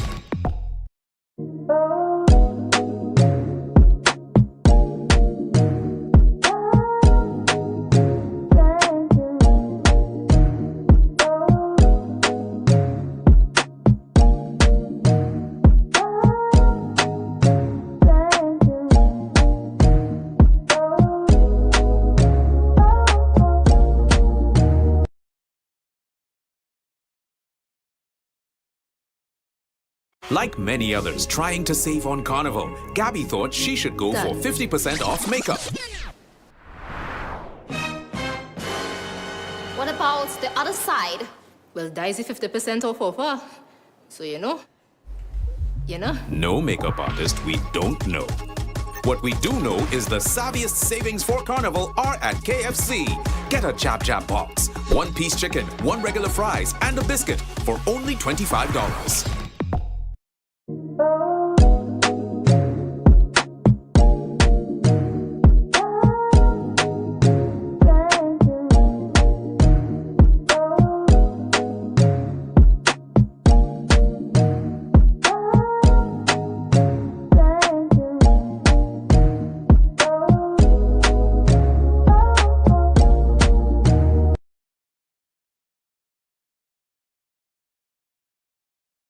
Like many others trying to save on Carnival, Gabby thought she should go for 50% off makeup.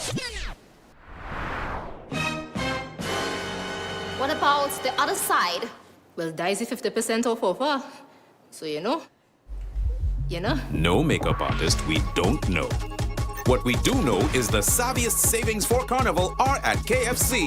Get a Jab Jab box, 1-piece chicken, 1 regular fries, and a biscuit for only $25.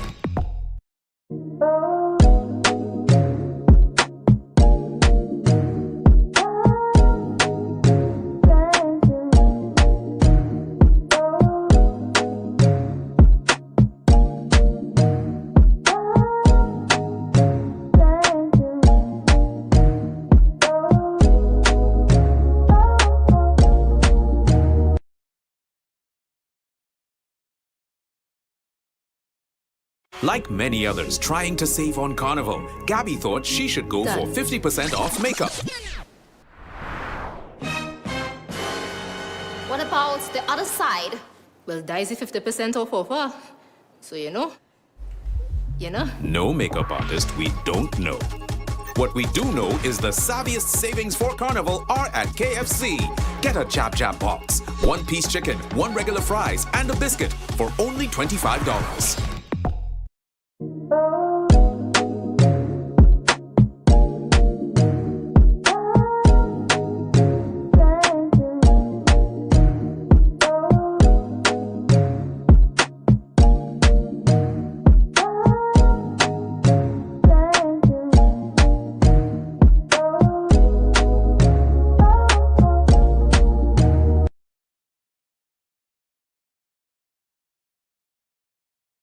Like many others trying to save on Carnival, Gabby thought she should go for 50% off makeup. What about the other side? Well, Daisy 50% off offer. So you know. No makeup artist we don't know. What we do know is the savviest savings for Carnival are at KFC. Get a Jab Jab box, 1-piece chicken, 1 regular fries, and a biscuit for only $25.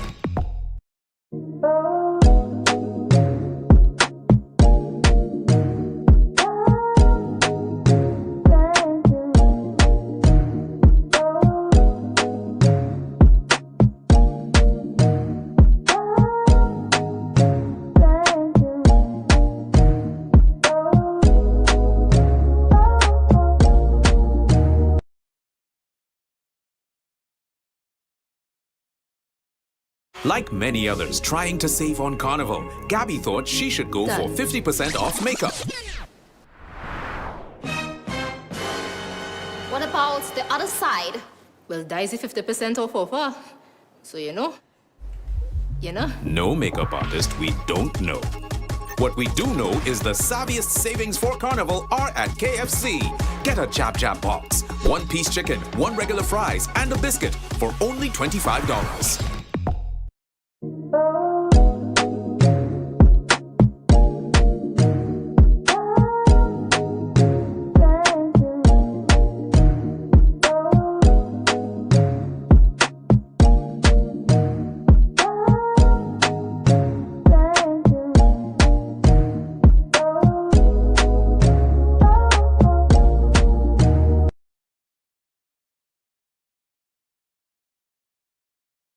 Like many others trying to save on Carnival, Gabby thought she should go for 50% off makeup. What about the other side? Well, Daisy 50% off offer. So you know. No makeup artist we don't know. What we do know is the savviest savings for Carnival are at KFC. Get a Jab Jab box, 1-piece chicken, 1 regular fries, and a biscuit for only $25.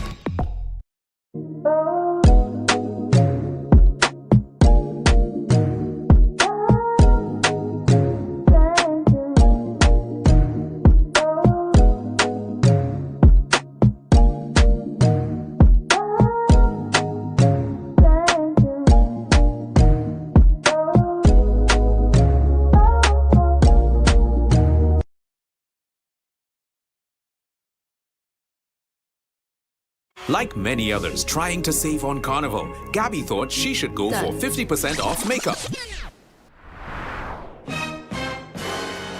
What about the other side? Well, Daisy 50% off offer. So you know. No makeup artist we don't know. What we do know is the savviest savings for Carnival are at KFC. Get a Jab Jab box, 1-piece chicken, 1 regular fries, and a biscuit for only $25.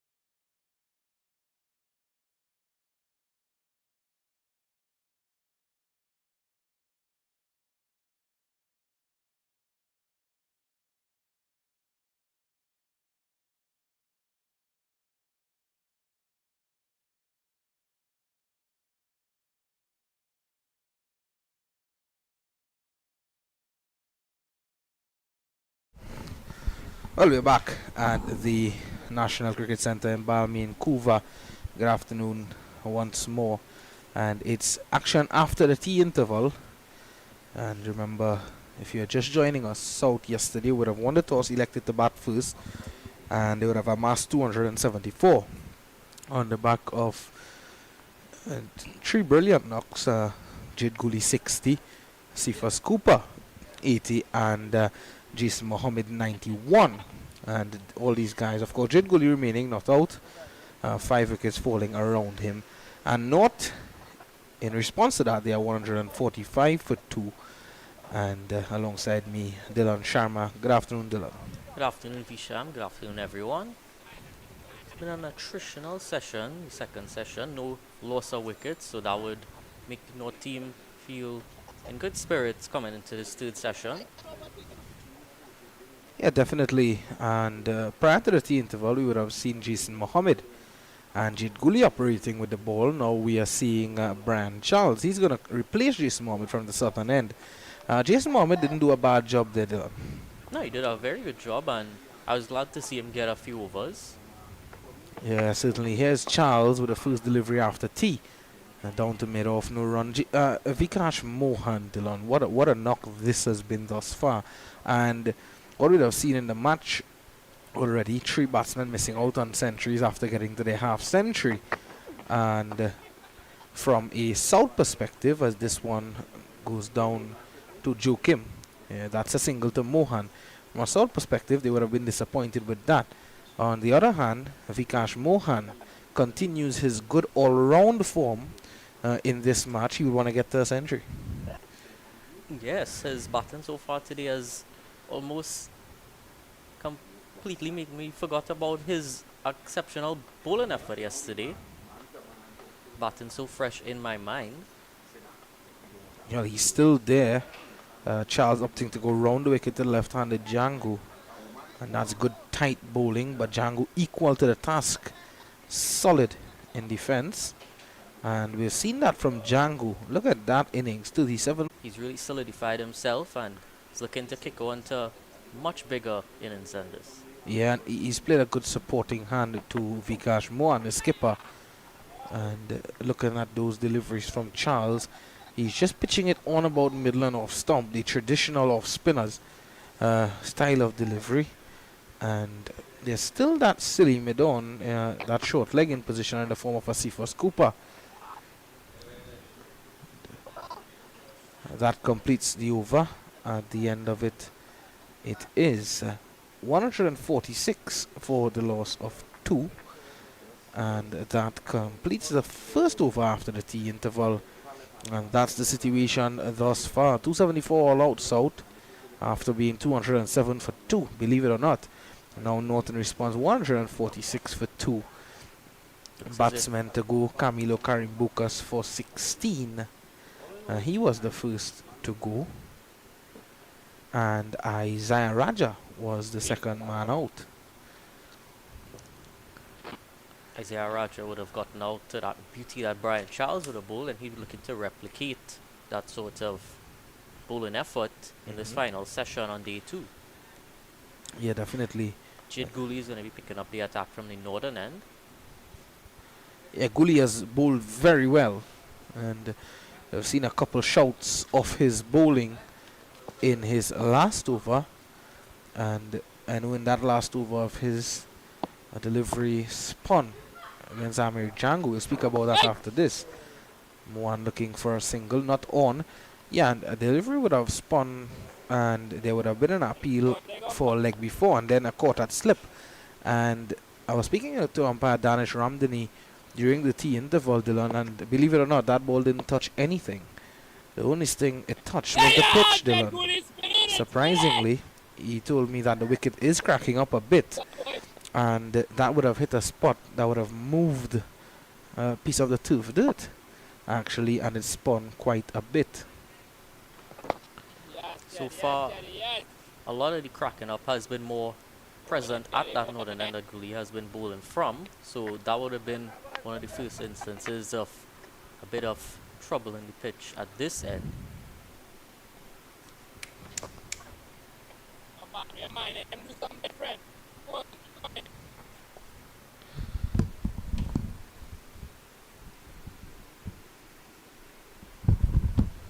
Yeah, Dylan, you mentioned troubling pitch. We saw two deliveries earlier from the bowling of Anderson Phillip, keeping a bit low. This was a reverse sweep there from Vikraj Mohan that went all the way to the boundary for 4.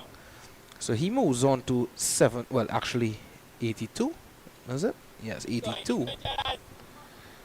And he inches closer and closer to his century. And what a performance this would be if he can get up to a century.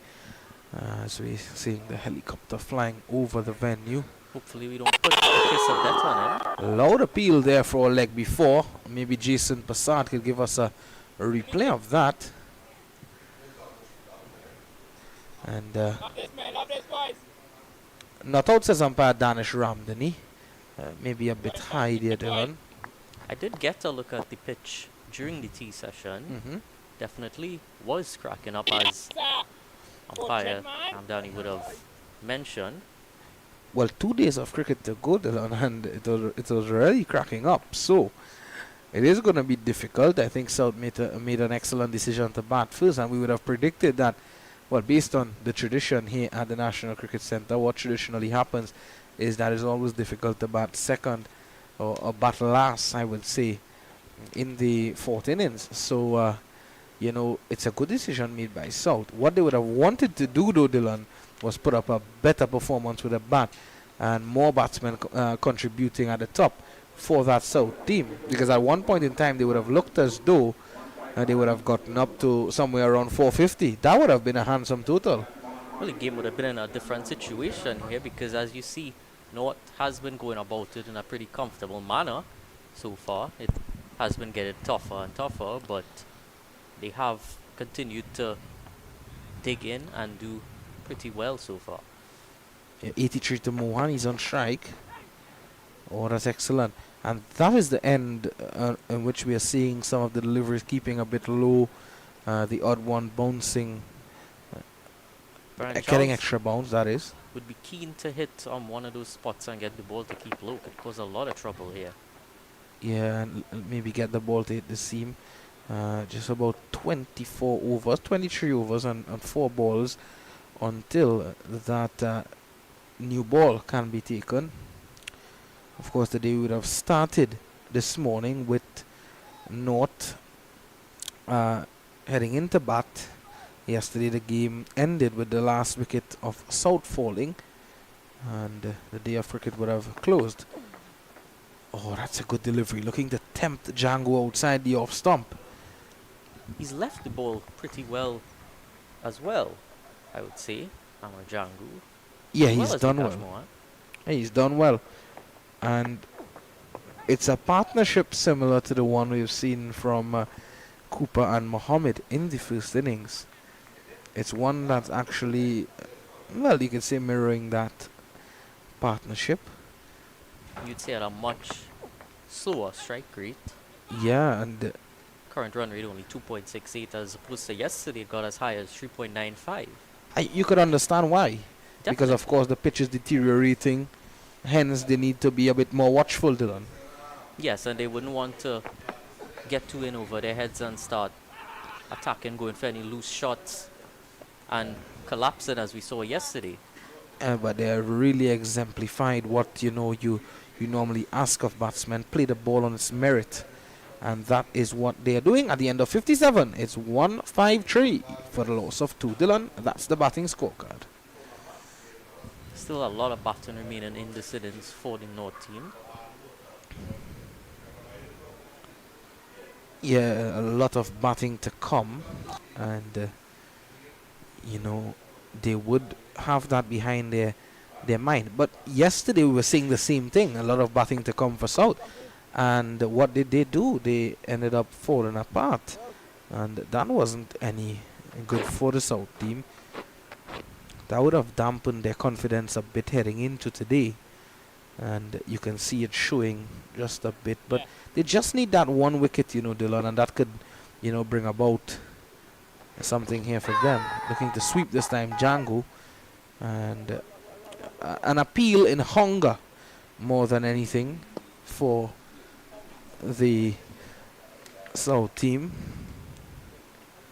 154 for the loss of 2.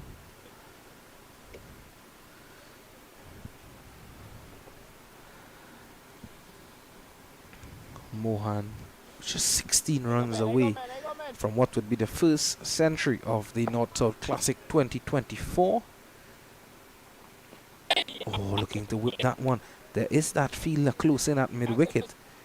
With the ball giving you that uneven bounce, Dylan, there's always a chance for the ball lobbing up to one of those close-in fielders.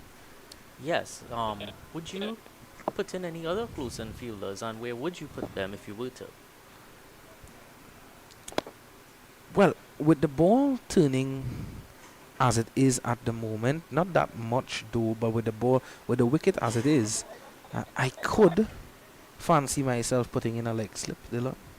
With especially with Vikash Mohan opening up to access the onside, it could really put him in a bit of a position where he's thinking whether or not he should or should not do it. He definitely has been the more keen one who's looking to get onto the onside at times. Chance for a run out, but home quite easily. Both Django and Mohan thought that Utley was a bit slow on his feet there to get out. And Gully actually 3 more deliveries remaining in the over. And he's into his 4th. Oh, just short of Cephas Cooper at the short leg. Had a couple of deliveries that has been dropping short of Cooper. But he wouldn't want to get too close. We saw Camilo Carimbucas getting it a couple of times yesterday, Dylan. Yes, the short leg has been a busy area of the field on both days. Driving sweetly through the offside is Mohan. It won't reach the boundary. Puran is behind it. Camil, that is. And he gets 2. Just a bit over pitched there from Gully as the over comes to an end. 58 has been bowled. It's 158 for the loss of 2. We'll take a short break and be right back.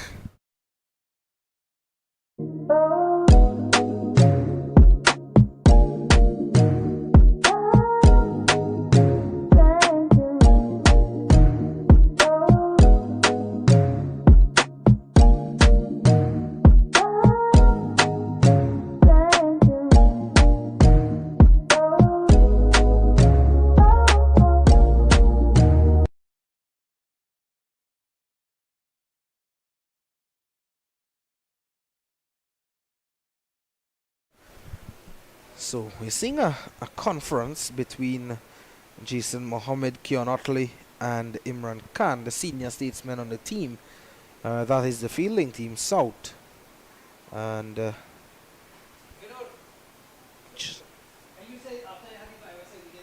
just maybe here, Dylan, they are looking to prize out that wicket and hence that conference. So Django and Mohan putting things in the mind of the South team at the moment, Dylan, and that's good to see. Definitely good to see. They would have been hoping to come out after tea and get an early wicket and get their spirits up, but so far it's been smooth sailing for the North team. Oh, and Charles, well, he continues to be very good. And, he's varying his pace and his lengths. You see some shorter deliveries, not too short, short of a good length, I should say. And well pitched up, driven past Joachim at cover, at extra cover, sorry, and he'll get 2. So Django goes into the 40s. And the 100 partnership comes up as well. Partnership of 101, 240 balls. A contribution of 58 from Mohan, 41 from Django.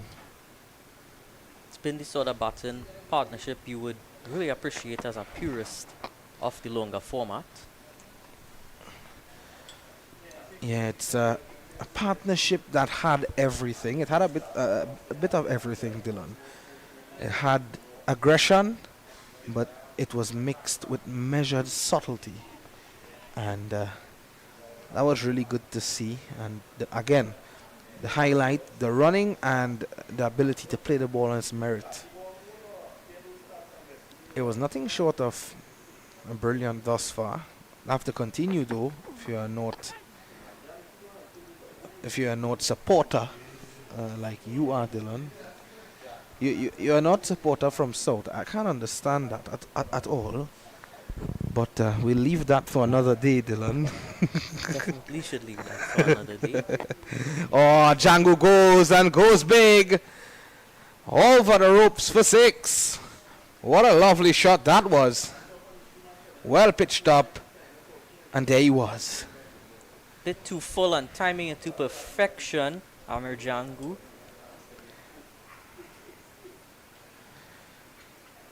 Takes him closer to his half century. 47 and now to Django.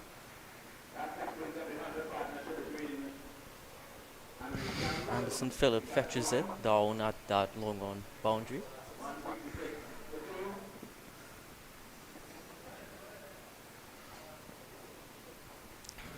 Thought that one was coming to the commentary box there, Dylan, for a moment. And it was heading our way. Wasn't quite powerful enough, but shows that he didn't look to power it too much. Loud appeal for leg before, not out, says umpire Candice Laborde. And that one suddenly going down the leg side. Have a look at it again.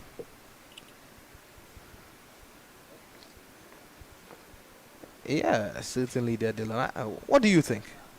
Yeah, it must be going down the leg side on that occasion. Didn't get the best view of it from this angle, but didn't really see the ball after it pitched. So from the position that he would have been batting at, that would most likely go down the leg side. You're seeing the tree stumps as well. Yes, also seeing some activities going on. And there we are seeing the national senior women's team practicing there to the nets. In the nets, and there's Karishma Ramarak,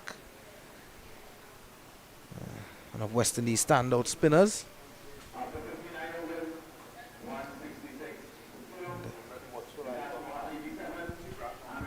And of course they are being coached by Mr. Gibran Mohammed, one of the more experienced coaches.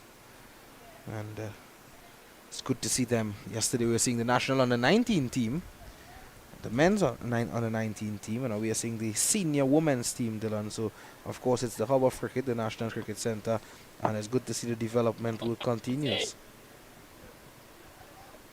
in all age groups.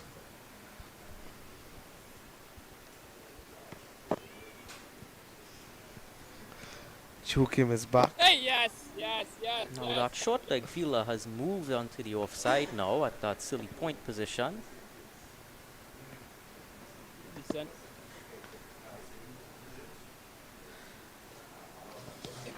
Oh, that could have been a chance for a stumping. Let's see. Have a look back at that again.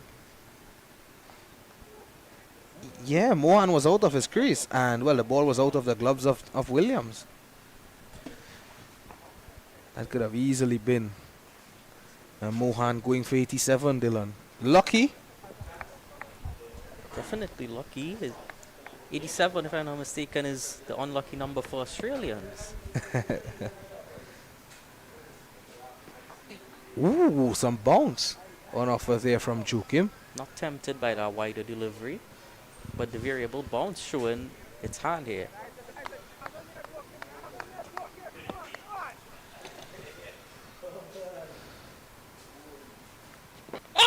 Oh, paddling again is Mohan. He seems to like that shot. We've seen that, well, for the third time today. It's running very close to the boundary. But Anderson Phillip comes around, and they pick up 3. So Mohan into the 90s. Yeah. The nervous 90s, Dylan. And Jason Mohammed would know all about it. Well, hopefully he doesn't bring himself on to bowl because of it. Well, he wouldn't be bringing himself on to bowl, but Imran Khan would be bringing him on to bowl. Have you been surprised that we haven't seen more of Imran Khan today? Well, actually, I have. I have been surprised. Oh, cutting off the stumps this time. Django needs to be careful. He's being brave here. Very brave.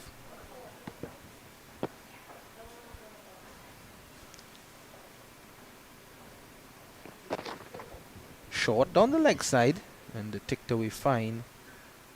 And get a single there, Django. That brings the 60th over to an end. 30 overs remaining in the day's play. It is 170 for the loss of 2. Mohan is on 90. And there's Coach Gibran Mohammed in action. And just informing the players and giving them all the tips and advice and correction that they require. And there they are off again, Dylan. And of course, you'll be seeing the likes of Karishma Ramarak, Samara Ramnath, the sister of Rajiv Ramnath, national under 19 cricketer. And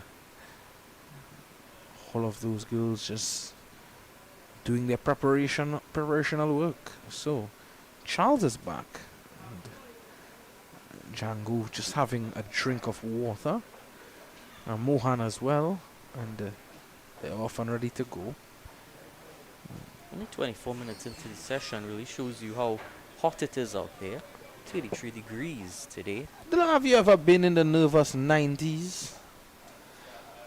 No, I haven't. Would have been born in the nervous 90s. Never been in the nervous 90s, but I've reached to 82. Never reached beyond that. Here's Charles. Cut away nicely by Django. Finds Jukim. Oh, chance for a run here now. Overthrows. And they'll get it. That's free. That's free runs. Especially on a Friday afternoon. You take that. Django. I'm interested, Dylan, to see how Vikash Mohan plays this passage of play up until that point of 100. If he does get to it, I'm excited to see how he plays here. Well, it's always important to remember how you got to 90 and continue doing the same things that you would have been doing prior to that. Correct. And many times you see batsmen looking to preserve and to really stick out those 10 runs. Just as we saw right before tea in that over that Jid Guli had bowled. Yeah, but the thing is, at times, Mohan is pulling hard. That's going to be 4. Takes him on to 94 now, Vikash Mohan. It was short. It sat up to be hit. And there it is. And it's good to see that when that ball is shorter and it's there to be hit, and you're in the 90s, you don't want to be going into your shell. You want to continue with that free scoring spirit. Because just as they say age is a number, the score is just a number too. Nothing about the pitch changes, nothing about the bowling changes. Correct, yeah.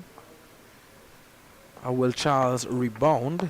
Or short again. Mohan missing out this time. Only will get a single this time. He has to settle for that. And that's the thing, Dylan. I was about to say before that shot from Mohan, many times we see batsmen trying to preserve their wicket in the 90s.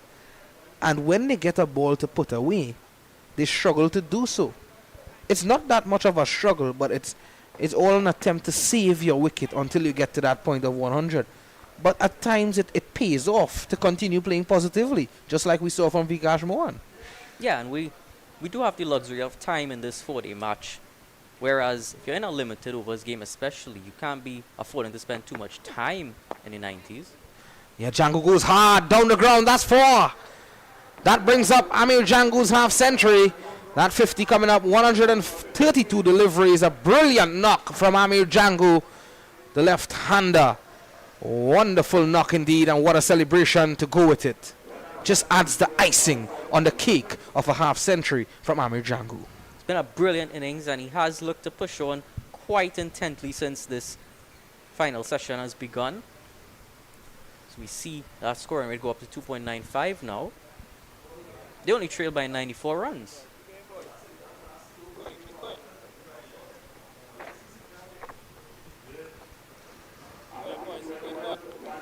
61 overs have been bowled in the meantime. 180 for the loss of 2. One milestone achieved, and the other is awaiting Mohan. 95 to him. Could we see a Vikash Mohan century at the NCC? Sweeping this Well, time. Well, that would help the situation. Lapping it down to fine leg. And that's 2. Django is saying, tell me if you want the third. Well, he definitely want to retain the strike.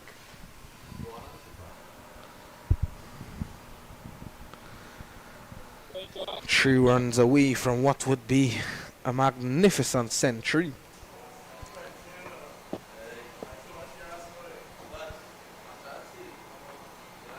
Oh, Cut away. punching No there. run.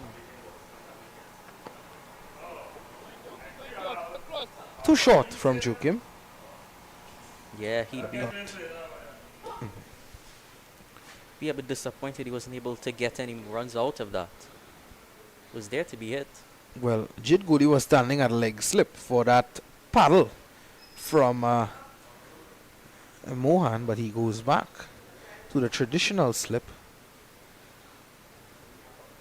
Oh, well played by Mohan, and what would you expect?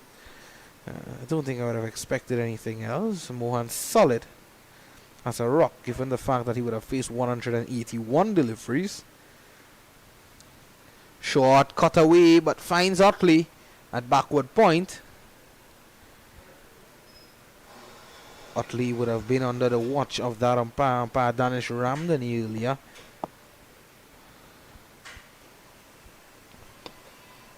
And one more delivery remaining in the over. Of course, that silly point in place is right in front of the batsman, putting in as much pressure as they can, the South team. It's a good delivery to complete the 60-second over. At the end of it, it's 188 for 2. We'll take a short break, and at the end of it, we'll have a double change in the commentary box. Like many others trying to save on Carnival, Gabby thought she should go for 50% off makeup. What about the other side? Well, Daisy 50% off offer. So you know. No makeup artist we don't know.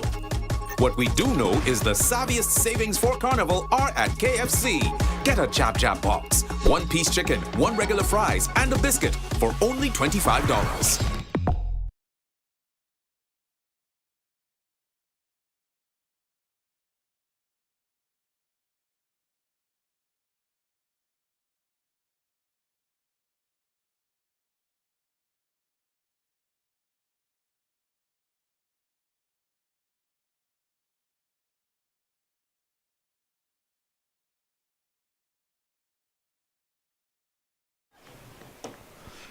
So we're back. 182 for 2. Django on 53 of 133. It's been a watchful innings more than anything else. As I say, good evening to Liam. Yeah, definitely. It's been pretty watchful from Django, showing us that, there's multiple facets to his game. And it's exactly what, the selectors would want to see coming into a 4-day competition. Django, though. It's exaggerating the fact that that one kept low, very low outside the off stump. But it's good to see Django and Mohan together batting. These two, they're very close friends, understands each other. I think one thing you would not see happening is a run out, a mix up. They seem to know each other. The commentator's curse does exist. Well, so if you didn't just... Let's hope I didn't put that curse on them. Django and Vikash Mohan, you're right, pretty close friends from a long time now. Django's been on wall. They've not been able to break that barrier. But I would on Marlon. Wood on Charles, though, Brian Charles, sorry. Charles has been really, really good. He has really pulled well today. As he usually does, it's just what you come to expect when Brian Charles is out there. He's going to give you an abundance of overs. He's going to pick up wickets. He's going to bowl well. So on his flat wicket, not much turn on offer. And he's been toiling away all day, Brian Charles. 18 overs, 53 runs, 1 wicket. No stranger to bowling very long spells. He's a fit cricketer. Normally turns in on an average 30 overs a match. An innings, sometimes in regional cricket. Yeah, he's pretty disciplined as well. You know, he doesn't share off his line too often. This guy, Damian Joachim, he's come in to the attack and he's looked to cause some problems. He's been bowling well. Yeah, a missed opportunity with for stumping with Mohan on 87. I've always said I've had a lot of time for Joachim's bowling. And you always think when Joachim is bowling that he can get a wicket. Driving in the air, but safely into the boundary for 4. Yeah, Django just opening up now, gotten over that barrier after 50. A loose one from Joachim, really. Yeah, just over pitch outside the off stump and a beautiful shot from Django for the covers for 4. Deliberate. You can see him just looking to lift that over the infield. I don't think Joachim will be too worried about that though. He might be well encouraged. Keep going, Joe. Keep going, Joe.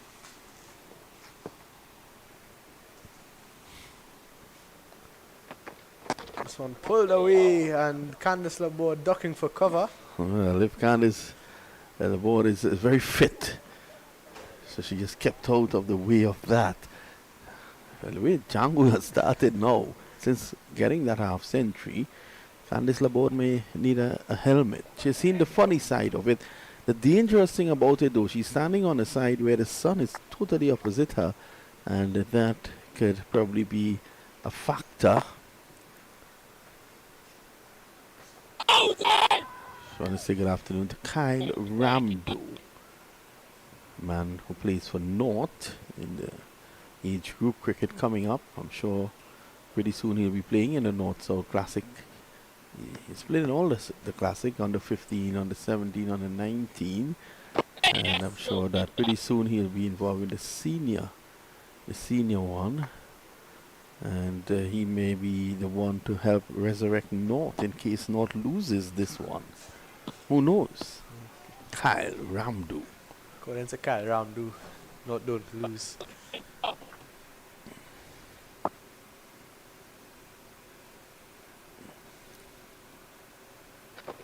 This time it's pushed away down to backward point. Well, I believe the last under 19 North-South Classic, Ramdo might be correct in saying that North won that. I don't think he had a big hand though. I think the gentleman sitting next to me sent him back in a haste. He just had a rush of blood. That's one thing about Kyle Ramdo. Can't seem to stick around too much when I'm at the other end bowling. One stuck on 97 for now. 188 deliveries he's faced. The young ladies of the national team, under the very watchful eyes of Gibran Mohammed, they're doing their thing in the nets across at the National Cricket Centre. Balmain Couva, the NCC venue, the headquarters of local cricket, is always a hive of activities. And you always find cricket being played here. There are also plans to develop just behind the Aloy Kwai Administrative Centre a wind ball playing facility. On evenings you can see people walking and doing their exercises there. So a wind ball cricket facility, and I think half of it is going to be a women's cricket facility as well. So I think that's a long-term plan of the Trinidad and Tobago Cricket Board.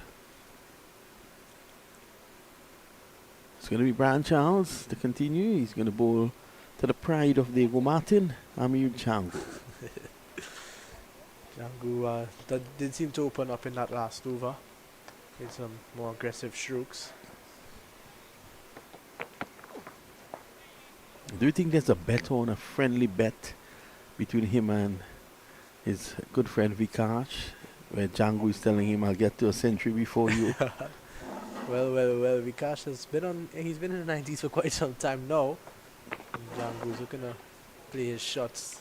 Don't think he's going to target Brian Charles though. I think he understands that he needs to respect good bowling. For two reasons. Respect good bowling, and also that end of the track it's playing some games. Yeah, So it's he's been a not bit up taking and down. chance. He's actually looking at the ball right onto the bat, and if not, he's coming forward as he did for that delivery, smothering the spin. So he's not taking any chances. It's not that Joachim isn't bowling well at the other end. He is. Oh, that's a beauty by Brian Charles.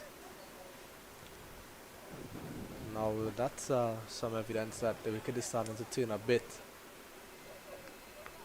Now the danger for the North and Kyle Ramdo is that North will be batting last on this track. And it's not going to be an easy feat. I mean, just during the tea break, we went outside to have a look at it, and it seems to be deteriorating quite quickly. Still 2 days left in this match. Well, I want to suggest, Liam, that you know Kyle Ramdo is a very close friend of yours. I want to suggest you keep your eyes on him over the weekend. As that's played away, Dr. Short third man, 188 for 2. Brings us to the end of the over, does it? Yes, it does. Well, a pile of board. I think she is trying to find out if 5 deliveries were bowled in that over, which I think 5 deliveries were bowled in the over.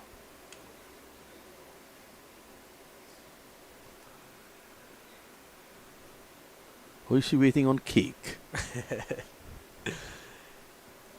going to be Joachim to continue. 197. Just getting into those nervous 90s now. It's batted well, hasn't he? Slides of luck. And on 87, but other than that, he's looking to sweep. Anderson Phillip is the man out there as the fielding to 98 now to Vikash Mohan. Django back on strike. I think this matchup is a positive one for Django. Let's see if he continues to attack Joachim. It is a positive matchup with the left-hand spinner turning the ball into Django. The thing about it, Django loves to play on the onside. He has to be wary because Otley is moving whilst the bowler is coming in, and Otley had gotten himself away from where the 30-yard circle should be to 3/4 of the way to the boundary whilst the bowler was coming in. So Django would not have seen that. It's good from Joachim, mixing up his pace well. Just last one was flat and quick. This one just giving it some air. But Django up to the task. Slow run rate they've been going at just under 3 and over.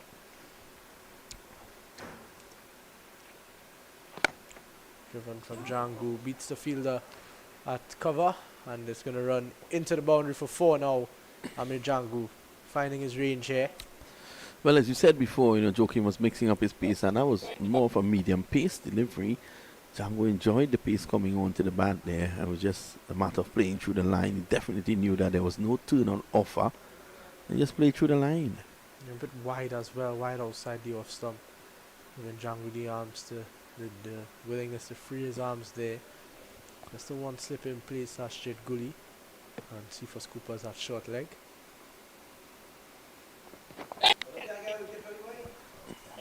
93 for 2. Better delivery there by Joachim.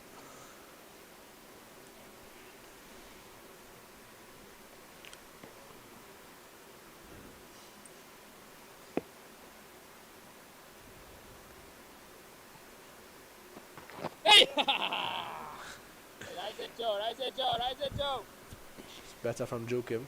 Better line delivery. End of yet another over. 193 for the loss of 2. Just the 4 overs for Jid Gully. Jason Mohammed just 3 overs as well. None for 4. He was good. And Jid Gully and Mohammed did a really good job in that period just before tea. With some really good tight overs that caused some problems for Django and Vikash Mohan. Mohan on 98 now, cruising it on that century. Well, there goes the cake. I wonder whose birthday is it?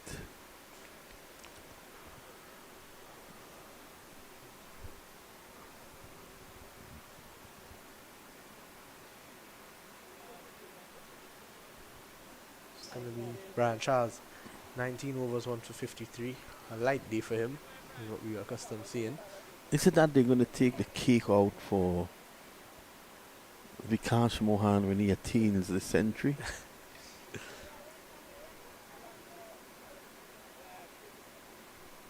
So it's going to be Brian Charles.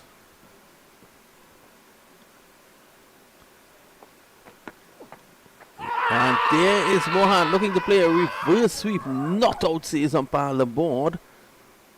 Well, well, well.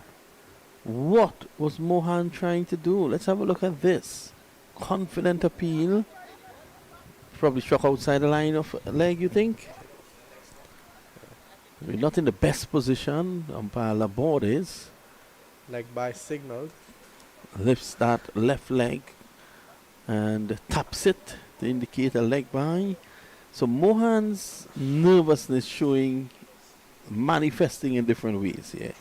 Looking to sweep, play the reverse sweep. I think he's better served just looking to play in the V.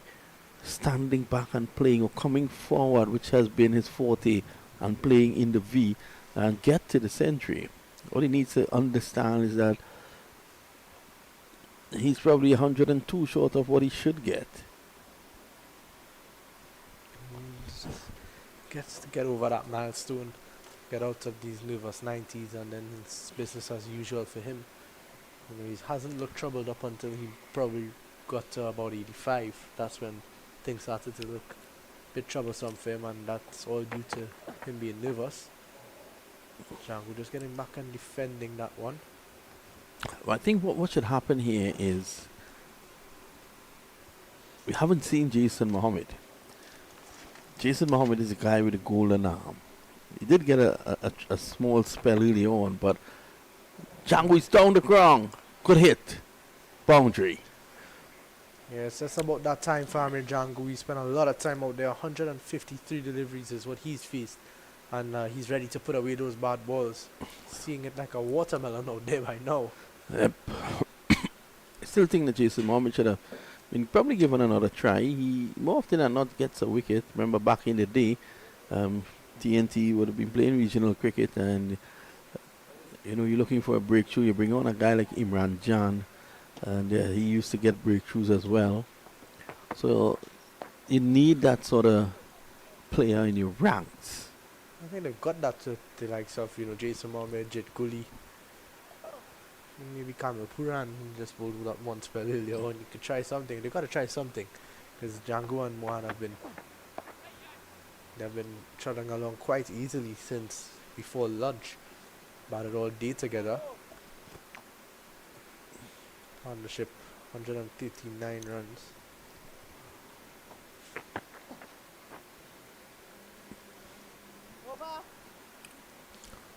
That's another over comes to an end. We take a short break.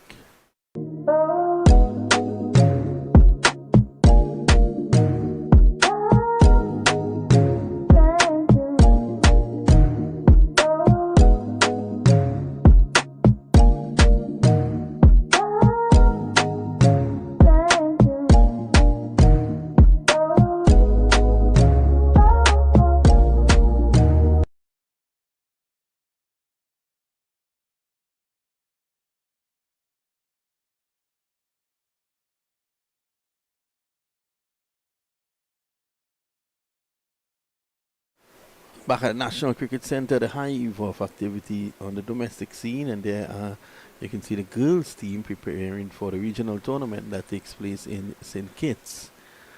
Is Joachim. Mohan is forward, shows him the respect. Joachim 9.1 overs now, come for 33. Just a couple of looseners in there, but for the most part he's been pretty good. I think he just needs to be a bit more consistent. Hey, yes, okay. Quicker delivery. It's good that the captain of the South Team Khan has continued with that silly mid-off, keeping that pressure on the man who is on 98. Can't get away. I think what Vikash Mohan needs to understand is that he's still out there. There's no pressure on him really. He's on 98, so it's just another number. He's plays There he that is. shot that he's been playing all day. That takes him to 99 now. So Cavum Hodge playing for that West Indies team in Australia got out for 99 earlier on. Well, last night it would have been. I don't want to say anything to Vikash Mohan about that right now. Well, Josh De Silva scored 100. Lovely innings indeed. Joachim. There he was looking to sweep. Pitch outside the leg stump, clearly. South Williams animated. Southfielders just begging a bit now. It's been a toiling day for them. Not much has been happening out there. And this one, yeah, just seemed to pitch outside the leg stump, maybe. Pretty close though.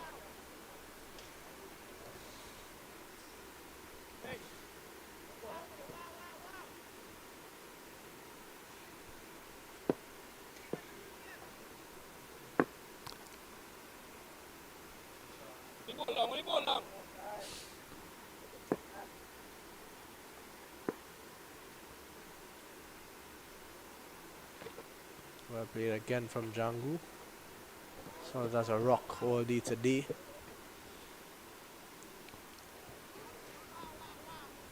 That's going to bring us to the end of over number 68. 199 for 2. So Django is on 67 and Vikash Mohan 99. It's going to be Vikash Mohan on strike now.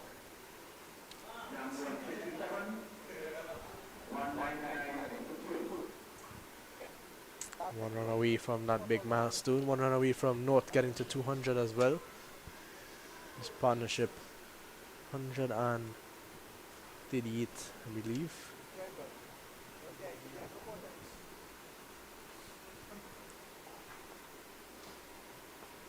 So here he is, Charles. He's driving down the ground, and that's a century. Django celebrates more than Vikash Mohan. They're so close as friends. A wonderful knock by Vikash Mohan. I'm going to make a bold statement. I think this young man should open the batting for Trinidad in the regional tournament. He has batted with poise, elegance, and definitely a lot of stability after the loss carrying Bokas early. Yeah, definitely. And a wonderful shot to bring it up straight down the ground. All the way for 4. Diving Brian Charles almost spoiled the party. Well, look at Django. He was celebrating more than Mohan. Just to show you the character of Amir Django as well. You know, he's such a selfless player. But it's all about Vikash Mohan at this point. 103, 195 deliveries. And he's really put North in a good position here. 203 for 2. A really, really hard 400. It's not been easy out there. The South team have been bowling pretty well. Have been really disciplined. What he needs to do is to just start over.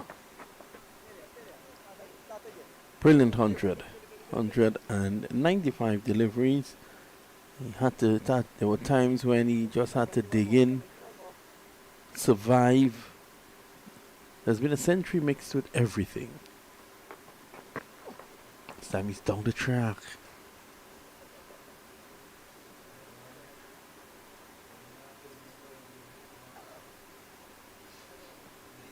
He's in lose movers 90s for a while. Should be back to business as usual now.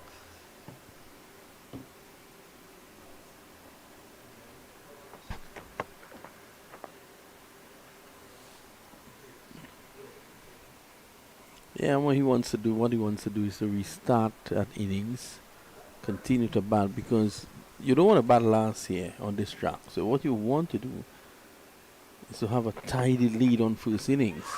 This time, that's a brilliant delivery. You feel it for Brian Charles. Not sure what more Brian Charles needs to do. It's just not been going his way today. Not much that Cooley could do about that one either. Seemed to just drop in front of him. Yeah, Step to definitely. his right as well. But that was just premeditated, seeing the line of the ball from Brian Charles. Leonardo Julian is going out for the water break with Anderson Mays. He's been padded up for pretty much since this morning. He seems to be sending out a message of his own.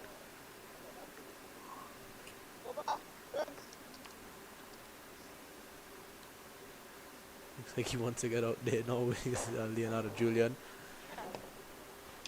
So it's the end of the over. It's an hour's play after tea. We're going to take a short break. When we come back, there'll be a change in the commentary position with Visham Lalman and Dylan Sharma.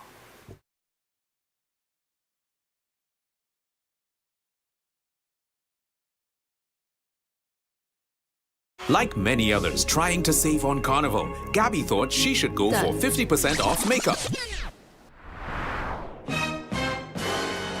What about the other side? Well, Daisy 50% off offer. So you know.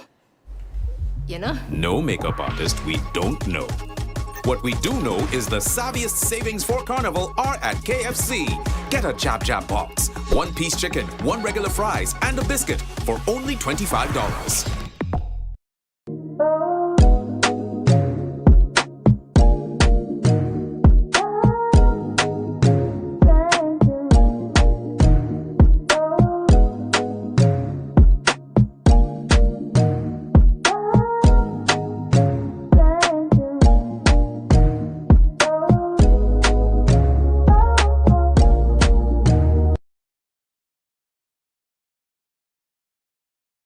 Like many others trying to save on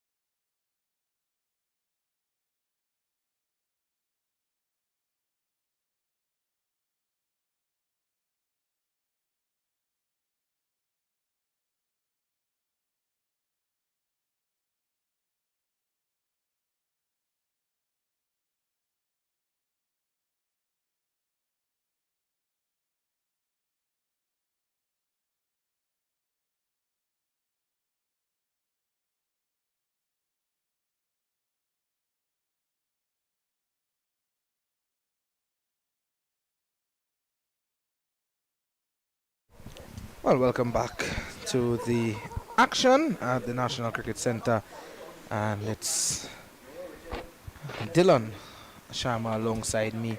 Dylan, good times for North, and good times for North supporters. Good afternoon, Visham. Good afternoon, everyone. Very good times for North, and South have brought in their experienced campaigner in Imran Khan. Oh, he continues to sunbathe every day since we've been here, Dylan. It has been a norm to see him lying down in the sun, just to the edge of the boundary rope. But here's Imran Khan, who's back, the skipper of South. Or this one peeling off the outside edge. And Django gets one. And this partnership continues to grow and grow tall.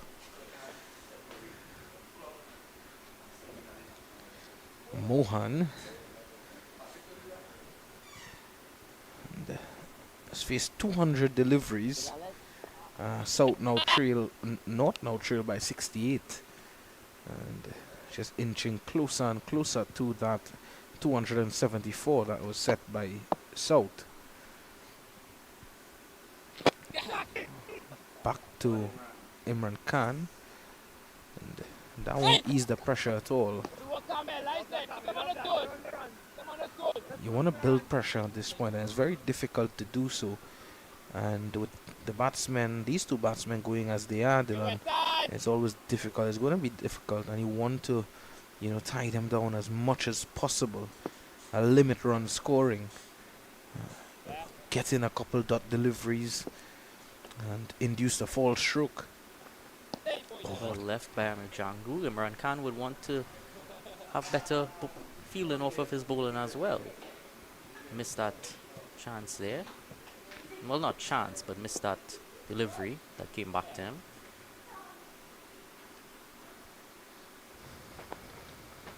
This one down the leg side, not a good delivery there from Khan. And Imran Khan would have been the leading wicket taker in the Legends League cricket tournament in India.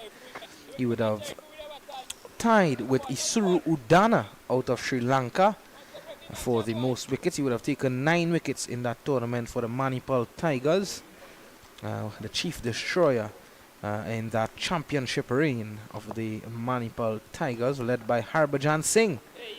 I'm sure given, the experience of Harbhajan Singh and the great, he's considered a great of the game. Imran Khan would have had a lot to learn from him despite being an experienced man himself. But Dylan, as you say, they're never too old to learn, Dylan. That completes the over. 70 overs bowled, 208 for 2. You're never too old to learn. Definitely not, and you would have enjoyed the conditions across in India as well. Some more fans, well, not some fans, but some Ttcb members here, as well as the cameraman, having a conversation. Mr. Daniel Prentice, man charged with the responsibility of taking the quality photographs of the match play.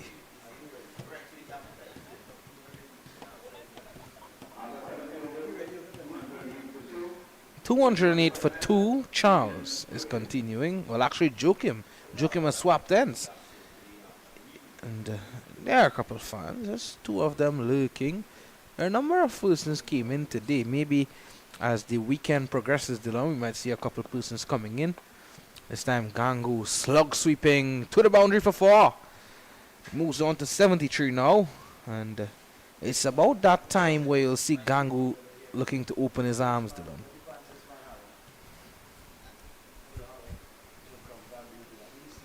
It was a powerful shot from Jangu. 150 run partnership coming up.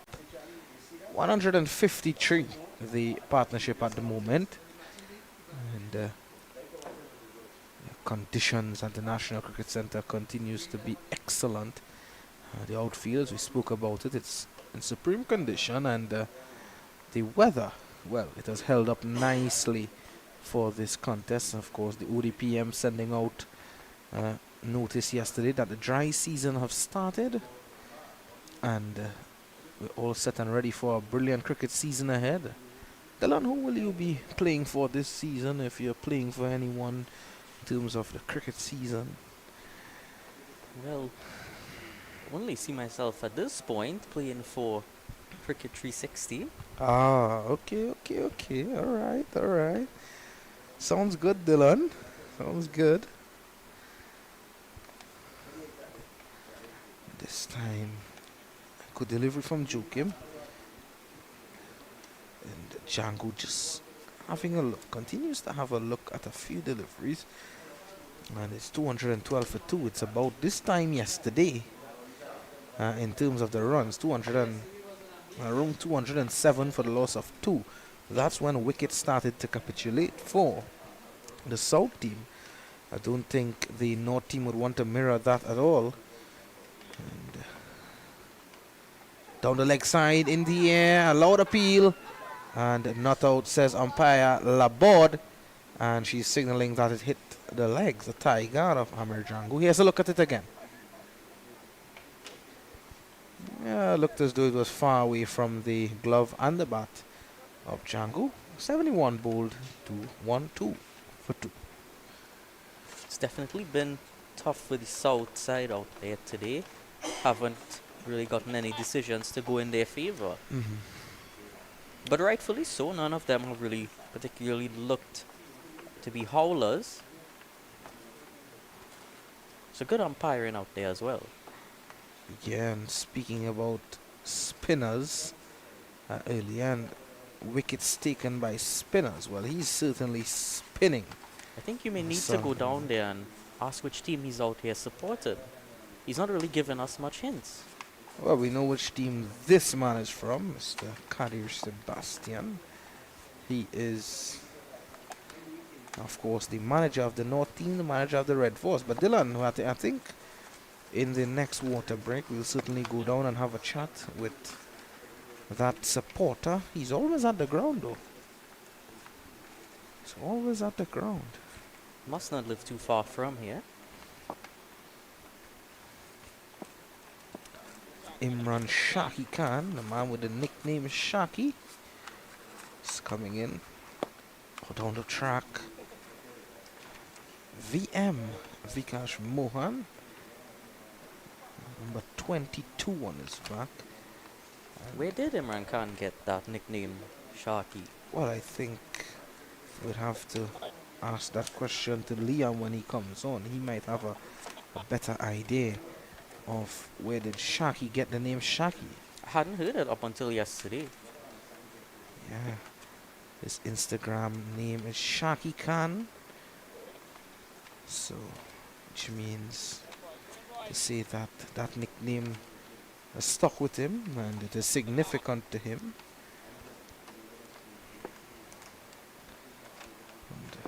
Wonder if he's a connoisseur of bacon shark. Well, we never know. We'll have to ask him.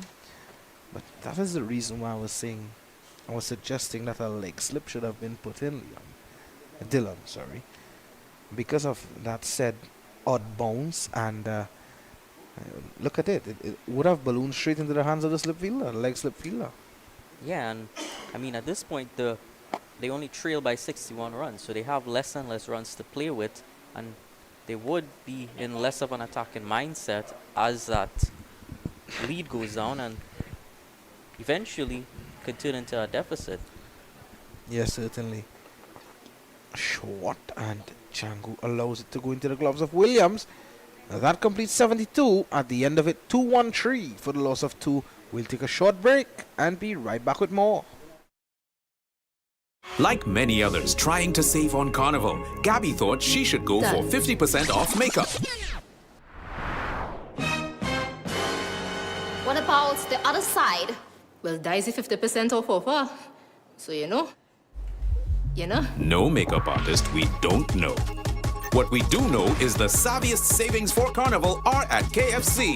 Get a Jab Jab box, 1-piece chicken, 1 regular fries, and a biscuit for only $25.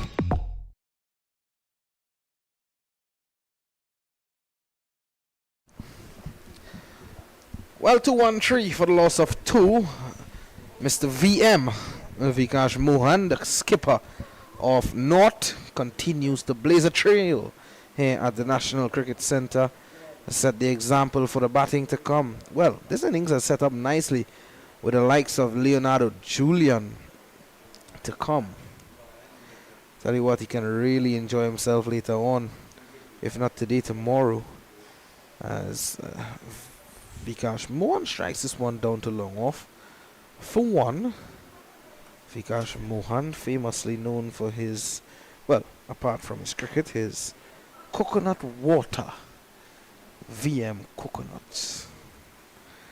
That's the man.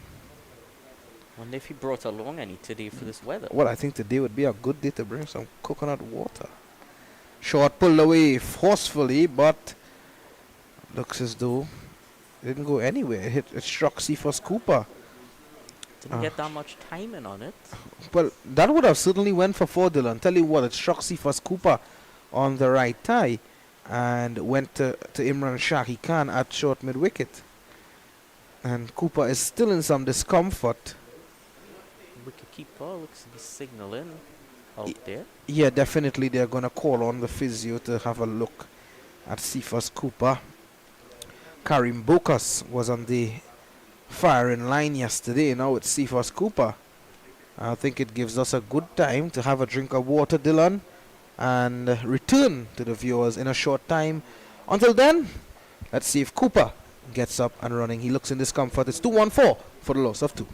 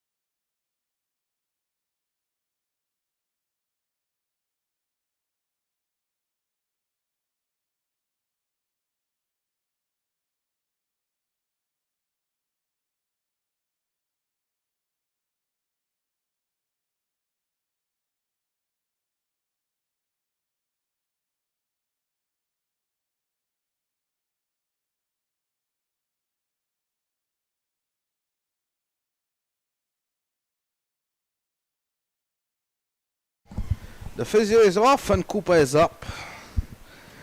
And he would have, I think Karim Bokas would have been smiling from ear to ear when Cooper was struck there. So I would have said, getting back some of what you did to me. Dylan is back. It's a thankless job in that position. Next time Dylan is playing cricket, we'll have to put him there. Oh, lovely delivery there from Joe Kim.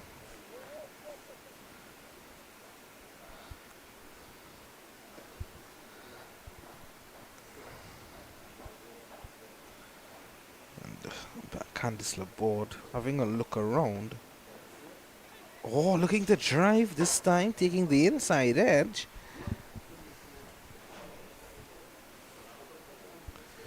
And Joachim looking to sneak one through here. He's bowled well, 11 overs. He's on to his 12th. He's conceded 39 down the leg side. That has been a problem for the South team, Dylan. Every time the bowlers are able to pile up a couple deliveries, straightish deliveries, on about the middle and off stump and target that stump, Dylan, there's this odd delivery that goes on straight. That one, luckily for Django there, It didn't go on to the stumps. It went straight into the hands of Cooper. Well, he'd count himself very lucky that didn't go on to hit the stumps. Oh, some bounce there from Joachim. Joachim is someone who you wouldn't really associate with all that bounce because of the fact that he's a short man and he delivers from a low trajectory. And that brings the 73rd over to an end, 2-1-5 for the loss of 2. Mohan, the skipper of North, is on 108. Django is on 74. And as I said, we were speaking about spinners, and with 2 spinners operating and a leg spinner at that, yesterday we saw Wanindu Hasaranga from Sri Lanka picking up his best figures, 7 for 19 in a ODI match against Zimbabwe. I believe it was at Palakele, Colombo, actually, Yes. Colombo, and his previous best would have been 6 for 24.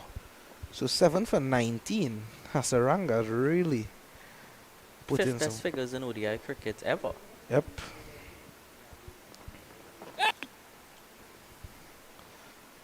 And Imran Khan, if he can put up a performance like that for his team, well, it's much needed at the moment. Not 7 wickets, but at least 1 wicket at the moment would be a handful for South. Well, as they say, 1 brings 2, sometimes 3. Yeah, definitely. You can hear in your stump mic, wicketkeeper also referring to him as Sharky. Yep. Everyone around the cricketing arena who would know Imran Khan knows him as Shaki. What I will say though is, for large parts of this session, Django goes over cover and 1 bounce into the boundary for 4. It's a beautiful shot up and over the infield and inside out. One of the more difficult shots to play in the cricket game, Dylan. yes, that lofted extra cover drive is very difficult shot to play, and he played it to perfection there. He's played that shot as well as the straight lofted shot quite well today. And what he's done well is he hasn't looked to continue attacking ball after ball. He's gone right back into that solid defense after. Thought it was a bit overpitched from Khan. That's a better comeback, a better delivery from Shaki. Shaki Khan 10. That's the man.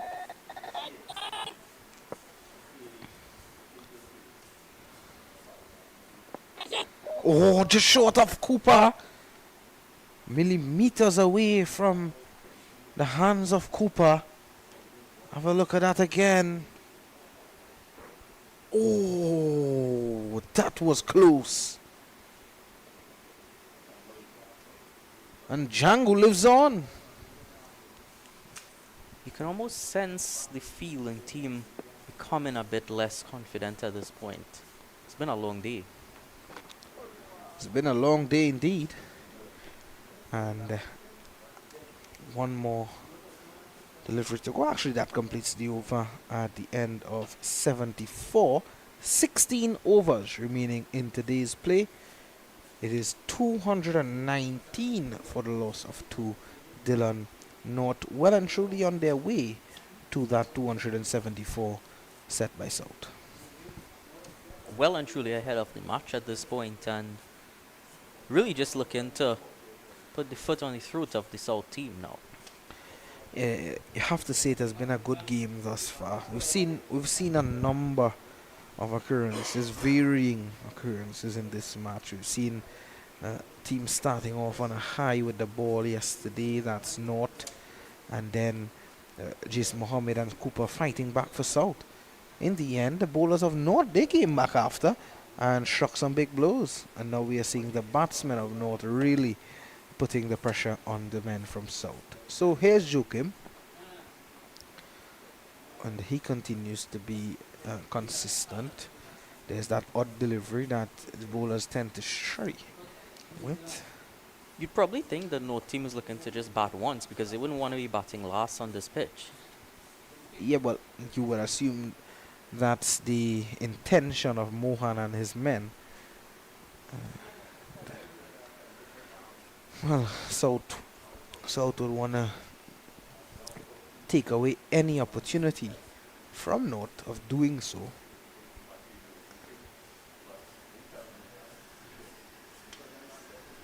Do you find that Joachim's action resembles Akshar Patel a bit? Oh yes, definitely so. You're quite right there, Dylan. You're quite right in saying that. And I didn't I quite was get the greatest look at it from the far end, but now that he switched to this end, I I've been was able to see it a I bit was looking better. at Filton Williams yesterday, and you can correct me if I'm wrong. That's a good delivery. Filton Williams has an action similar to Umesh Yadav from India. Maybe if we do get another look, you can tell me if I am correct. Skiddy, and this needs to be a quick run, yes, and they get him quite easily in the end, looking for the second now. And look at where Django and Mohan has to run from. They had enough time to complete that single. It's almost as though they completed 3 runs there, Dylan. Yeah, it was 2. But it's almost as though they completed 3 because of the fact that where they started the second run.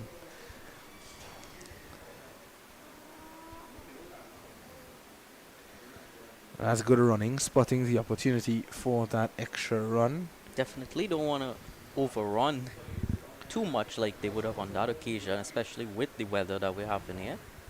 Don't want to burn yourself out.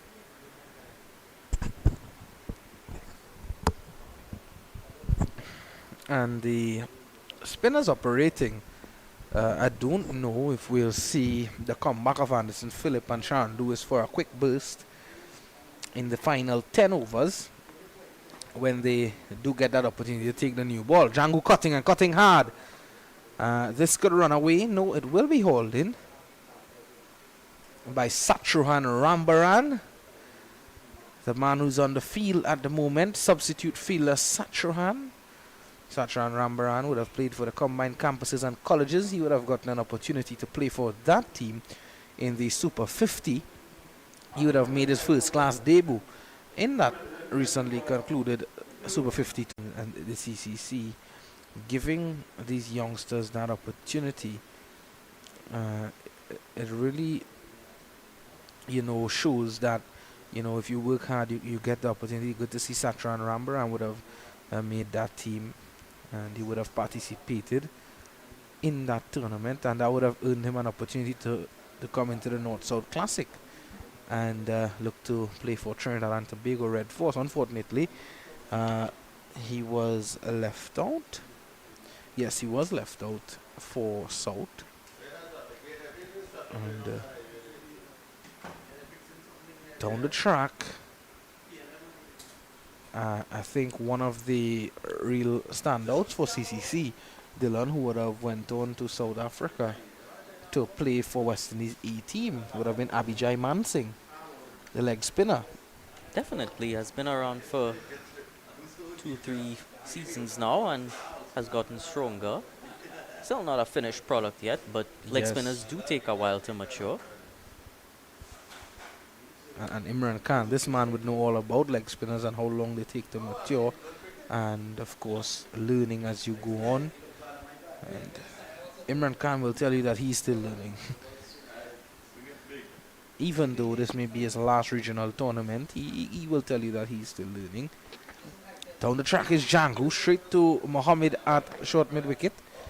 And well, in all facets of life, really, you continue learning outside of sport, anywhere, really. Yep. Now, you were asking if we might see the return of any of the pace bowlers at this point, and with the older ball and the pitch breaking up a bit, it might not be too bad a decision. Maybe a bit of reverse swing coming into play, Dylan. We'll have to see what Imran Shahi Khan's decision is. I'm really interested to see if there were to be some reverse swing here, of course. With the amount of dust and cracking up there is out there, all the heat on the surface. All loud appeal. Not out, says the umpire Dan Ramdani. He nods in denial at the end of 76. It's 2-5 for the loss of 2. And right about now, it's just about 4:24 p.m. Friday afternoon here in Trinidad and Tobago.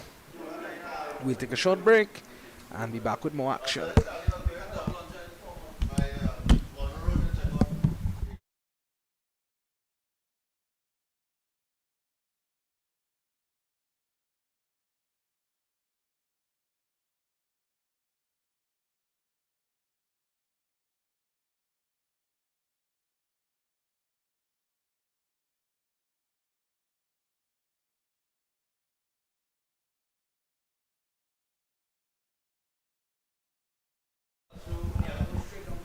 Still in search for that third wicket, that breakthrough. And there's where Dylan normally does his track and field. And Dylan, Joachim is back, and I was just about to ask you, Dylan. Oh, wonderful delivery there. Some assistance from the pitch. Yeah, Dylan. So, what would be your message as a coach now going out to South? If you're a coach, Stephen Ramke soon, what message would you be sending out at the moment to your players, given the fact that you are searching for that wicket? Well, that is quite a difficult question. It is really tough out there for them at this moment. Now, what I do think that they should have persisted with longer, which they were doing earlier, is nicely tucked away down to low on for mid on for a single. Brings Django back to strike. Earlier on, they had the ball turning both ways from either end, so the leg spinner and the off spinner on from either end, and I don't think they persisted with that for long enough. As we saw yesterday, Django hits that straight back to the bowler. So we saw that yesterday. The North team did persist with that for quite a while. Pierre bowling from that North end for the marathon spell. And of course, Vikash Mohan, who's at the non-strikers end. Oh, that one seemed to have struck him on the glove, then onto the pad. And luckily it didn't go to hand. It is 226 for 2. After this over, it will be a double change in the commentary box. Liam Mamchan, along with Mr. Vinod Mamchan, will be joining you for this afternoon's proceedings. What is remainder of this afternoon's proceedings?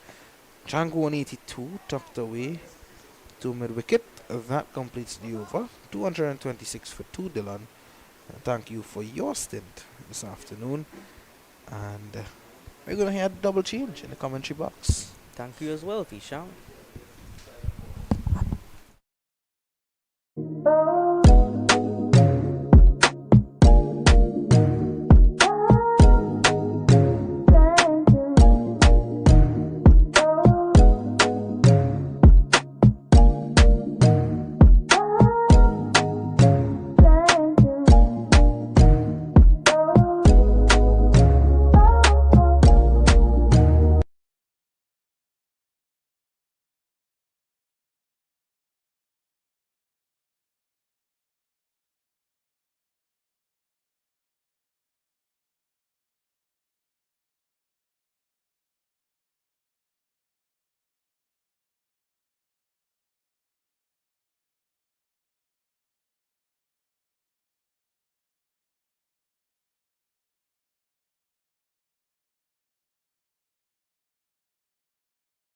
Welcome back here at the National Cricket Centre in this North South Classic.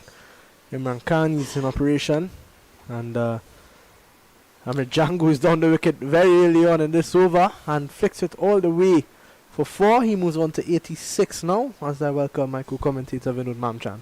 Yeah, lovely shot there. Django dancing down the track as if he's in residence. And he was able to get that away from along on and into the boundary for 4. And 86 of 192 deliveries. Vikash Mohan, 112. And these two, I think, this is a lesson for all the local cricketers who are vying to get in to that Trinidad and Tobago team, this is something you must look at. Django, who is an ultra-attacking batsman, having faced 192 deliveries for 86, that should tell you something. And also Vikash Mohan. So what they've been able to do is to bat, play each ball on its merit. And you may think that the track is a feather bed, but I'll tell you something. On one end, definitely you have some tricks to deal with. Yeah, definitely. We've seen a couple from Anderson Phillip, and even some from Brian Charles. Keep a bit low on that other end, not this end that Imran Khan's bowling on now, that the northern end. And the southern end has some demons in it, and we see Django overreact maybe for a few that kept a bit low. He's moved swimmingly along to 87. He's batting at some tough periods. He came into bat just before lunch, which is never easy. Weathered that storm, then saw that tough period when Jed Gully and Jason Mohammed were really on top of their game in about 5 overs before tea. And he maneuvered that period well. And he's been free-flowing after tea. Yeah, he has been good. He has grown nicely into this innings. Coming in 20 minutes before lunch was always going to be a difficult time. Hey, yeah, Shaki. Imran Khan using all his experience to keep him quiet. And at the end of 78 overs, the Southerners have faced 78 overs out there today. Another 12 overs will bring us to the end of the day's play. It'll be 90 for the day, 233 for 2.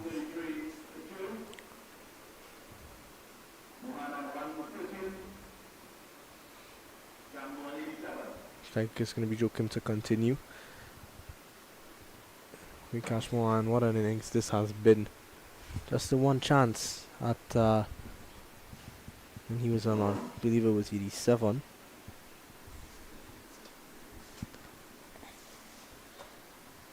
And he's made the most of it after that.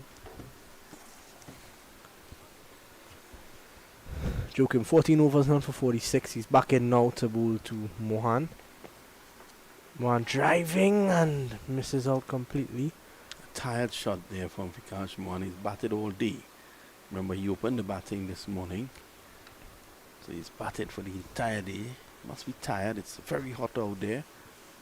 He's faced 218 deliveries. So short from Joachim and cut away from Vikash Mohan just for one. But I like his approach, after getting the century. He hasn't decided to throw things away or to play shots. He's just continued to bat. A little birdie appreciates the innings.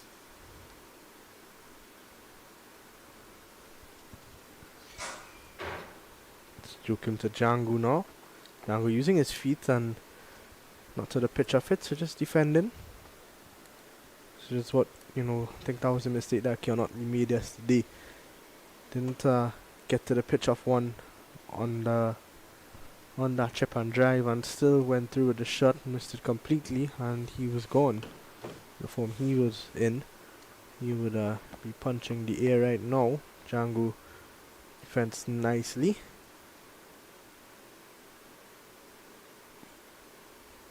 This has been a good innings from Amir Django. And all of a sudden, they trail by just 40 runs, the Northerners. It's good running between the wickets. Direct hit may have been Direct close. hit, yeah, it might have been interesting there. Django taking a bit of a chance. He gets off the Australian unlucky number, which is 87. Partnership moves on to 176. Huge partnership between these two.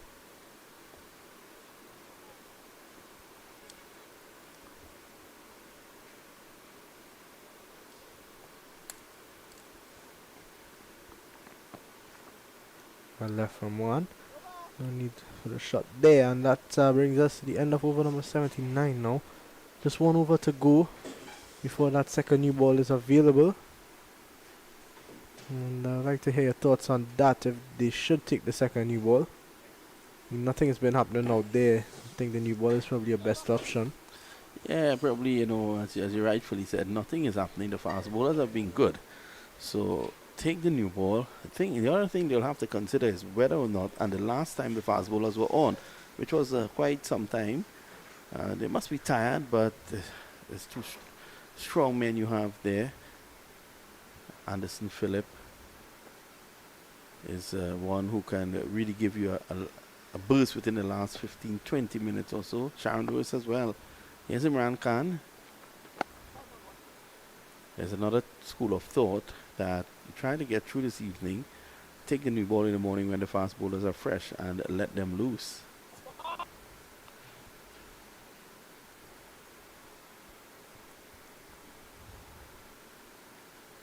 We wait to see what will be the decision. But regardless of what is the decision, North is firmly in control at this point in time. Yeah, a lot of credit has to go to the skipper.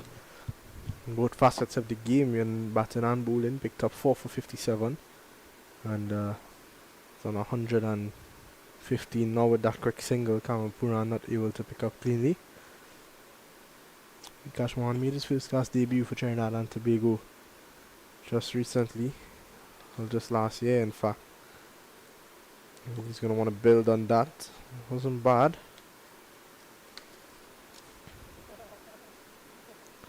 It's been 3 first class games in his career now.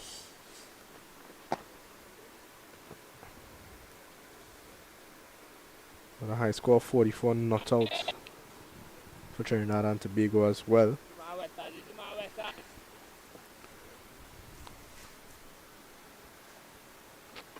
Using his feet is Django, and this one goes into the boundary for 4 now. Django in firm control as he moves on to 93. Yeah, a lovely shot. Just a replay of the shot previously played in down to deep mid wicket. Goes into the 90s, as you say. So Django, 93 now.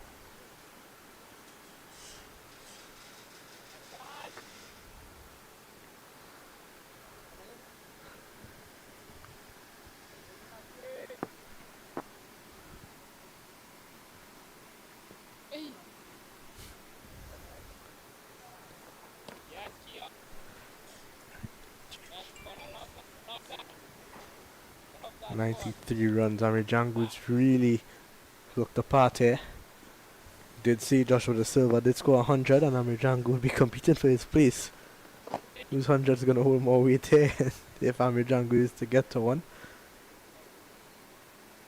It's a good headache for the national selectors, David Furlong and they to have. And with that, we're going to take a short break and we'll be right back. Like many others trying to save on Carnival, Gabby thought she should go for 50% off makeup.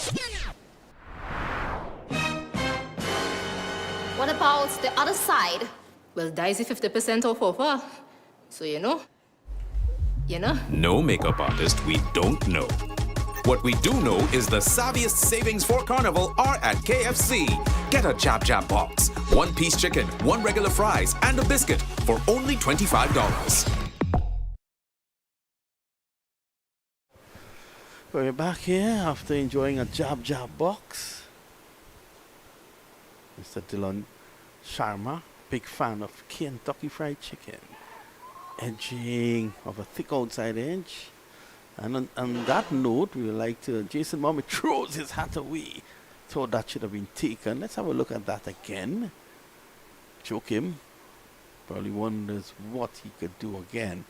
Let's see. 66 wickets in the Premiership last year. There was nothing no one could have done there. It went exactly in the gap. Choke him. This time he's looking to sweep. He's gone! Mohan sweeping once too many, and he has to go. A big wicket here from Damien Joachim. Vikash Mohan is not happy with himself at all.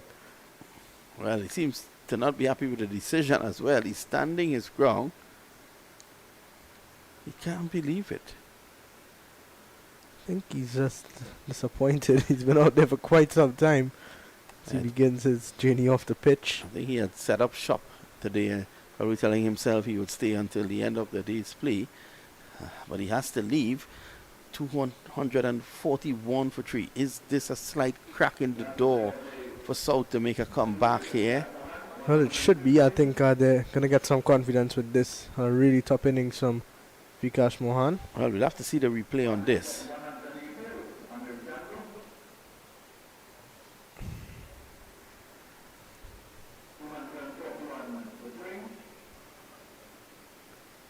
There he goes. Seems to just be on the edge. Vikash Mohan there. And there's Ttcb's Campbell, the social media man. What is he doing out there? One hope said he doesn't go to interview Mohan at this point in time. Might be a good one. So Mohan has to leave 115. Still waiting to see the replay on that. And when you thought it was going to get easier, Tion Webster's just arrived outside there. Well, here's the replay.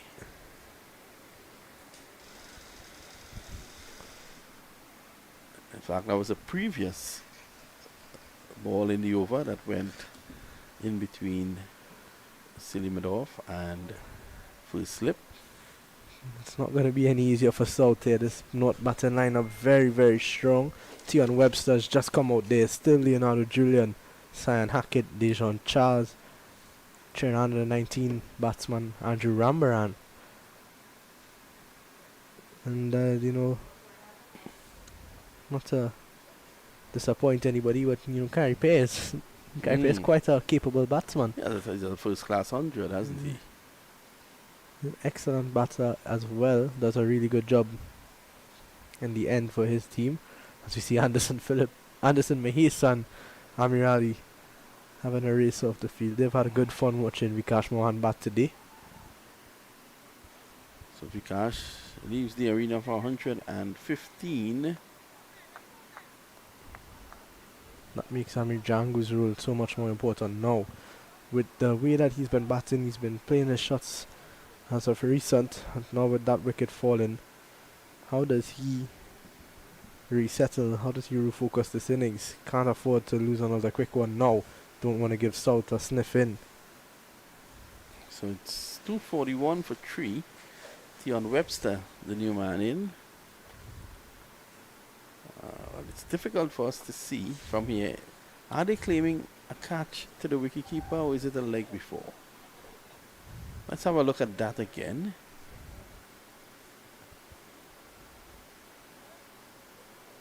There's a disappointment there shown on his face.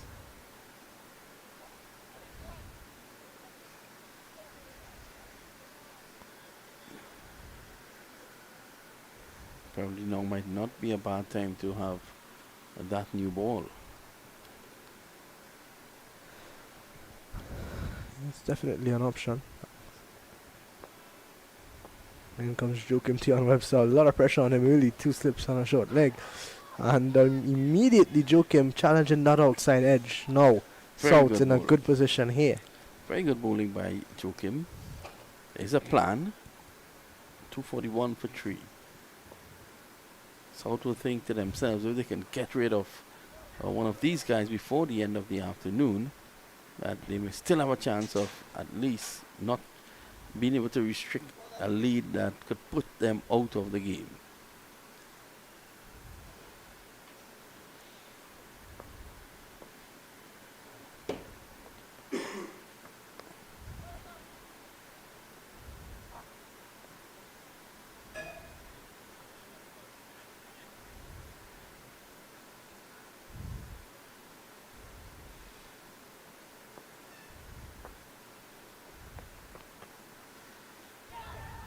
Beautiful delivery. Beaten all ends up.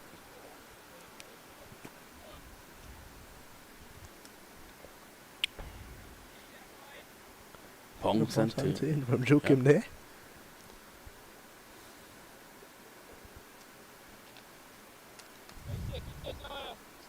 So successful over. Finally getting a wicket.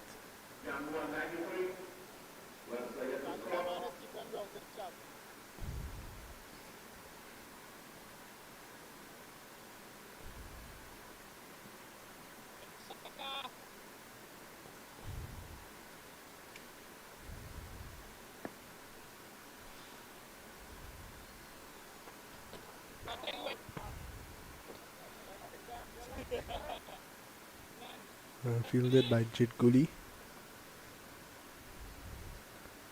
Was really impressed with his innings yesterday afternoon. The maturity that he showed.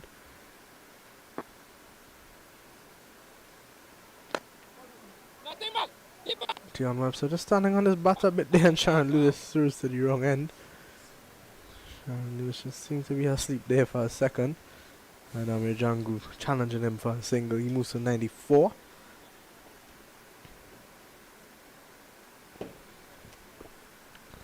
So just after this over, 8 to go before the end of the day's play. Let's see if Django will get to that century this afternoon.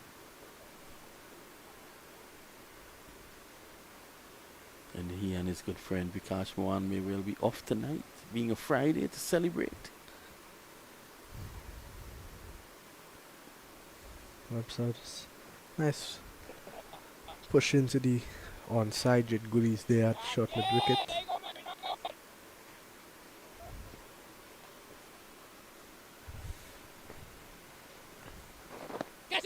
Oh, a chance there, Cephas Cooper. But he's dropped him. Cephas probably falling asleep. That was the wicket they wanted. Oh, in and out. Always some sharp ones there at short leg. And Dion Webster gets a single. So Webster is now off the mark after being dropped on the north.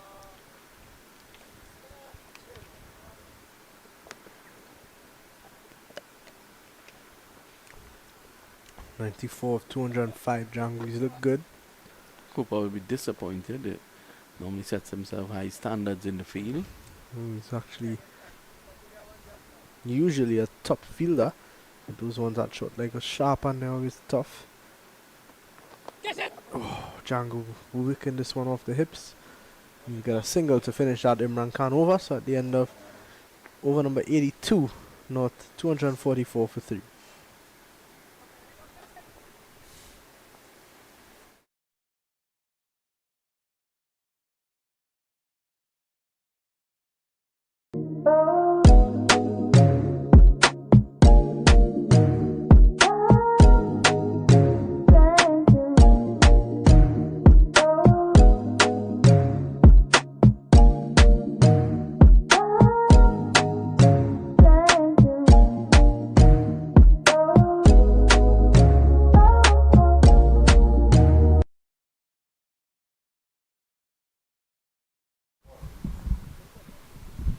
So it's going to be Joachim to continue. A century looms for Django. He's back.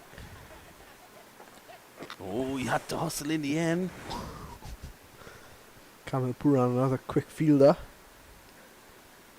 Risky single from Django. He moves to 96 now. I think he's just trying to rotate the strike so Webster doesn't feel under too much pressure.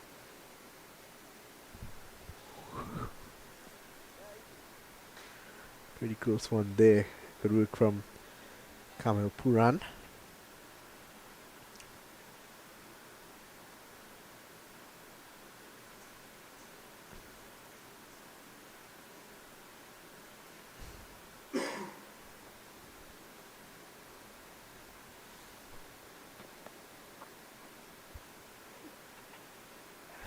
Fielded there from Jit Gully. Yeah, gonna get the single either way. A loose one from Joachim and Webster. It's gonna feel like he missed out on that one.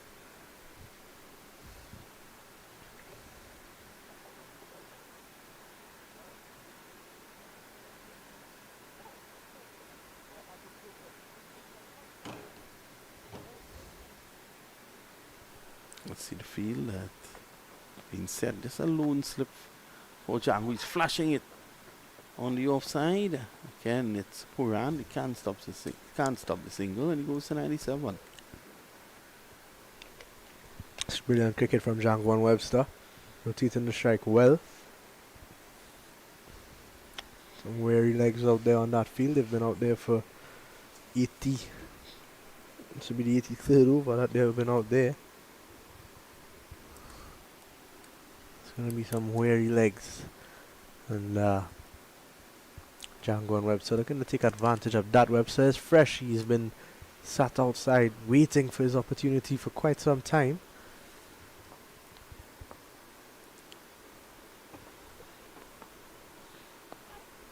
Worked away into the onside. They're going to look for two. Should get there quite easily in the end.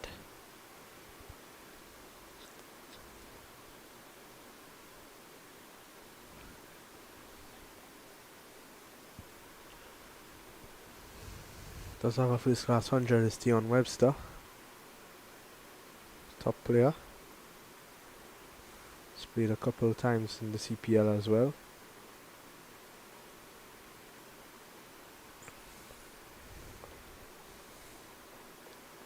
"28 years of age now. He's played 21 first class matches for Trinidad and Tobago. 200s and 350s, and a high score of 178, as well as a 5-wicket haul, so he's a handy all-rounder, Tion Webster. Too short. So you want to get those fielders on the offside into play. End of the over, though. 7 overs to go. 249 for 3. Yeah, this is another look at Tion Webster.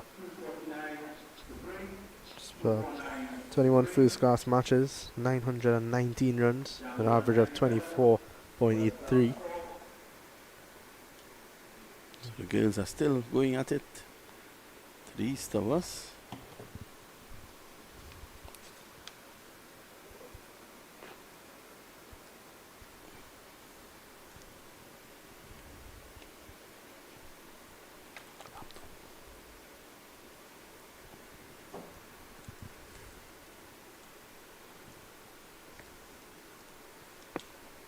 Django on strike, 97. Imran Shaki Khan is in to bolt him. It's going to be a dot to start the over. No marathon spell today from Imran Khan. Yeah, I think he's understanding that, he's one of the senior players and there's a lot of other guys that need a look in. Very happy to see Joachim getting an extended spell. He's bowled 17 overs now, Damien Joachim. He's done well, Joachim. Yeah, he's done the job for his team. He's picked up that wicket, got the breakthrough.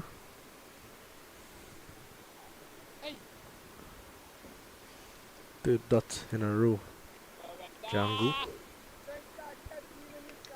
I think what Django's done well is that he's understood that some bowlers he wasn't able to target. This one punched to the offside. He's going to come back for 2. And that takes J-Man to 99. As we see Tyrese Campbell running along the boundary. Looking to get the best shot of Amir Django's 100. Well, he's excited. Aren't we all? Amir Django, a fan favourite here in Trinidad and Tobago. Well bowled from Imran Khan. I'm going to keep Django on 99 for as long as possible.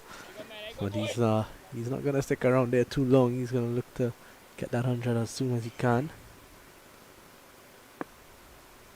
Here comes Khan to bowl to him. Oh. He's dropped him. Imran Khan has dropped Django on 99. Oh my. Should have put 2 hands. Well. It's all happening here. Both batsmen have been dropped within the last 3 or 4 overs. 5 wickets could have already been down for North. It's the end of the over. Amir Django lives to fight another day. Imran Khan can't believe what he's just done. How much is that going to hurt them now?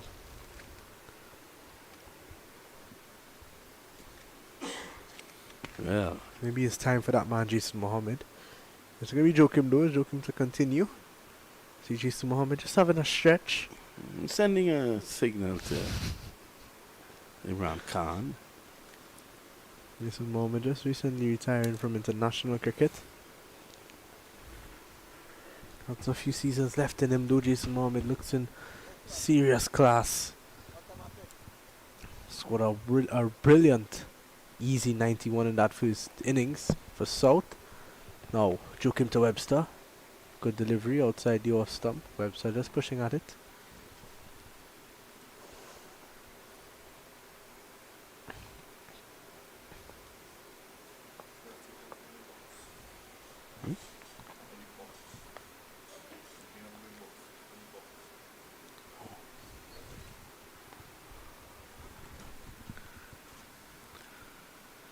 So pressure continues to mount here on Webster.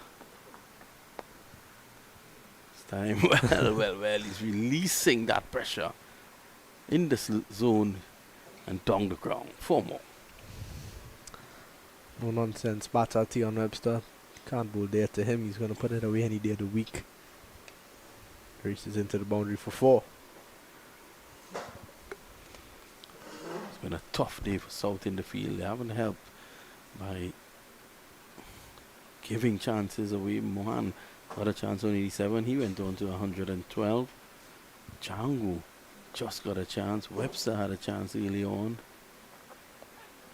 And with that single, brings Amir Django on to strike. 99 just dropped.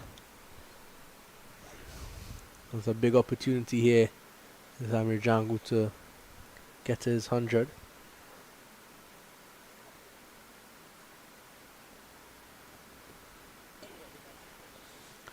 So Imran Khan will be kicking himself for having put that catch down.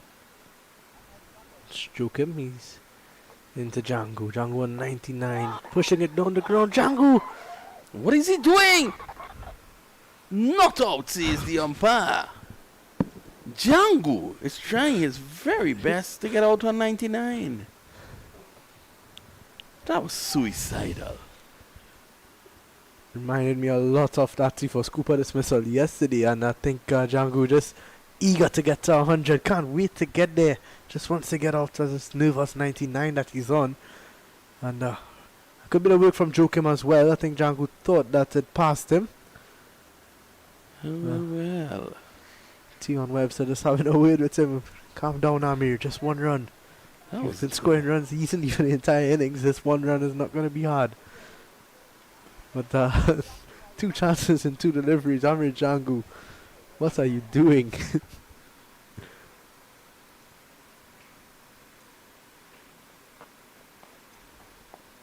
Defends nicely now.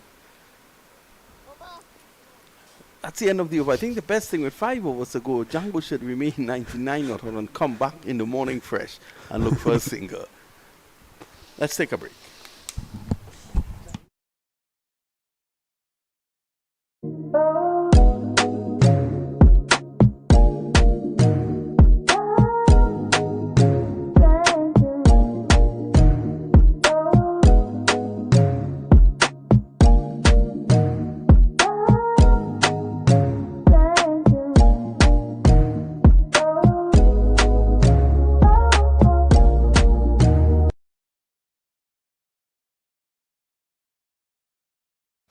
We're back here at the National Cricket Centre. Imran Khan into bowl. He's going to bowl to Tion Webster. Django, nervous 99.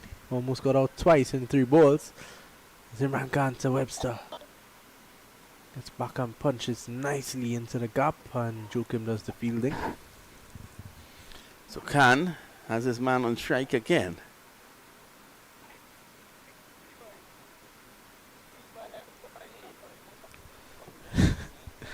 What does Django do here? It's been all entertainment in the last few overs. Does Django have 100 to his name in this game?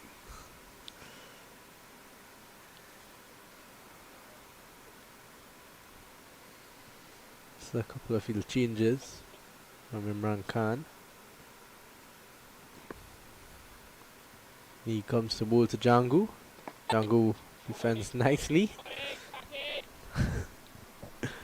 Good old Shaki using all the experience in the world. Don't think there's much players left in the Caribbean as experience in first class cricket as Imran Khan. And a real loose now. And A well, misfeed. well, and Amir Jangu is going to get to 100 now. A brilliant 100 from a brilliant cricketer. I think you will see muted celebration because of what transpired. Let's see. Let's see the celebration. You know, Amir Jangu Well, loves the celebration. Amir Jangu finally gets up that nervous 99 that he's been on. so while I saw the arrow, what was the signal before? Didn't really get a good look at it. Well, he was telling someone to zip it, wasn't he? Yeah.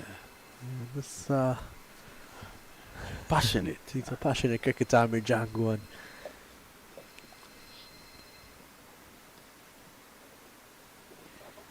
it's good to see him out there at his best, scoring runs. No bigger stage than the North South Classic to address those national selectors. Now that's a big headache for the head selector David Furlong and his crew to pick who's going to wicket keep in that first game. There's Joshua Da Silva, who may be back in time when he leaves Australia, coming off 105 against the Cricket Australia 11. And now Jangu's come out here with a brilliant 100 on his own. Well, looking at the batting reserves that we possess here on the Trinidad and Tobago team, I see no reason why Jangu can't play as a batsman. Most definitely is good headache again for the selectors to have. So that brings us to the end of the 86th over.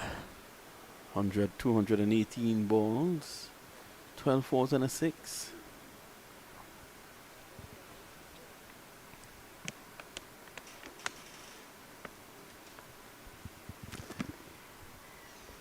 It's going to be Joachim to continue.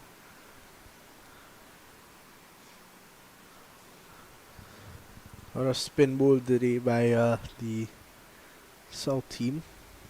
Joachim out quite a lot, 18 overs.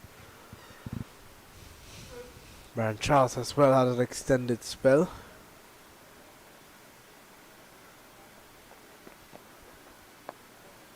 Janko may just look to play some shots now. I think the best option for him is to come not out at the end of the day.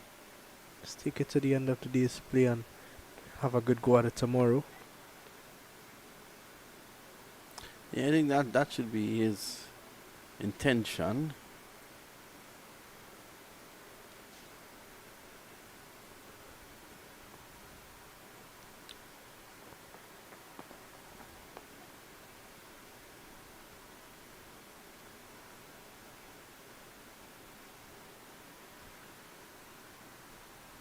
It's going to be Joachim again. He's bowled really well in this over so far.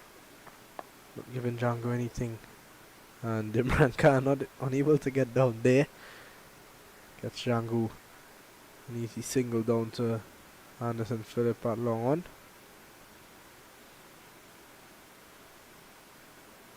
Toiling day in the sun for South. It's not been easy going out there at all. Brian Charles at slip. And Cooper, he's been a short leg, that one wide and short from Joachim, but Webster can't get it.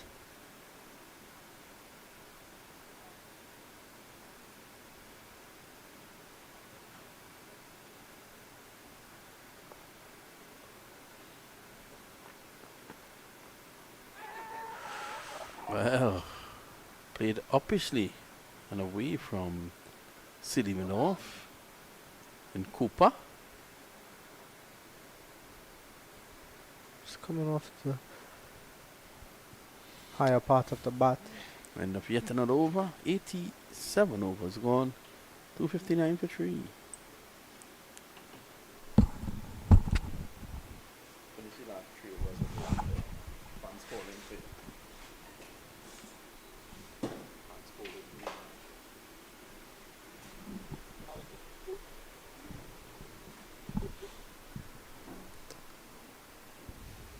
I'd like to welcome commentator into the attack here. Dylan Sharma, he's going to come in. Looks like Brian Charles, he's going to come in to bowl the 88 over. South looking for a wicket here. Django gets to his 100. I'm going to chat with Cephas Cooper at short leg. Cephas Cooper and Amir Django would have batted together quite a lot in the Dream 11 T10. Both fantastic players. And both had fantastic games. Cooper got 80. Django's got himself 100. Now this is the mistake that I believe South made.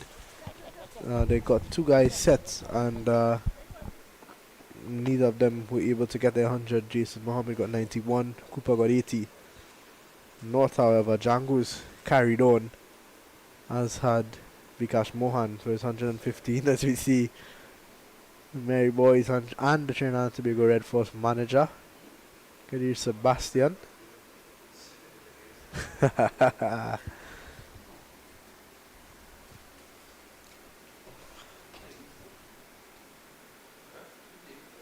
It's Brian Charles, the bowler.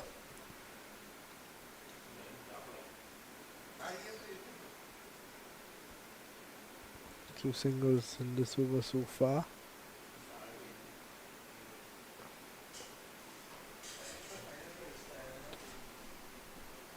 Okay.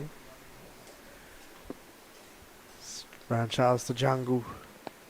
Charles coming from the other end now. Gonna do something different. Good evening, Liam. And the South team would be hoping they can get a final breakthrough before the end of play today.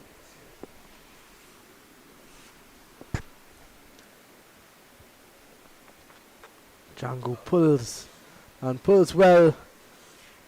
Goes into the boundary for 4. Amir Django continues his onslaught here.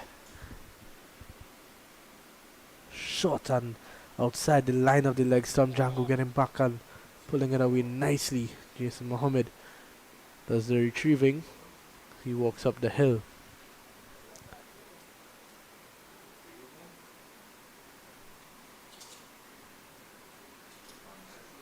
Django looking really confident now.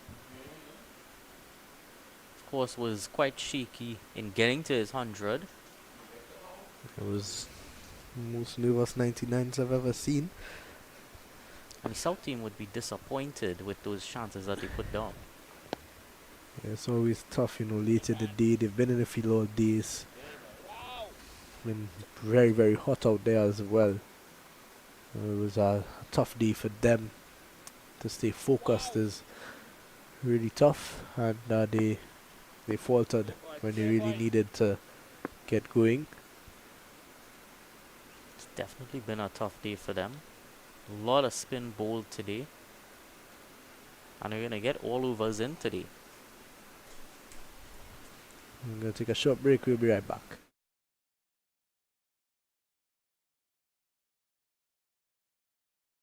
Like many others trying to save on Carnival, Gabby thought she should go for 50% off makeup. What about the other side? Well, Daisy 50% off offer. So you know. No makeup artist we don't know. What we do know is the savviest savings for Carnival are at KFC. Get a Chap Chap box, 1-piece chicken, 1 regular fries, and a biscuit for only $25.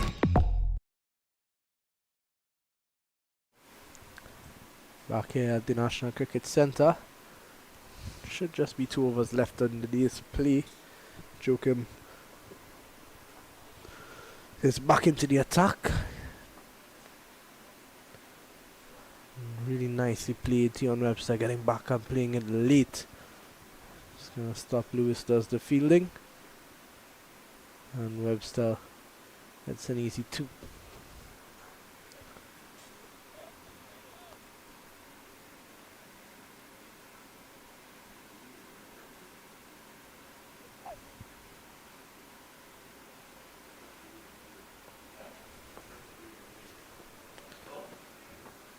Good delivery from Joachim. Webster would want to make a good impression here. Has been around for a while and has had a moderate run of performances over the years. You want to make sure he gets into that team. Last time Trinidad and Tobago played a first class game, Tion Webster picked up a 5-wicket haul as well, so he's handy with the ball. Didn't see much of him in the first innings when South batted, but he's more than capable, and they're going to get a quick single here. Sharon Lewis is fielding that one, and Django is back on strike. Did look pretty good with the ball when I saw him yesterday morning.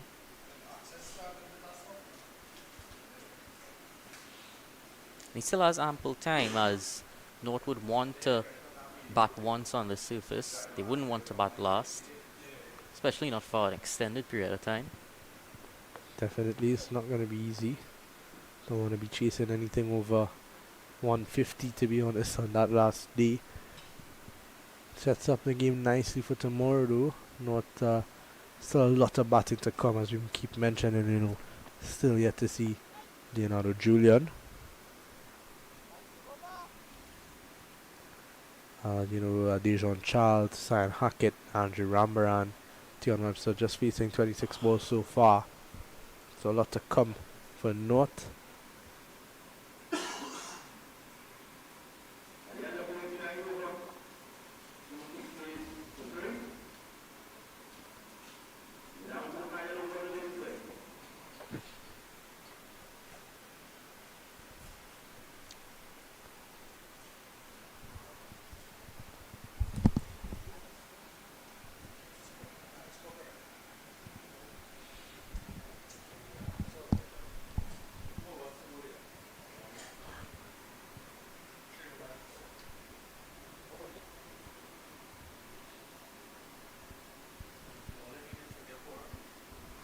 Into the 90th over now.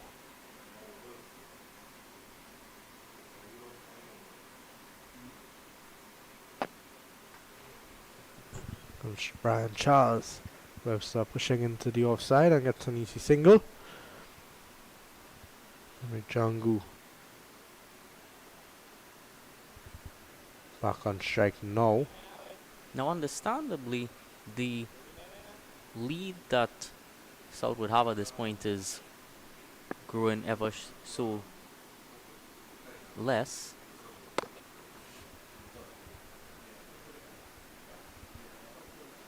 But you wonder, being the last over of the day, whether they would want to apply a bit more pressure with some close-in fielders.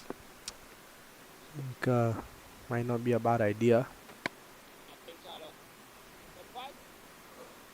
Not sure if it is the last over of the day. Don't know if they're going to play until 5:30, which is the cut-off time.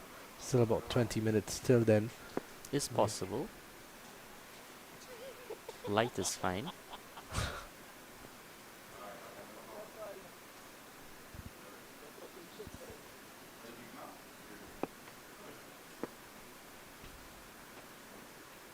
Good delivery again from Charles. Having Django on the back foot. 2 deliveries to go in this 90th over. Partnership of 31 between Webster and Django now. Good delivery. Don't know what the umpire saw, but it looked pretty close to me. Let's have another look at this one. Well. A shocking decision, to be honest. Looked to be pretty good, Django. Let's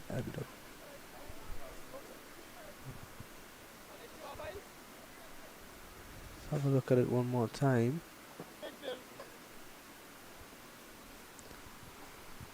Daniel Williams seemed to hear something.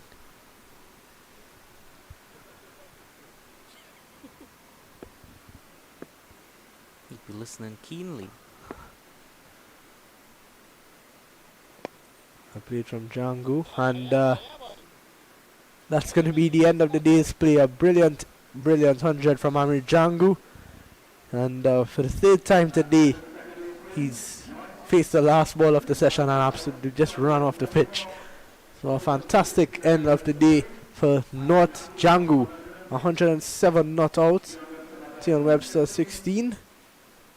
And that brings us to the end of a fantastic day's play, Dylan. Definitely a fantastic day's play for the North team. They would be firmly on top at this point. Almost the same amount of runs that would have been scored yesterday, but the key difference being 7 less wickets fallen, and Amir Jangu and Vikash Mohan would definitely be highly pleased about the day's proceedings. Yeah, 100%. You know, Amir Django especially still out there, still a chance to maybe go for 150, 200, depending on how North want to approach this one. But Tion Webster also out there still. A rough day in the field for South. There are not a lot of happy faces out there, but still another day to go. Another 2 days to go, in fact. We have an opportunity to make things right tomorrow. So with that, North 271 for 3. And that's going to be it from us here today.